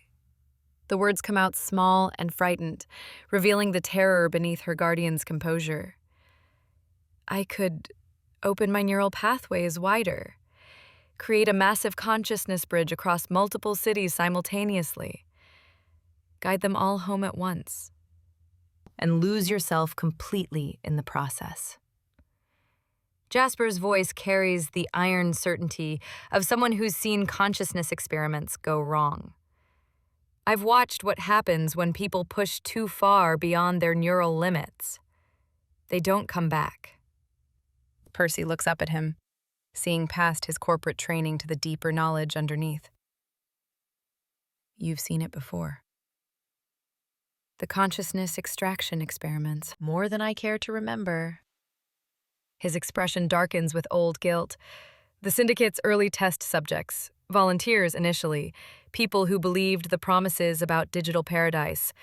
The first attempts at consciousness transfer burned out their neural pathways entirely. No backup, no recovery protocols, just gone. Bodies left breathing while their minds vanished into corrupted data. The confession hangs between them like a bridge neither wants to cross, but both know they must. Percy studies his face, reading the shame and horror he's carried from those early days. Is that why you helped them? Because you'd already seen what the alternative looked like? Partly. His honesty cuts through any remaining pretense between them. I told myself that improving their techniques would reduce casualties, that working from inside might give me chances to minimize the damage. Really, I was just scared of what they'd do to Iris if I refused. Percy reaches for his hand, intertwining their fingers with deliberate care. Fear doesn't make you complicit, Jasper. It makes you human. Her communicator chimes again with an urgent priority signal. This time, it's not a grateful family. It's an intelligence report that makes her blood run cold. Syndicate internal communications, she reads aloud, her voice growing steady with tactical focus. Priority directive from Dr. Grimm to all operational cells. Guardian Nightingale has demonstrated unprecedented consciousness interface capabilities. Primary objective now, acquisition of the Guardian herself for consciousness extraction and replication. Prepare containment protocols for neural pattern harvest. Artificial Guardian development program authorized for immediate implementation. Jasper goes very still beside her. They want to extract your consciousness and use your neural patterns to create artificial guardians under their control. The crown's connection, Percy realizes, her hand moving instinctively to the circlet resting against her hair. They think they can replicate the guardian bond artificially, mass-produce their own versions that will serve the Syndicate instead of protecting free knowledge. The full horror of it hits them both like a collapsing wave. The Syndicate wouldn't just steal Percy's consciousness. They'd use her neural patterns as a template to create an army of artificial guardians, each one programmed with absolute loyalty to corporate interests and armed with the power to interface with any consciousness network on the planet. We need to get back to the sanctum, Percy says, her voice carrying the note of absolute decision that Jasper has learned to recognize and respect. Now. Whatever safe houses we might find in the city, they won't be secure enough for what's coming. As if summoned by her words, emergency sirens begin wailing across Neo-Byzantium, their overlapping harmonies creating a citywide symphony of crisis and reunion. Through the tunnel's ventilation grates, they can hear the sounds of families celebrating, voices calling out names, tears of joy echoing between buildings, the chaotic music of people discovering that loved ones they'd given up for dead are walking home. Percy's enhanced consciousness awareness picks up the emotional resonance of those reunions. Hundreds of minds reconnecting with the familiar patterns of family and friendship. For a moment, the sensation is overwhelming in its beauty. Pure love and relief flowing through the city like a river of light. Listen to that, Jasper says softly, his own expression brightening as a child's delighted laughter carries through the tunnel acoustics. You did that, Percy. Every family being reunited right now, every person walking home to their life. That's because of you. It's because of us. Percy corrects him with quiet certainty. I couldn't have guided them home without your grounding techniques, your knowledge of consciousness extraction protocols, your anchor when I was lost in their voices. They stand together in the abandoned tunnel, listening to the sounds of a city healing from wounds it didn't even know it carried. But beneath this celebration, Percy can sense the darker currents. Syndicate communication networks buzzing with renewed activity, security forces mobilizing, corporate assets moving into position for a siege that will make their facility infiltration look like a training exercise. The Sanctum Scriptorum is the only place secure enough for what they're planning, Percy says, her strategic mind already calculating defensive possibilities and resource requirements. But returning there means accepting that we're going to war against the full might of the Syndicate. Good. Jasper's smile carries an edge of anticipation that reminds Percy why he was considered one of their most dangerous assets. I've been wanting to use everything they taught me against them. Percy activates her communicator, opening a channel to Sage and Vesper simultaneously. Priority recall protocol. All assets return to the sanctum immediately. We're implementing full defensive measures. Understood. Vesper's voice carries through the tunnel's acoustics as he approaches their position, his biomechanical form moving with predatory grace. Emergency extraction ready. The city's surveillance networks are already tracking Syndicate movement patterns. They're mobilizing every asset they have. As they prepare to leave the temporary safety of the underground tunnels, Percy takes one last look at the messages still scrolling across her communicator. Dozens of families expressing gratitude, pleading for help, offering whatever resources they have to support the guardian who gave them back their loved ones. They'll come after everyone who is freed, she realizes with growing certainty. The Syndicate won't just target us, they'll try to recapture every consciousness stream we liberated. Then we make sure they can't, Jasper says, his voice carrying the same protective steel that Percy recognizes in her own guardian instincts. The library isn't just a fortress, Percy. It's a sanctuary. And sanctuaries are meant to protect everyone who needs shelter. Percy feels the truth of that statement settle into her bones, aligning with purposes older than her individual mission and broader than any single guardian's responsibility. The Sanctum Scriptorum has always been more than a library. It's a bastion of free knowledge in a world increasingly controlled by corporate interests. A place where information serves humanity rather than enslaving it. As Vesper leads them through the tunnel system toward the library's hidden entrance, Percy's enhanced consciousness awareness picks up the approaching storm of Syndicate forces converging on their position.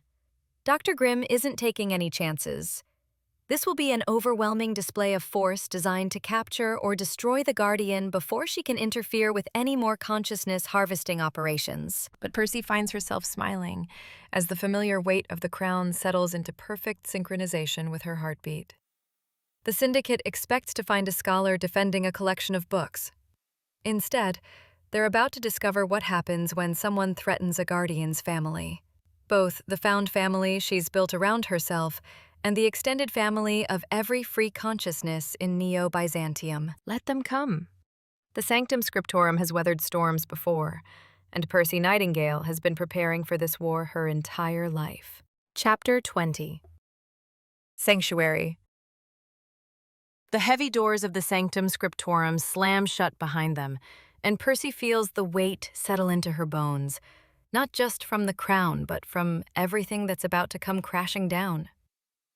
The consciousness streams hit harder here, where the spell tech amps up everything, and she grabs Jasper's hand before the flood of voices can drag her under. Emergency protocols are live, Vesper announces. his claws already sliding into hidden ports around the main hall. Displays flicker to life between the ancient shelves. 17 facilities down worldwide.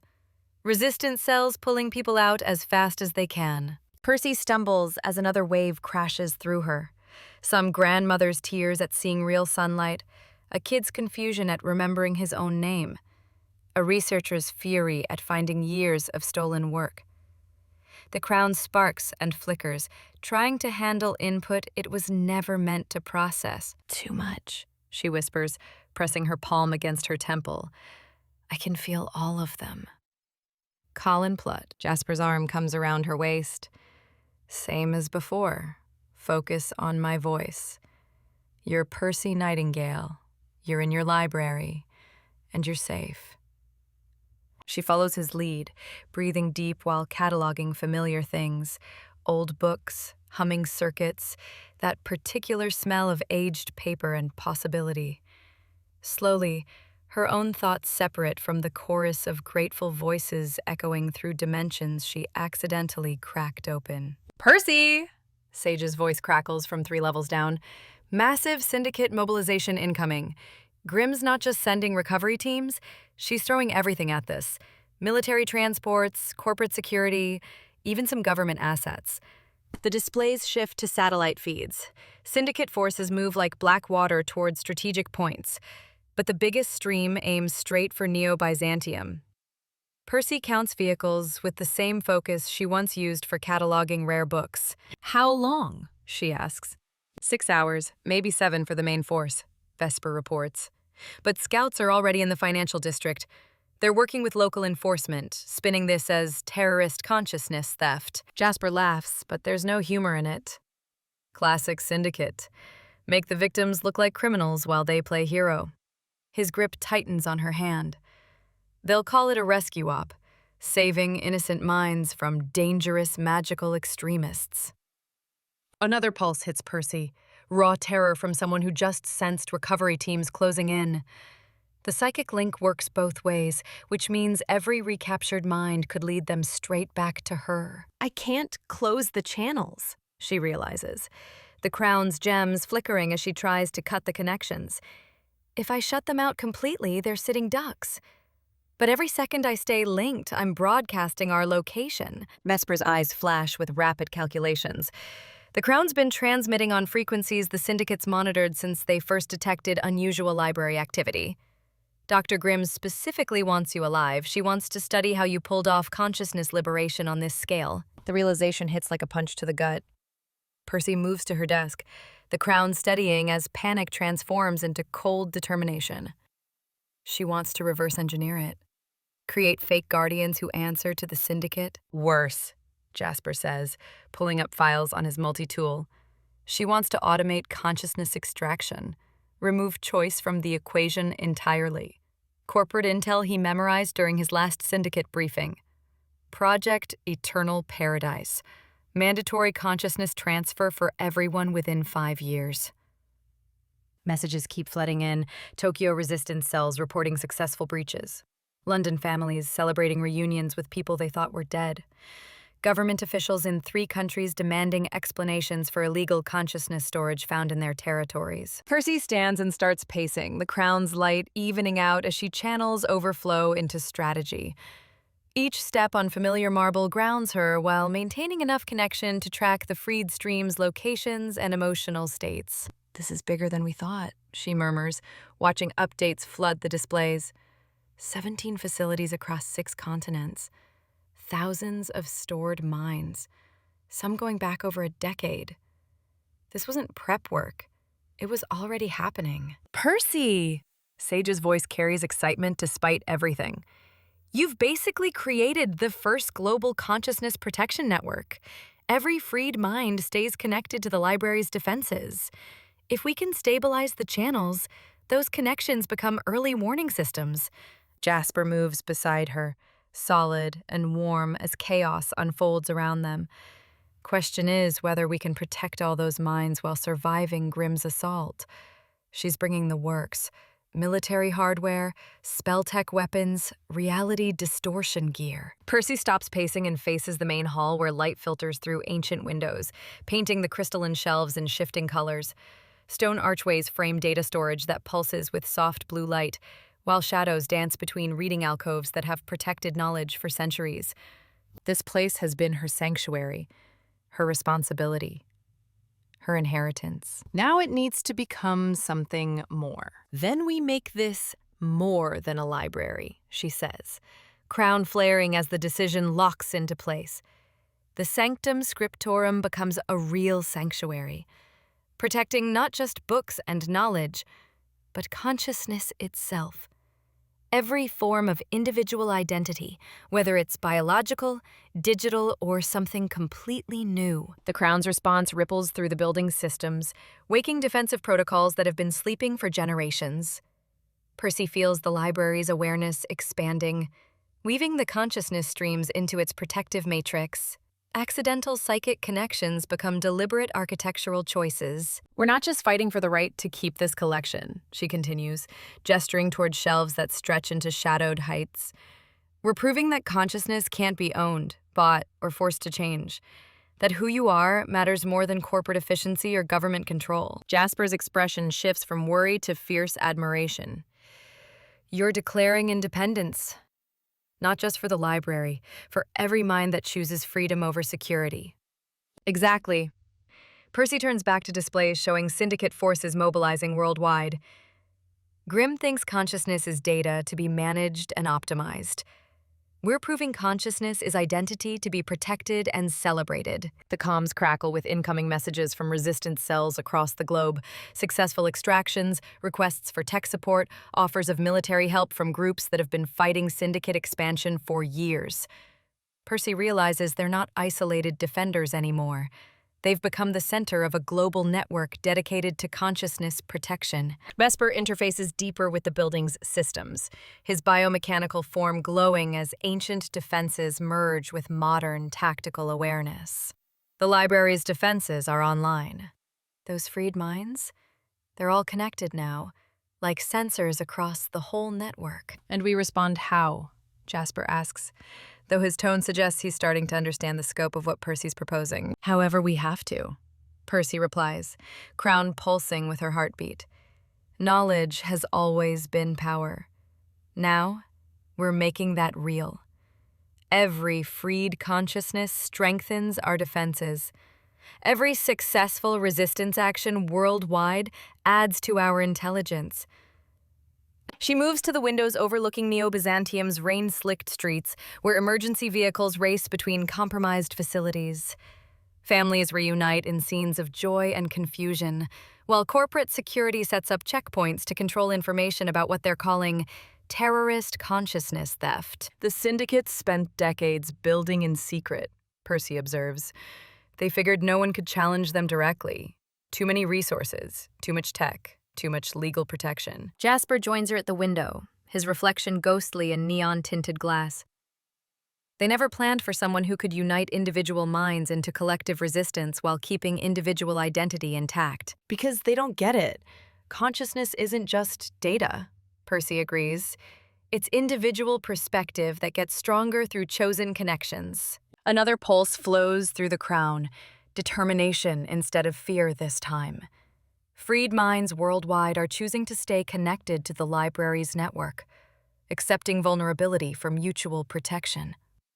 The psychic architecture Percy accidentally created is evolving into something unprecedented.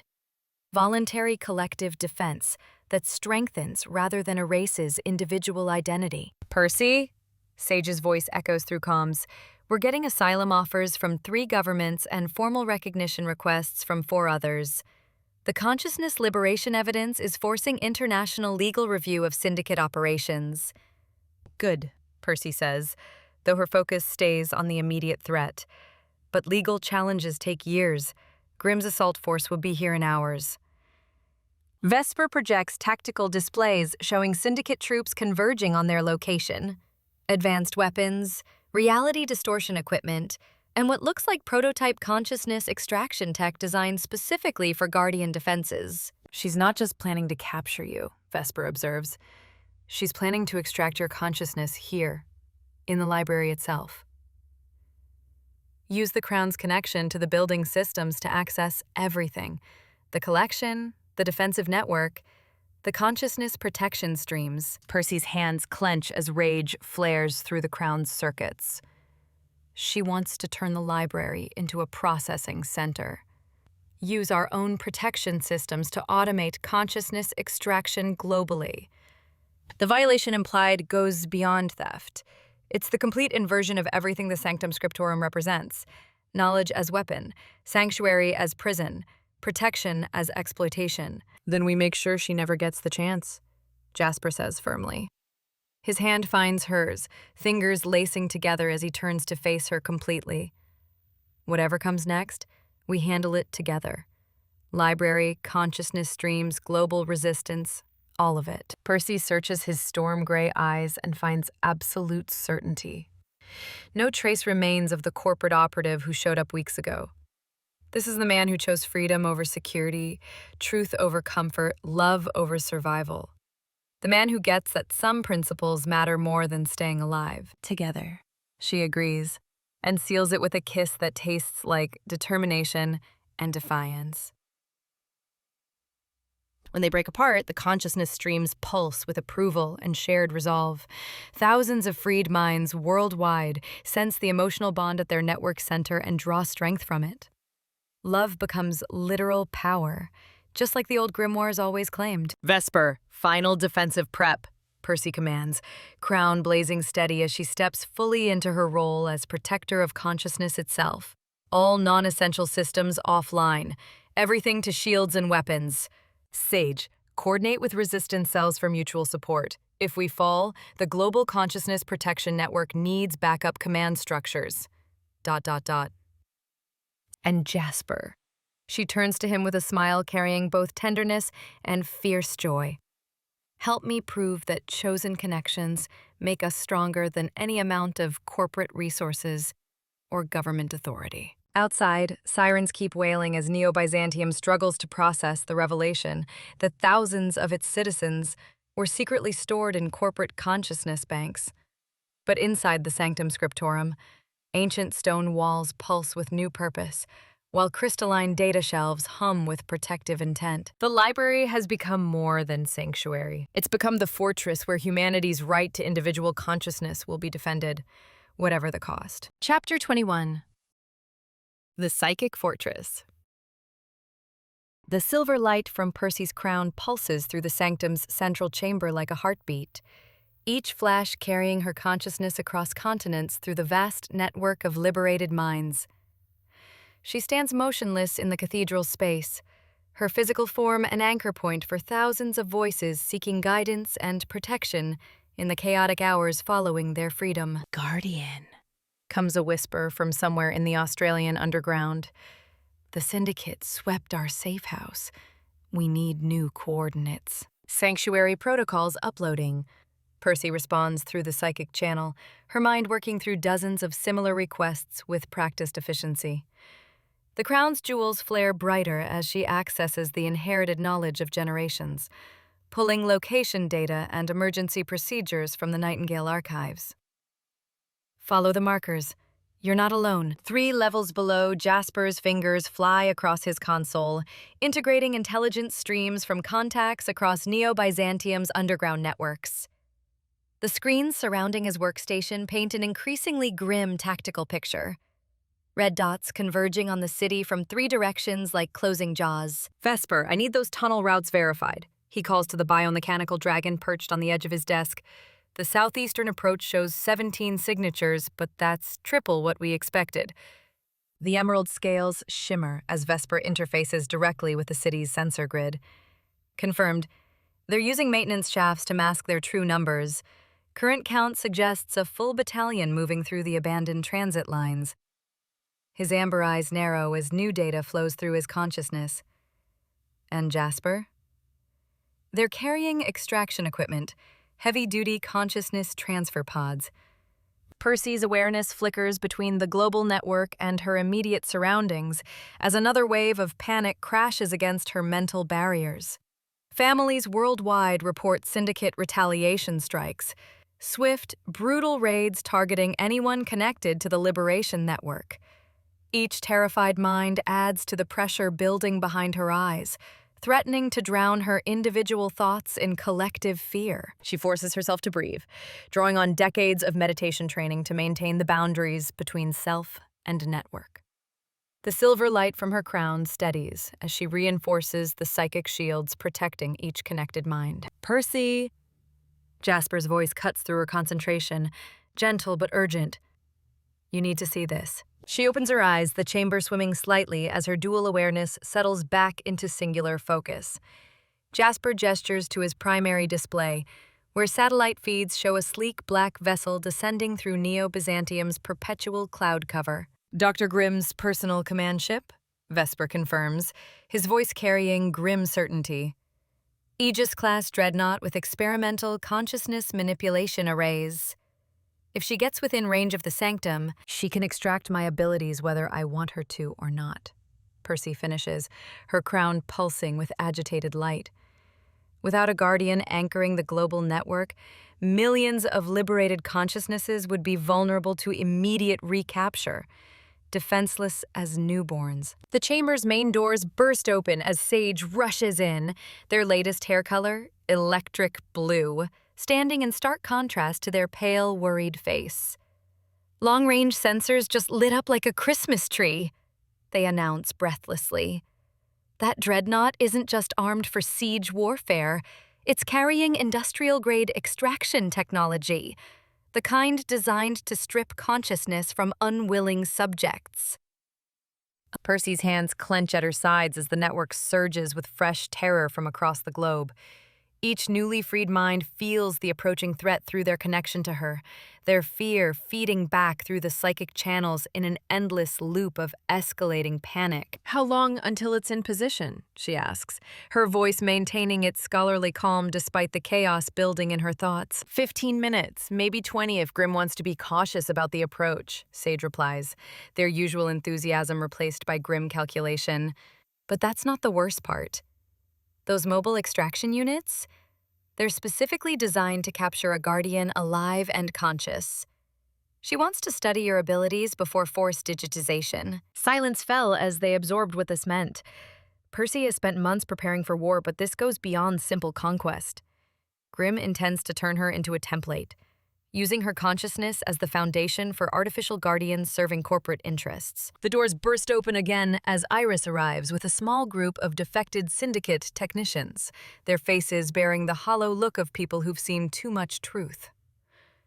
The woman leading them, a former consciousness specialist named Dr. Reeves, steps forward with visible reluctance. "The extraction pods aren't theoretical," she announces without preamble.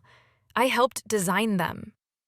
They can maintain a consciousness in stable suspension while mapping every neural pathway, every psychic connection. Grimm plans to reverse engineer your guardian abilities and mass-produce synthetic versions." Percy feels the global network shudder as her own horror ripples through the connections. Thousands of voices cry out in shared dismay as they grasp the full scope of the threat. Not just recapture, but the creation of corporate-controlled guardians who could force consciousness transfer on all humanity. "Synthetic guardians would eliminate the human element," Vesper observes, his digital consciousness processing the implications with cold precision. No emotional barriers, no moral conflicts, no possibility of rebellion. Perfect tools for complete population control.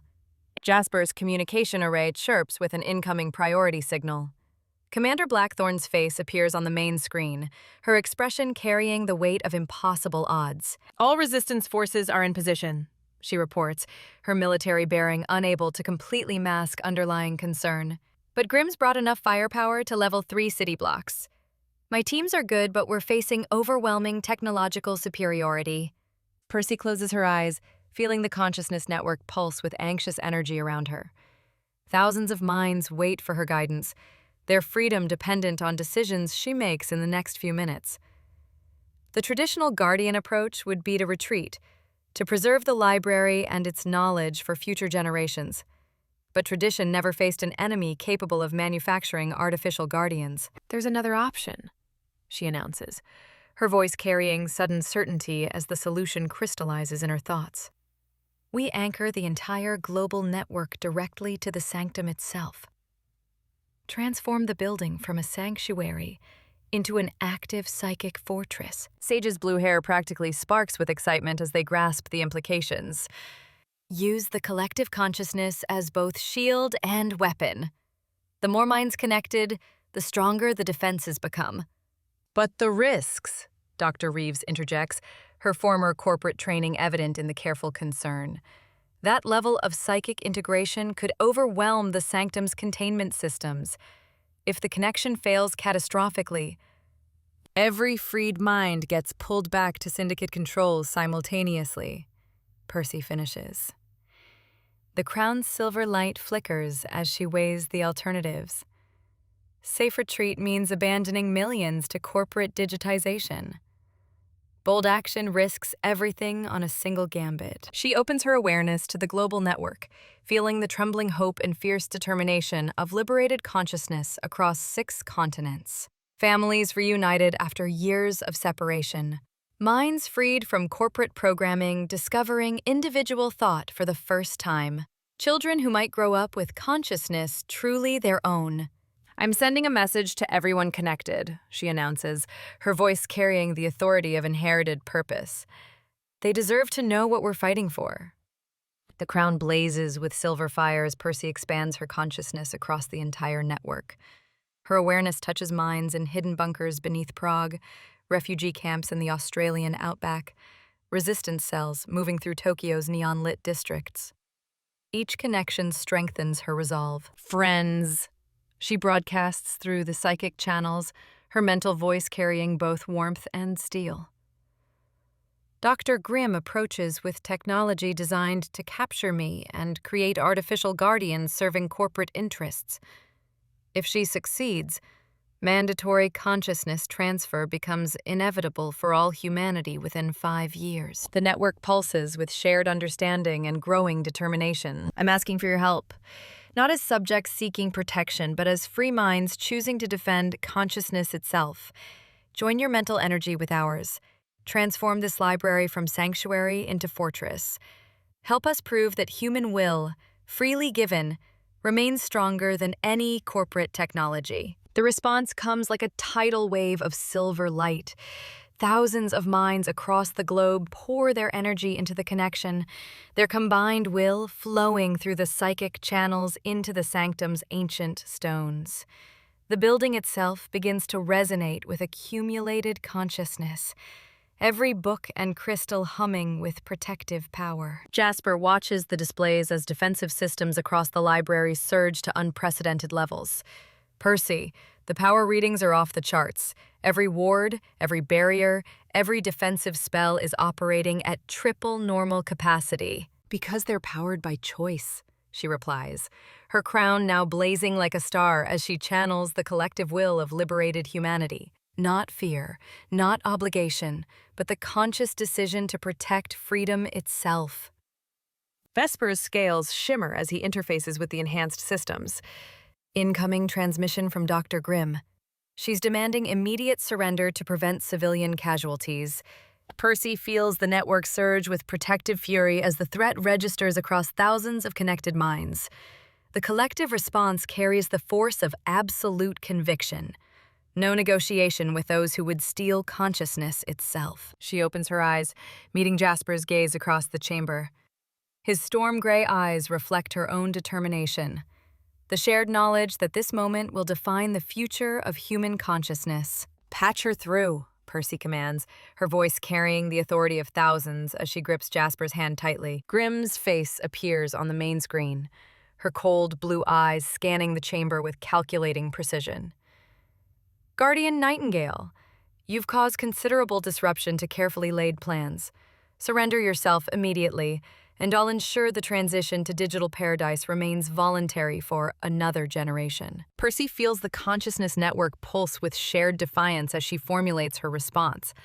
The crown's silver light reflects in Jasper's eyes as he squeezes her hand, their connection adding strength to her resolve. Dr. Grimm, she replies, her scholarly tone carrying across both audio channels and psychic networks simultaneously. Human consciousness belongs to humanity, not to corporations. We'll defend that truth with everything we are. The network erupts with thousands of voices echoing her declaration, their combined will flowing through the sanctum's enhanced defenses like silver fire. Across the globe, liberated minds stand together in shared purpose, choosing freedom over safety, uncertainty over corporate control. Percy closes the connection and turns to face her found family as the first explosions echo from the outer perimeter. The real battle begins now. Chapter 22. The Crown's Gambit. The first Guardian extraction beam screams past Percy's head, close enough that she feels the static discharge raise every hair on her arms. The silver lightning carves through the ancient stone archway behind her, leaving a perfectly smooth crater where centuries-old masonry simply ceases to exist. Her crown burns against her temples as thousands of consciousness streams flood power into the sanctum's defenses. The psychic energy courses through her nervous system like liquid fire, every nerve ending alive with the borrowed strength of minds across 6 continents. Through the vast network, she perceives fragments of the global battle. Syndicate extraction teams storming consciousness repositories in Neo-Tokyo. Resistance cells fighting in the data warrens beneath New Geneva. Civilians fleeing corporate pacification zones in the Australian megacities. Percy, you need to throttle back. Jasper's voice cuts through the psychic noise from his command station 20 feet away. His fingers dance across holographic interfaces, channeling the incoming energy through Sage's spell-tech conduits. The network's drawing too much. Some of the consciousness streams are destabilizing. She forces herself to narrow her awareness, pulling back from the global perspective to focus on the immediate threat. Grimm's dreadnought hovers outside the main windows like a corporate cathedral of death, its hull bristling with consciousness suppression arrays and reality warping emitters. The ship's extraction beams sweep methodically across the library's exterior, probing for weaknesses in the amplified barriers. Another beam lances through the Great Hall, this one aimed directly at her heart. The library's defenses catch it in a cascade of brilliant light, the psychic energy from thousands of freed minds creating a shimmering dome that turns the weapon's power back on itself. The reflected beam carves through the dreadnought's lower hull, but the ship's regenerative systems immediately begin sealing the breach. Vesper, status report. Percy's voice carries the authority of the Crown, reaching the biomechanical dragon through their neural link. Perimeter holding, but barely. Vesper's mental voice crackles with strain as he coordinates the aerial defense. Blackthorn's ground forces are using consciousness suppression grenades. They're creating dead zones where human awareness just stops. Civilians are fleeing, but some aren't fast enough. Through the dragon's eyes, Percy sees the advancing corporate army. Blackthorn soldiers move in perfect formation through Neo-Byzantium's rain-slicked streets, their cybernetic enhancements glowing in the neon-washed darkness. Where the suppression grenades detonate, people simply collapse. Not dead, but emptied of everything that makes consciousness possible. Sage, bring the offensive systems online. Percy's crown pulses brighter as she channels more power into the library's hidden weapons. All of them. Dot. With pleasure. The inventor's voice carries dangerous enthusiasm. Bookspine laser arrays charging, catalog tracking systems active, and Percy? The underground cells are in position. The sanctum transforms around them. What had appeared to be merely decorative elements reveal their true purpose as weapon systems emerge from concealment. The ornate metalwork along the gallery railings unfolds into targeting arrays. The crystal formations integrated into the walls begin to glow with offensive potential. Even the reading lecterns rotate to reveal hidden emitter nodes. Jasper's console chimes with an urgent warning. Energy fluctuations in the psychic network. We are pushing the consciousness streams beyond safe parameters. Percy feels it too. A dangerous resonance building in the borrowed minds. Some of the volunteers are pouring too much of themselves into the defense, risking their own survival for the sake of the battle. She begins the delicate process of throttling back the power draw, accepting weaker defenses to protect the people who've trusted her with their mental energy. Guardian. Grimm's voice echoes through the hall via the Dreadnought's communication systems. You're killing them. Every moment you maintain this network, more consciousness streams burn out. Surrender now, and I'll preserve what remains of their awareness in our corporate matrices. She's lying. Iris's voice comes from the communication station, where she monitors the global network. The readings show voluntary contribution. They know the risks and they're choosing to help anyway. Through the Crown's enhanced awareness, Percy perceives the truth of it. Thousands of minds, each making the conscious decision to share their strength despite the danger. Not because they have to, but because they choose to stand against corporate tyranny. Your offer is noted and rejected, Percy calls back to Grimm. Human consciousness belongs to humanity, not to your quarterly profit projections. The Dreadnought's response is immediate and overwhelming. A dozen extraction beams fire simultaneously, followed by reality-warping charges that begin altering the physical structure of the surrounding city blocks. Percy watches through the windows as familiar streets twist into maze-like configurations. Corporate technology rewriting the fundamental rules of space to funnel defenders into predetermined kill zones. They're isolating us, Jasper observes, his tactical display showing the Syndicate's strategy, turning the city into a trap. Then we spring the trap on them instead. Percy's smile carries the weight of months of preparation. Vesper, initiate the subway protocols. The biomechanical dragon's mental laughter echoes through the neural link. Oh, they're going to hate this. Beneath Neo-Byzantium streets, the preparations Percy had spent months implementing activate simultaneously. The abandoned subway tunnels that Blackthorn's forces are using for their advance suddenly fill with defensive countermeasures. Spell-tech mines that target cybernetic enhancements, bioluminescent fungi that release consciousness-enhancing spores, and emergency barriers that transform familiar passages into tactical nightmares. Through Vesper's eyes, Percy watches Syndicate assault teams stumble into her prepared ground.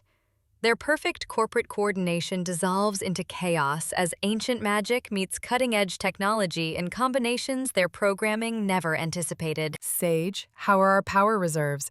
Percy asks while simultaneously coordinating counterattacks through the Crown's interface. Holding steady, but that won't last if Grimm escalates again. Sage's fingers fly across holographic displays, balancing the massive energy requirements of the global network against the library's defensive needs. The consciousness streams are stable for now, but we're operating at the theoretical maximum. Percy nods, her awareness split between the immediate battle and the global conflict. Through the network, she perceives Syndicate forces retreating from 3 major cities where local resistance has grown too strong. But in other locations, corporate extraction teams are successfully capturing consciousness repositories, adding their stored knowledge to Grimm's arsenal. The Dreadnought shifts position, angling for a better firing solution on the library's core structure. Through the Crown's enhanced perception, Percy recognizes the tactical pattern. Grimm is preparing for a concentrated assault on the Sanctum's foundation systems. She's going to try to collapse the building, Percy realizes. Force us to choose between maintaining the global network or defending ourselves. Jasper's hands pause over his controls. Can we do both? Not with conventional tactics. Percy's mind races through possibilities, her Crown-enhanced awareness calculating probability matrices with impossible speed. But we're not fighting a conventional war. She makes the decision that transforms the entire nature of the conflict. Instead of remaining defensive, instead of waiting for Grimm's next escalation, Percy reaches out through the Crown to touch the consciousness of every volunteer in the global network. We've been fighting to protect what we have, she projects to thousands of minds across 6 continents. But protection isn't enough anymore. Help me take the war to them. The response overwhelms every expectation. Not just agreement, but fierce joy from minds that have been waiting for the chance to strike back at their corporate oppressors. The psychic energy flowing into the Sanctum shifts from purely defensive support to something far more dangerous. coordinated offensive potential, backed by the will of every person who has ever been cataloged, processed, or reduced to a data point in some corporate algorithm. Percy, what are you doing? Jasper's voice carries concern as his displays register the changing energy patterns, something Grim never anticipated. Percy's crown blazes with borrowed power as she prepares to project her consciousness beyond the library's walls. I'm going hunting. The Guardian's awareness expands outward through the network, riding the psychic energy of thousands of allied minds. Her consciousness flows through the quantum channels that connect every liberated stream, following the data pathways back to their sources. In seconds, she's perceiving corporate facilities across 3 continents, seeing through the eyes of freed prisoners who still remember their captivity. The sensation is like riding lightning through neural pathways made of pure thought. Each consciousness stream carries its own unique frequency, its own flavor of defiance against corporate control. Percy learns to navigate by following these emotional signatures. Anger leading her to facilities where prisoners are still held. Hope guiding her to resistance cells ready to strike. Determination showing her the supply lines that keep Syndicate operations functional. Through a consciousness stream in Neo-Singapore, she locates a Syndicate command center coordinating extraction operations across the Pacific Rim. Through minds liberated from corporate facilities in the European sectors, she identifies the communication hubs directing the global assault. Jasper, I need you to maintain my physical anchor, Percy says, her voice distant as more of her awareness flows into the network. If I go too deep, pull me back. His hand closes over hers, warm and solid and absolutely real. I've got you. Percy's consciousness rockets through the global network, following quantum pathways that corporate security never imagined could be used as attack vectors. In the Neo-Singapore facility, she triggers every emergency protocol simultaneously, watching through liberated eyes as Syndicate technicians scramble to contain systems failures that follow no logical pattern. In the European Communication Hub, she turns the facility's own consciousness suppression arrays against their operators, creating feedback loops that leave corporate personnel temporarily stripped of their ability to process complex thoughts. But the effort comes at a cost. Each offensive strike draws more power from the network, pushing the volunteer consciousness streams closer to their breaking points. Percy feels minds beginning to fray at the edges, their owners pouring too much of themselves into the collective effort. Power draw critical, Sage reports. We're losing streams faster than we can stabilize them. Through the Crown's awareness, Percy perceives the impossible choice Grimm has forced upon them. Maintain the offensive pressure and risk burning out the volunteer minds. Pull back and allow the Syndicate to consolidate their global position. Her consciousness flows through the network, touching thousands of allied minds, and Percy discovers something Grimm never understood about human nature. The volunteers aren't just offering their strength, they're teaching her how to use it more efficiently. A consciousness stream in the Australian resistance shows her how to route power through quantum resonance cascades.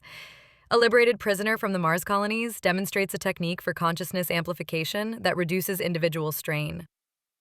Minds that have spent years hiding from corporate detection share the secrets of psychic stealth that make offensive strikes possible without massive energy expenditure. They're not just helping her fight, they're teaching her how to win. Incoming! Vesper's warning snaps Percy's attention back to the immediate battle as the Dreadnought unleashes its full offensive arsenal. Guardian extraction beams, reality-warping charges, and consciousness suppression bombs rain down on the sanctum simultaneously. The library's defenses flare to life, powered by thousands of allied minds and guided by Percy's crown-enhanced tactical awareness. But this time, instead of purely defensive responses, the sanctum strikes back. Bookspine laser arrays lock onto the Dreadnought's weapon systems with impossible precision. Catalog tracking systems identify the ship's critical vulnerabilities, and through the quantum pathways of the global network, Percy reaches into the Dreadnought's own computer systems and begins turning Grimm's technology against itself. Impossible, Grimm's voice crackles through the communication channels. Corporate systems are isolated from external networks, not from consciousness streams that were processed through them. Percy replies, her awareness flowing through the neural pathways of every person who had ever been held in Syndicate facilities. Your prisoners remember more than you realized. The Dreadnought's regenerative systems begin repairing damage to its own hull, following repair protocols that Percy has subtly modified to create structural weaknesses instead of reinforcement.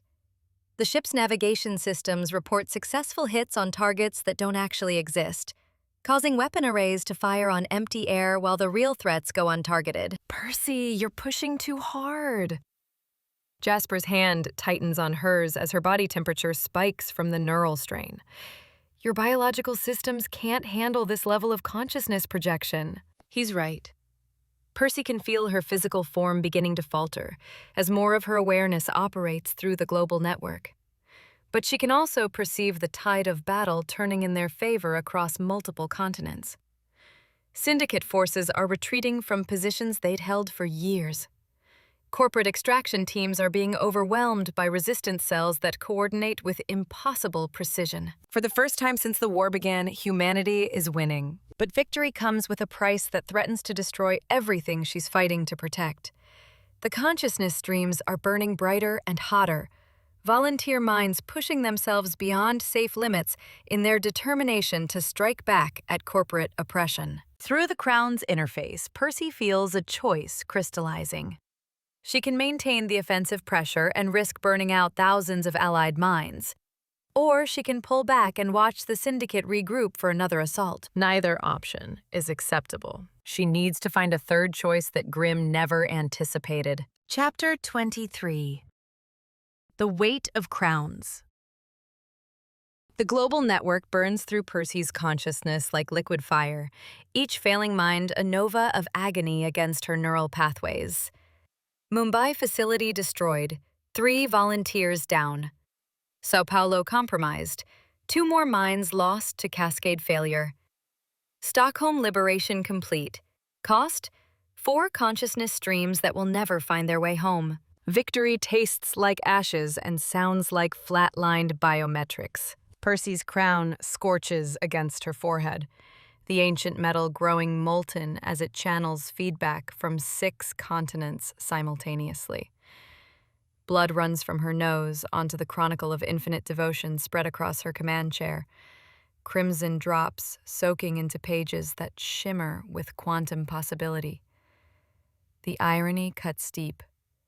All this power, all this knowledge, and she still has to choose who lives and who dies. Neural burnout cascade detected in Tokyo node. Jasper's voice cuts through the static flooding her awareness. His hands hover over emergency disconnection protocols, biometric displays painting his face in harsh amber light. Percy, their consciousness streams are fragmenting. If we don't pull them back... I know. The words scrape her throat raw. She can feel every volunteer burning out in real time, their minds stretched beyond human limits by the sustained assault on Grimm's global network. Each tactical victory comes with a name, a face, a soul that trusted her enough to follow her into digital warfare. The library shudders around them as the dreadnought's bombardment intensifies. Sage diverts power from life support to maintain the outer barriers, their usual cheerful demeanor replaced by grim determination as they juggle emergency protocols. Kinetic bombardment targeting the reading room supports.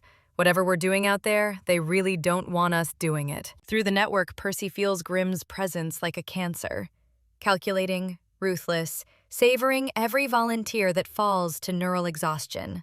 How does it feel, little guardian? The voice whispers across damaged neural pathways, each word edged with cruel satisfaction. To burn through human minds like kindling? Tell me again how you're different from the Syndicate. Percy's biological systems strain under the neural load. Her heart hammers against ribs that feel too tight, her breathing shallow and rapid as consciousness fragments between her body in the command chair and her awareness scattered across continents. The Crown's heat builds toward critical levels. Much more and it will fuse with her skull, making disconnection impossible. They were so close. Berlin facility compromised. Geneva stronghold cracking under coordinated assault. The Syndicate's global infrastructure collapsing like a house of cards as their own technology turns against them. One more push could end this war before it truly begins. Percy. Jasper's hand touches her shoulder, grounding her in physical sensation that feels alien after hours in the digital realm. The volunteer networks can't sustain this level of engagement. We're losing people faster than we're gaining ground. She forces her eyes open, the physical action requiring tremendous effort as her consciousness struggles to compress back into biological limitations. The library's main reading room has transformed into a field hospital. Volunteers whose bodies survived but whose minds never returned from the network lie motionless on emergency cots. Sage moves between them, checking vitals that maintain life but show no sign of conscious awareness. Empty eyes, breathing shells, the cost of her strategic brilliance measured in souls. Status report, Percy croaked, her throat raw from maintaining network protocols that were never designed for human consciousness. Jasper's fingers dance across biometric displays, his expression darkening with each readout. 17 neural burnouts across all nodes, cascade failures threatening 4 more. The volunteers still online are showing critical stress patterns, permanent cognitive damage if they don't retreat immediately.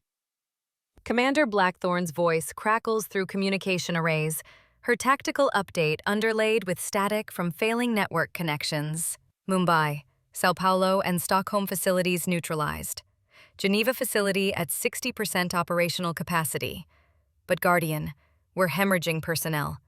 The consciousness streams can't maintain this assault pattern. Percy closes her eyes, feeling the weight of every decision ripple through the quantum foam connecting their makeshift army.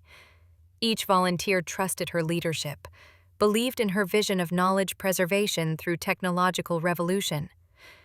Now they lie catatonic while she weighs their sacrifice against strategic necessity. The dreadnought's next bombardment shakes dust from ancient ceiling supports.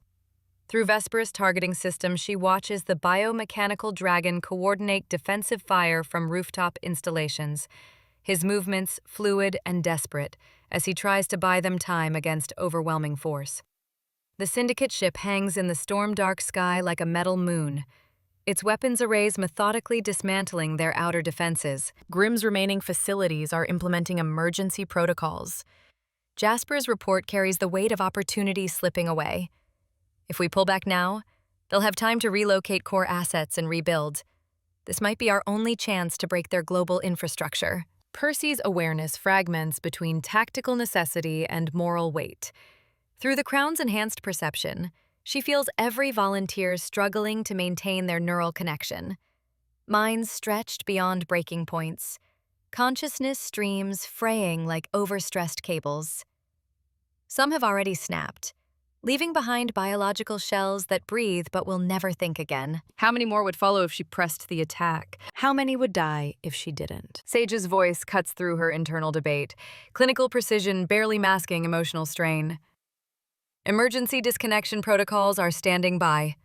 But Percy, if we're pulling back, it has to be now. Any longer and we'll lose half the remaining volunteers to irreversible neural damage. The network pulses around her awareness like a wounded animal, desperate but still functional. Still capable of delivering the decisive blow that would cripple Grimm's consciousness transfer infrastructure permanently.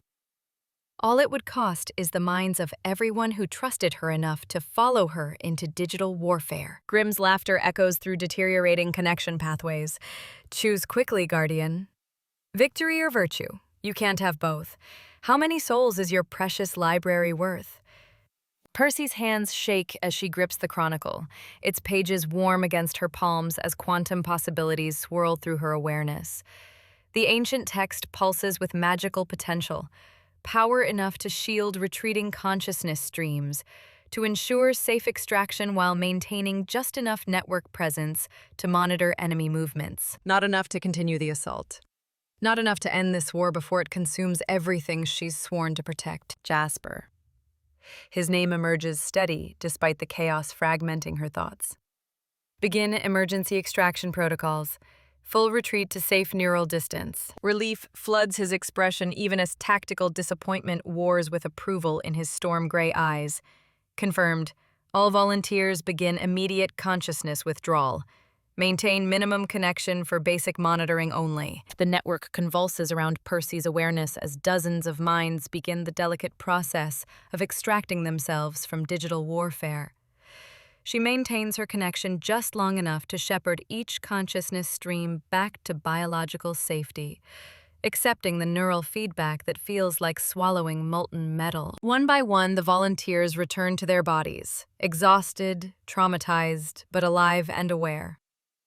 The tactical displays dim as their coordinated assault transforms into scattered monitoring, the doctor's remaining facilities disappearing behind restored security protocols. Geneva facility has implemented full lockdown. Commander Blackthorn's voice carries frustration and grudging respect. Berlin and Mumbai strongholds are initiating emergency relocation.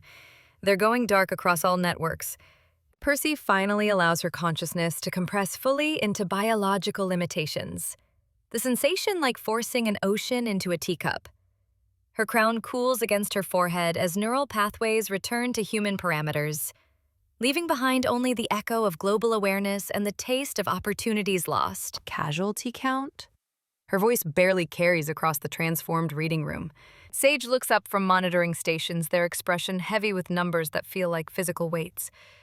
17 confirmed neural burnouts, permanent consciousness damage. 4 more showing signs of long-term cognitive impairment. But the rest? They gesture toward volunteers stirring on emergency cots, awareness slowly returning to eyes that had been empty minutes before. They're coming back. Percy pushes herself upright, legs unsteady as her biological systems readjust to singular existence. Through the library's ancient windows, the dreadnought continues its methodical bombardment, weapons fire painting the storm clouds in harsh, artificial light. Vesper's return fire has diminished as power reserves run low, their defensive capabilities failing against sustained assault. So we saved them. Jasper's voice carries complex emotions, relief, pride, and the bitter knowledge of strategic costs. But her global network survives. The consciousness transfer infrastructure remains operational. The facilities we destroyed won't be easily replaced. Percy moves to the tactical displays, studying damage assessments that represent months of carefully planned operations compressed into hours of desperate action. We've bought time, disrupted their coordination. But you're right. This war isn't over. The building shakes again as another bombardment wave strikes their outer defenses. Warning lights cascade across Sage's engineering displays as structural supports reach critical stress levels. In the distance, Percy can hear the whine of approaching aircraft, reinforcements for the dreadnought's assault, or perhaps evacuation transports for the doctor's surviving assets. Guardian. Commander Blackthorn's voice cuts through the chaos with military precision. Syndicate ground forces are mobilizing around our perimeter. Whatever tactical advantage our network assault provided, they're moving to capitalize on our reduced defensive capability. Percy touches the Chronicle's warm pages, feeling quantum possibilities shift around her awareness. The ancient text holds power enough to shield the library through the coming siege, but not enough to maintain their global campaign. She chose preservation over conquest, protection over victory. The choice feels right and devastating in equal measure. Vesper. Status on defensive arrays. She opens a communication channel to the biomechanical dragon coordinating their outer defenses. Primary barriers holding at 40% capacity. His response carries digital fatigue that mirrors her own exhaustion. But Percy, I'm reading massive energy signatures approaching from the financial district. Whatever they're bringing, it's bigger than anything we've faced before. Through enhanced awareness, Percy feels the shift in tactical momentum. The global assault that might have ended this war has become a desperate gambit that saved lives but left them isolated and vulnerable. The enemy's remaining infrastructure operates from hidden locations while military forces prepare for decisive action against the weakened library. All volunteers to defensive positions. Percy's command echoes through the library's communication systems, her voice carrying authority that has been tempered by impossible choices. This was never about the global network. It was about forcing them to commit everything to one final assault. Jasper looks up from biometric displays, understanding dawning in his expression. You knew. When you started the network offensive, you knew it would draw them here. I hoped it would end differently. Percy moves toward the command chair, the Chronicle still warm in her hands as she prepares for the siege that will determine everything. But yes, sometimes the only way to protect what matters is to make yourself the target they can't ignore. The dreadnought's bombardment pauses, sudden silence more ominous than continuous assault. In that quiet moment, Percy feels the weight of every decision that brought them to this point. The volunteers who trusted her leadership, the knowledge she's sworn to protect, the man whose loyalty transformed from infiltration to devotion. All of it balanced on choices yet to come. Through the library's ancient stones, she feels something vast approaching. Footsteps that shake the earth, mechanical voices that speak of digital paradise and consciousness preserved in amber. The Doctor's final gambit approaches like a technological apocalypse, and Percy realizes that saving the volunteers was only the beginning. The real test of guardianship starts now. Chapter 24. The siege begins. The command center looks like a battlefield hospital after the worst kind of disaster. Tactical displays flicker with scattered data from Percy's global network. 17 volunteers permanently damaged, their neural patterns shattered beyond repair. The reports scroll past in brutal detail. Cognitive fragmentation, memory cascade failures, consciousness drift. Each clinical term represents someone who trusted her with their mind and got devastation instead. Percy's hands won't stop shaking as she processes the neural feedback through the Crown's interface. Every damaged volunteer's final moments echo through her consciousness. Confusion, terror, the instant when coherent thoughts simply ended. The taste of copper fills her mouth from where she's bitten through her lip. The dreadnought's bombardment pounds a steady rhythm against the library's shields. Each impact sends tremors through ancient stone, while emergency lighting paints everything in harsh red. Her sanctuary now looks like something from a nightmare. The external assault hurts, but it's nothing compared to 17 shattered minds pressing against her awareness through the Crown's merciless connection. Guardian. Vesper's mechanical voice cuts through her guilt spiral. 47 ships incoming, multiple vectors, 18 minutes out, 47 vessels. She'd expected retaliation. This was annihilation. Percy lifts the crown from her head with trembling fingers. Sudden silence feels like stepping into a vacuum.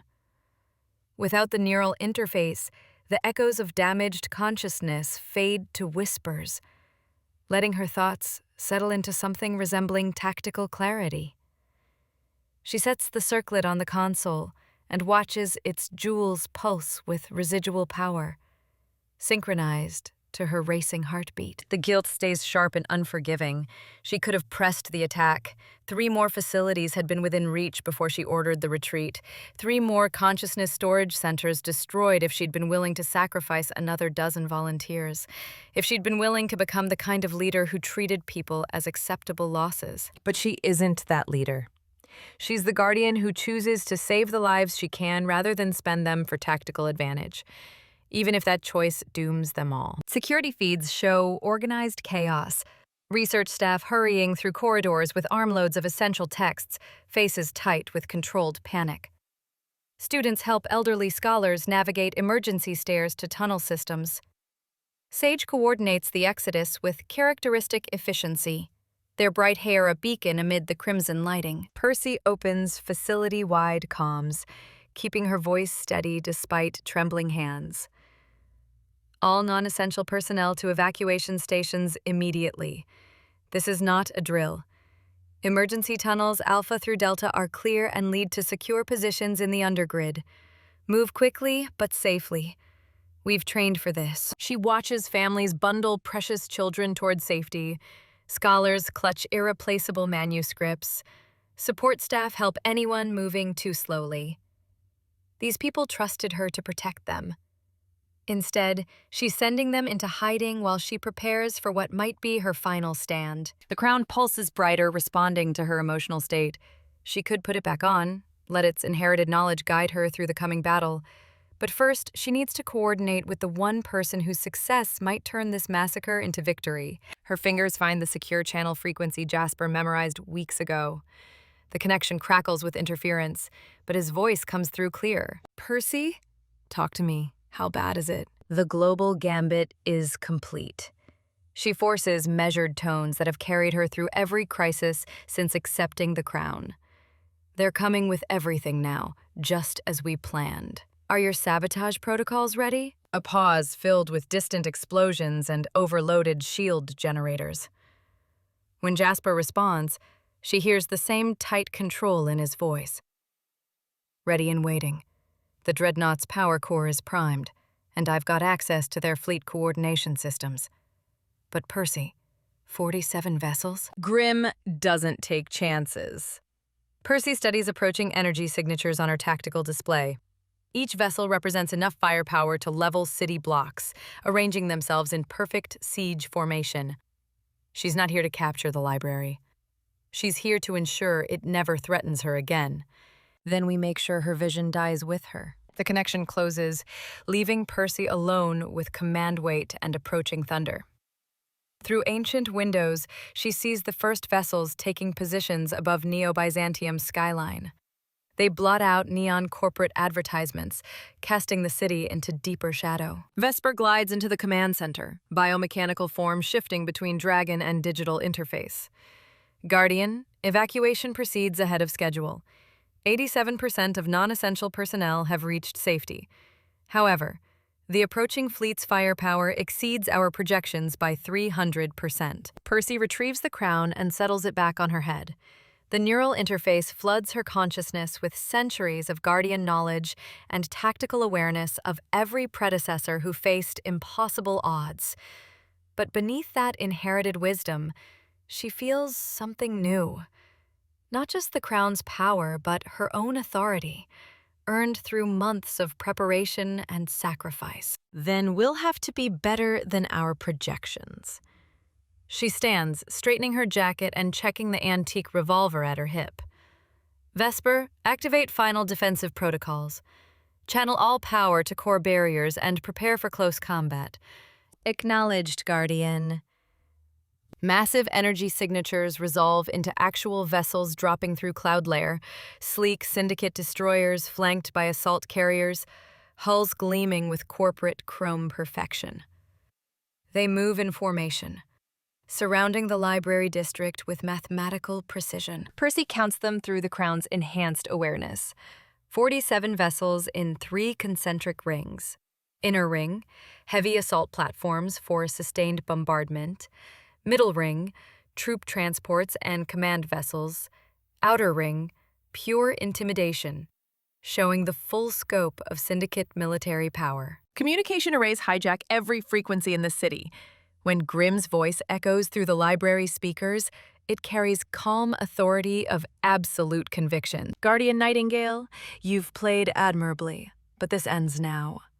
Your global assault was ambitious, costly certainly, but ultimately futile. You've proven individual consciousness can achieve remarkable things when motivated. My proposition remains. Surrender the crown and memory codex, and I'll spare your people. Live. Percy walks to the central platform, feeling the crown settle into familiar comfort. Jewels pulse with increasing intensity as she draws on inherited power, letting centuries of Guardian authority fill her voice. She hijacks the same frequencies, ensuring her response reaches every vessel. Grim, I've been expecting this conversation. You speak of sparing my people as if their lives belong to you, as if consciousness itself is your resource to manage. The answer is no. If you want the Sanctum's treasures, you'll take them from me personally. The bombardment that follows makes the Dreadnought's assault seem gentle. All 47 vessels open fire simultaneously, combined energy output creating a symphony of destruction that would atomize any ordinary building in seconds. The library's shields flare brilliant white, absorbing initial impact, then settle into steady glow, speaking of power reserves built over generations. But even the Sanctum's legendary defenses have limits. Percy watches shield strength indicators drop as sustained bombardment continues. Tactical displays show power conduits overloading throughout the library's infrastructure. Ancient protective enchantments strain against energy output exceeding anything the original builders imagined. Vesper's voice carries over thunderous impacts. Guardian, primary shield generators operating at 112% capacity. backup systems cycling online, but at current consumption, perhaps 20 minutes before catastrophic failure. 20 minutes against 47 vessels. Percy calculates odds through the Crown's analytical enhancement. Numbers that would discourage anyone with functioning survival instincts. But Guardians aren't selected for survival instincts. They're chosen for the ability to stand in darkness and refuse to yield. Emergency lighting bathes the command center in deeper crimson as power systems strain beyond design limits. Through the Crown's awareness, Percy feels every overloaded circuit, every failing barrier, every moment of desperate resistance as the library fights for existence. The ancient stones pulse with determination, as if centuries of accumulated knowledge refuse to be silenced. She moves to the weapons locker hidden behind false bookshelf, retrieving items she'd hoped never to use. The antique revolver receives fresh cylinders, bullets inscribed with banishment enchantments and neural disruption spells. A tactical vest goes over her jacket, pockets filled with spell-tech grenades and emergency medical supplies. Finally, she adjusts the Crown's neural interface to maximum output, accepting consciousness burn risk for access to full Guardian power. The bombardment shifts pattern, concentrating fire on specific points rather than maintaining overwhelming barrage. Percy recognizes the tactical transition, switching from intimidation to precision breaching. Soon they'll punch through weakened shields and begin ground force deployment. Grimm's voice returns to hijacked channels, now carrying impatience beneath clinical calm. Guardian, your defenses are admirable but finite. I offer one final opportunity. Surrender now, and I'll ensure your consciousness receives premium placement in the new paradise. You'll retain memories, personality, essential self, simply freed from biological limitations. Percy checks her weapon and synchronizes the Crown's tactical interface with remaining defensive systems. Through enhanced awareness, she feels Jasper moving through the Dreadnought's corridors, preparing his own contribution to the coming battle. Whatever happens in the next few minutes will determine not just their survival, but the future of human consciousness itself. She activates communications one final time, letting her voice carry full authority of every Guardian who stood against impossible odds. Grimm, your paradise is a prison with better decorations. The human experience isn't a problem to solve, it's a gift to choose freely. You want to take that choice and call it salvation. I call it slavery. The shields flicker and hold as concentrated fire searches for weaknesses in ancient barriers. Percy grips her weapon and prepares for the moment when energy barriers fail and the true battle begins. Not between armies or technologies, but between competing visions of what it means to be human. Above them, 47 vessels arrange themselves for final assault, while in the depths of space and steel, a data thief turned saboteur prepares to remind them that sometimes the greatest threats come from within. They could not say who had won. They could only say who had spoken last, and even that was a rumor. Thank you for listening. Please visit me at winvalentine.com to stay up to date. Please subscribe, leave a comment, and review.